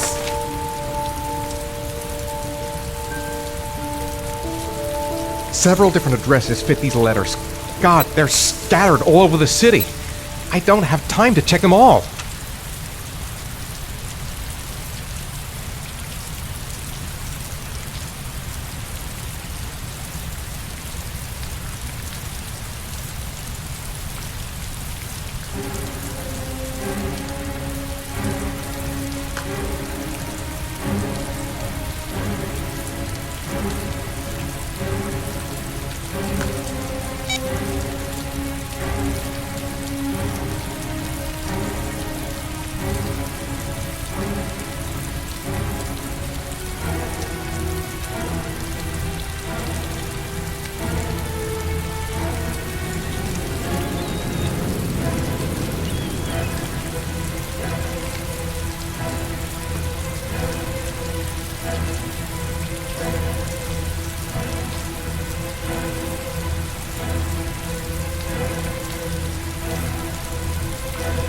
I may only have time for one address. If Sean's not there, I'm done. It's a crapshoot. I may only have time for one address. If Sean's not there, I'm done. It's a crapshoot.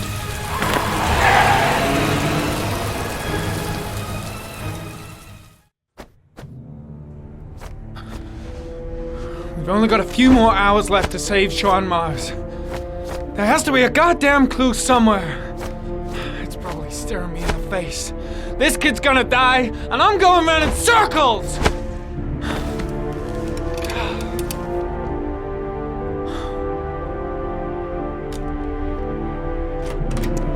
All packed up and ready to go?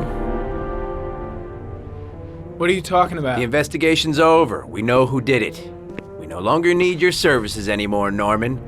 So you can ride your files all the way back to Washington. I'd be lying if I said I was gonna miss you. The investigation isn't over. You have absolutely nothing on Mars. Mars is guilty. Case closed. Anyway, it's no concern of yours now. You're off the case. So pack up and fuck off.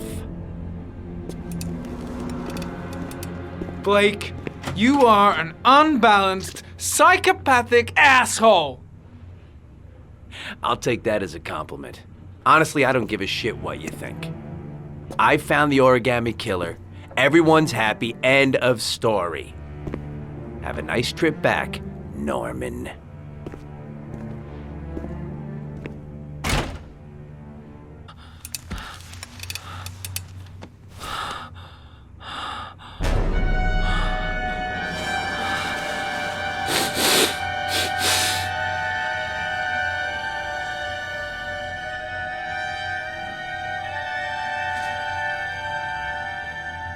The killer's name is here. Somewhere in this data. I just have to find it. Find it before it's too late.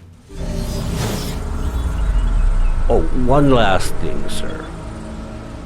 You should be careful not to overindulge in you-know-what. It can be dangerous. Very dangerous. It'll end up killing you if you're not careful. That would be most unfortunate, sir.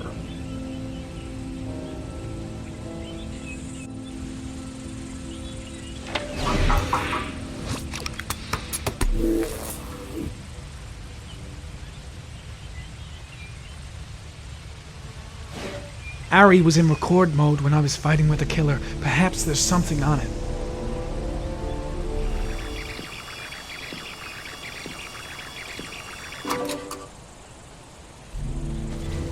Gold watch. I'm sure I've seen this before somewhere.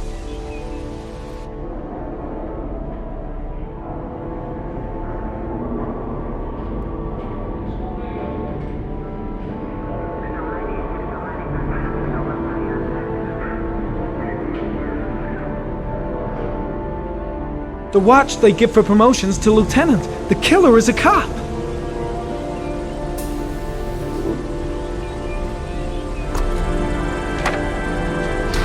The killer lives in this zone. 342 people live around there. Not good enough. Gotta find a means of identifying the killer more precisely. A cop. There's only one cop in that geoprofiling zone. Gotcha. He owns a warehouse on the docks. If I'm wrong, Sean Mars is dead.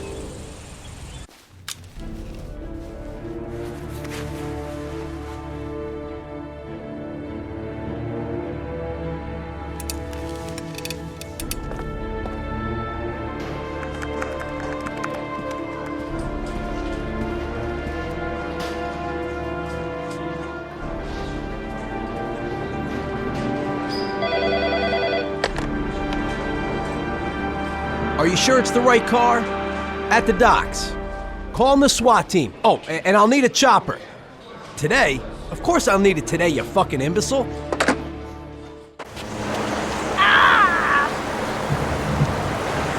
Hang on, John. I'll get help. Just hang on. Go on, hurry. I think the water's rising. I'm hurrying. I'll be right back.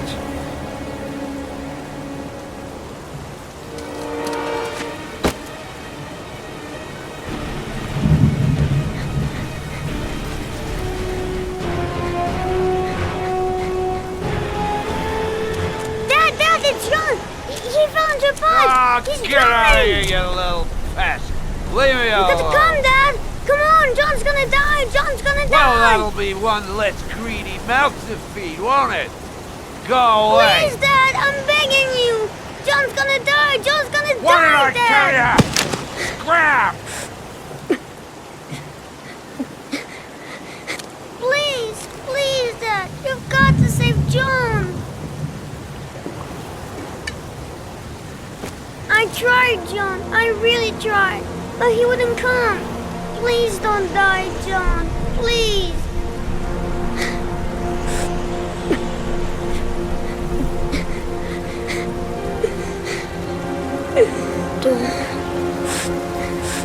Don't forget about this guy.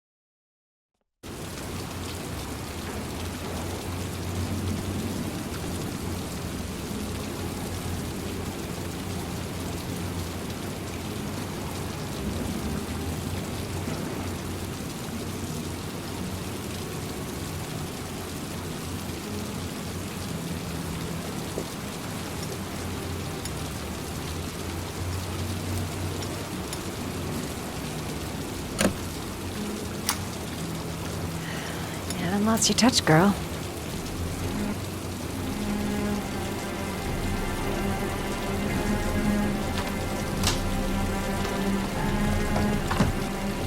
The origami killer's apartment.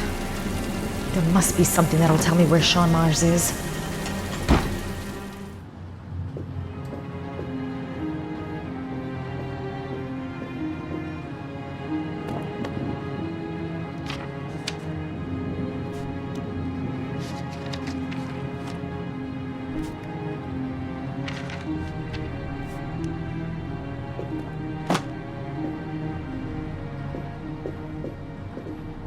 That's where the smell of burning comes from. Evidence going up in smoke.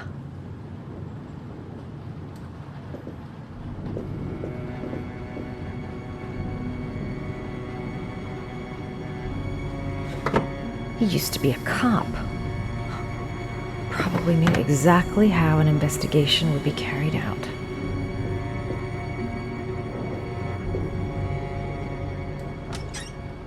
A cop's uniform. Always trust a cop. That's why children went with him. He was dressed as a cop.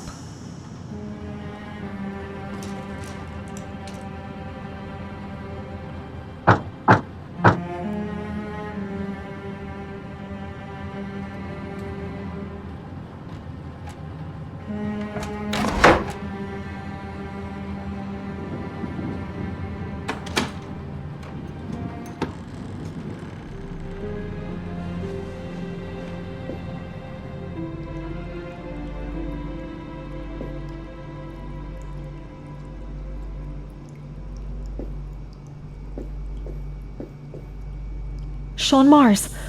Oh, the lunatic's been watching him drown.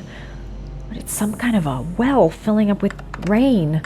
Shit, it needs a password.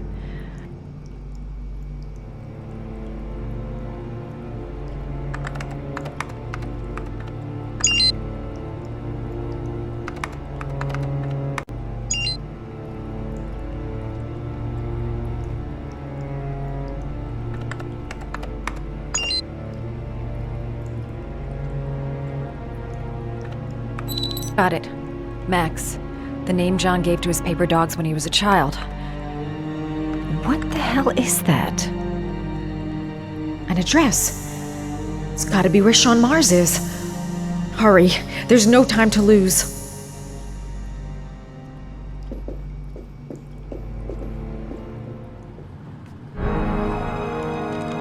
So you found my little secret? It's over, Scott.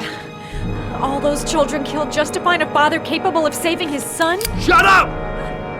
You don't understand. There's one child left. There might still be time to save him. Let him go. Do what your father couldn't do.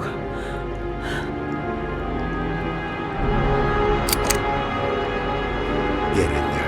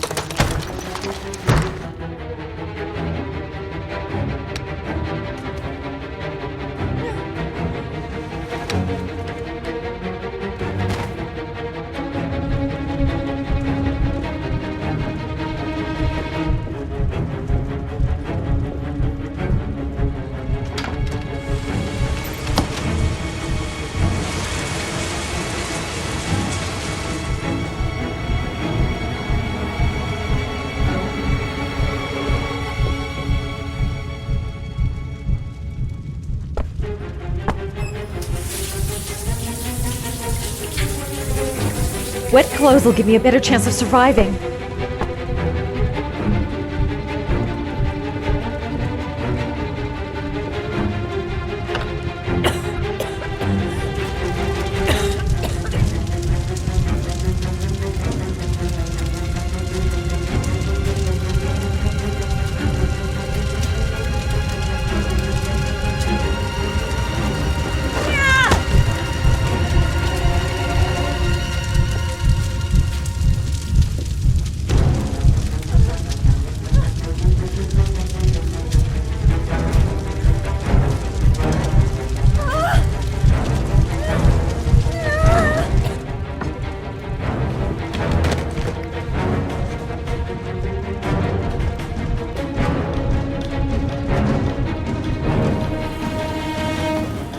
way too high.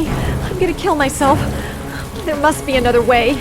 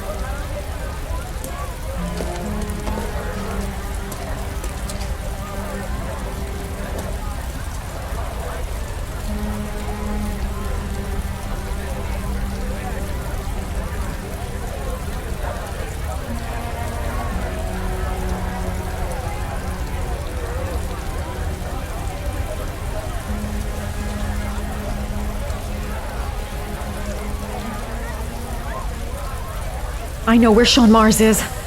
I've got to call that FBI guy Jaden. He's the only one I can trust. He'll be able to save him.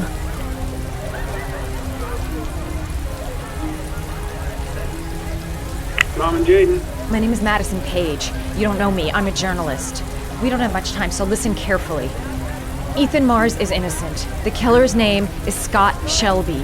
Sean Mars is at 852 Theodore Roosevelt Road. Have you got all that? Wait, I know this already. I'm on my way to the warehouse. I gotta go.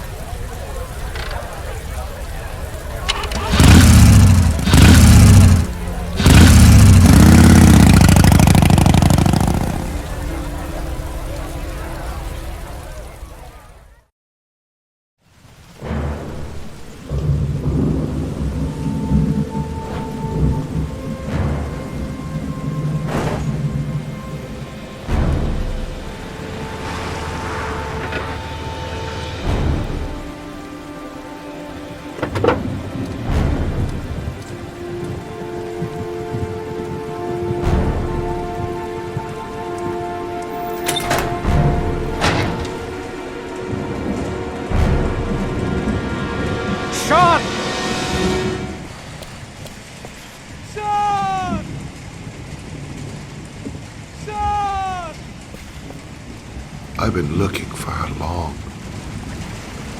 long time, Ethan. Looking for a father that would be able to do what mine could not do. Sacrifice himself in order to save his son. Oh, I searched.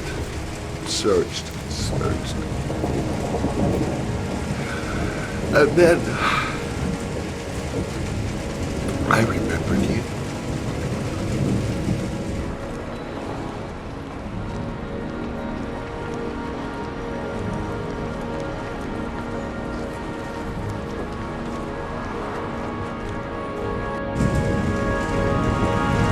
All those murders, just to find a father capable of saving his son. Just to find a father? Do you have any idea how it feels to be a worthless nothing in your father's eyes? Believe me, I've suffered just as much as my victims. I finished your damn trials. Now give me back my son! He's there. All you have to do is open that grate.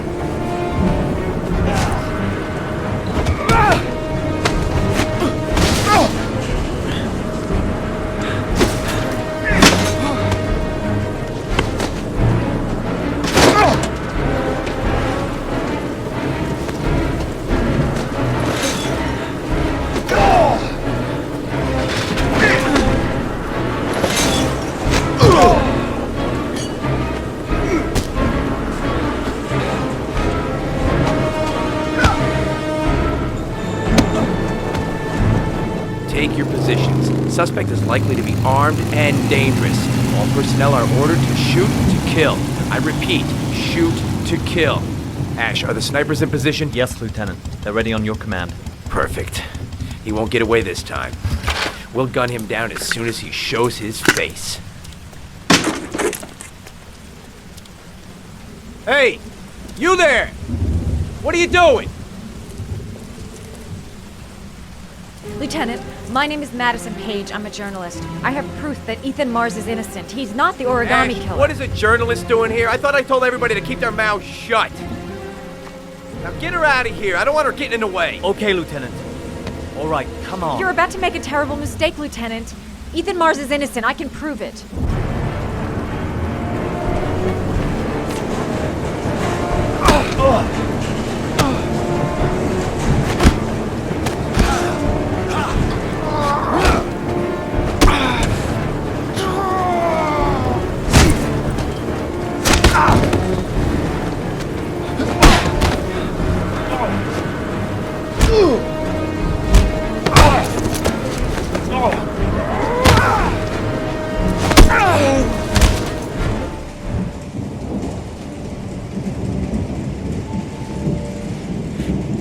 Don't die on me, son, please.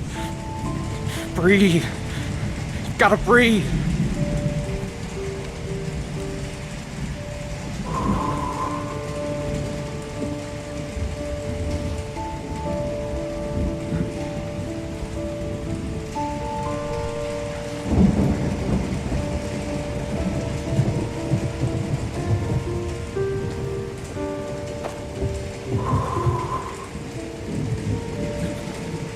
Don't leave me. Please. Sean, don't leave me.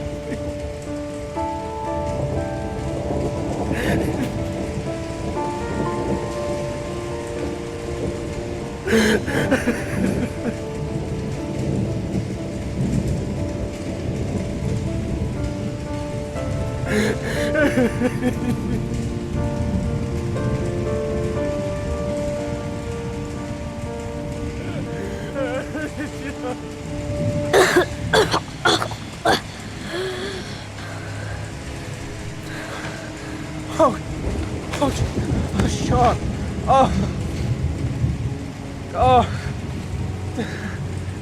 I thought you were gone. Dad, I knew you'd come and save me.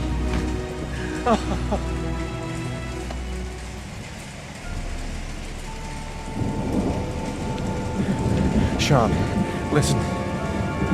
You are the best thing that's ever happened to me in my life. I want you to know that whatever happens, I love you more than anything in the world. I'm not dead. I took the poison an hour ago, and I'm not dead.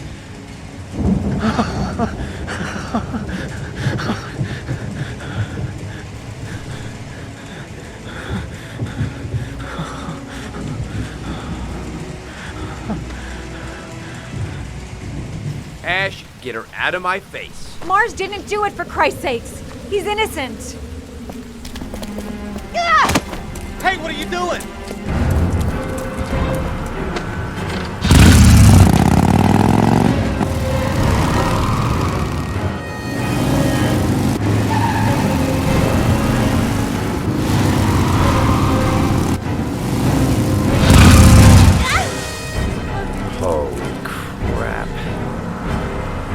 What do we do, Lieutenant? Attention all personnel, hold your fire. I repeat, hold your fire. Madison? What's going on? The cops. They're out there. They have the building surrounded. They'll shoot you if you go outside. I'll go out alone. I'll talk to them. I'll explain. You'll be dead before you can open your mouth. Look, we'll all go out together, with our hands in the air, and they can't possibly shoot us. I have the evidence that proves your innocence, Ethan.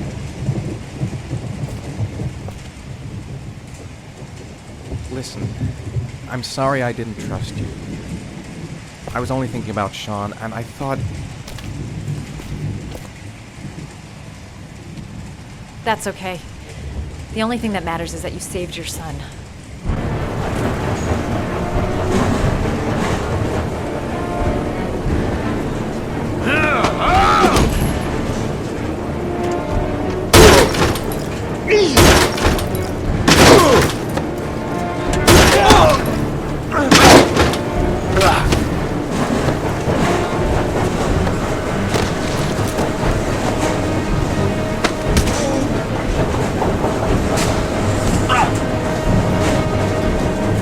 Save me!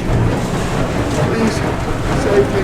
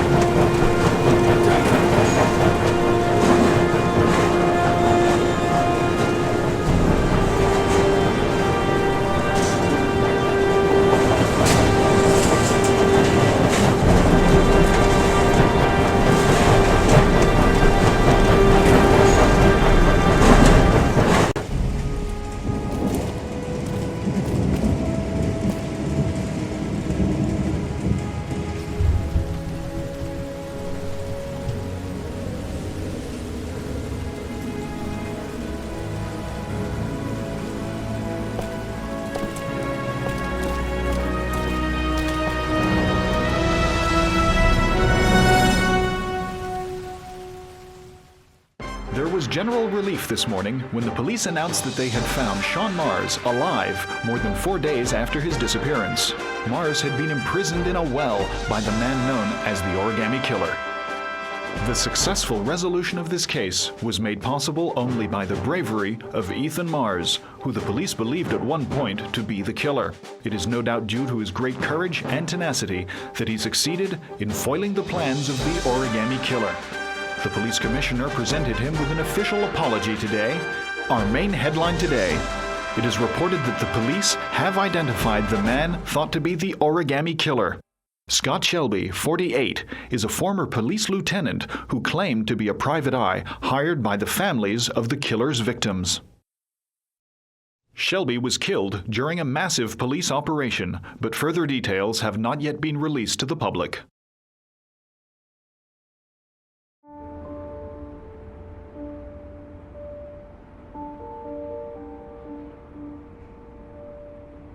Let's just say a friend of a friend let me jump in line. If we like it, it's ours.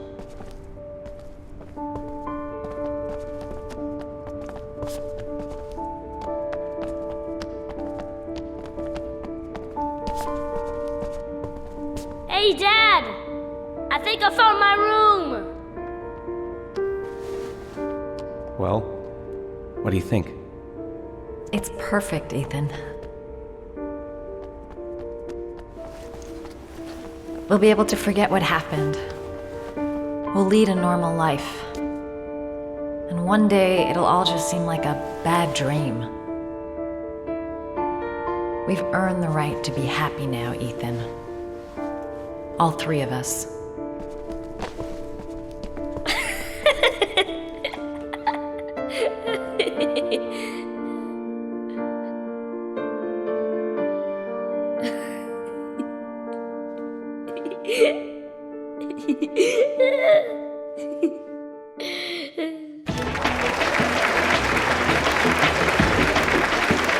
Our guest today is on the cover of today's World magazine this week and has been hailed by the whole nation as a new hero for our times. Astonishingly, he almost single-handedly ended the sinister series of killings by the man known as the Origami Killer and saved the life of young Sean Mars. His determination, courage, and intelligence have won our admiration. Norman Jayden, give it up.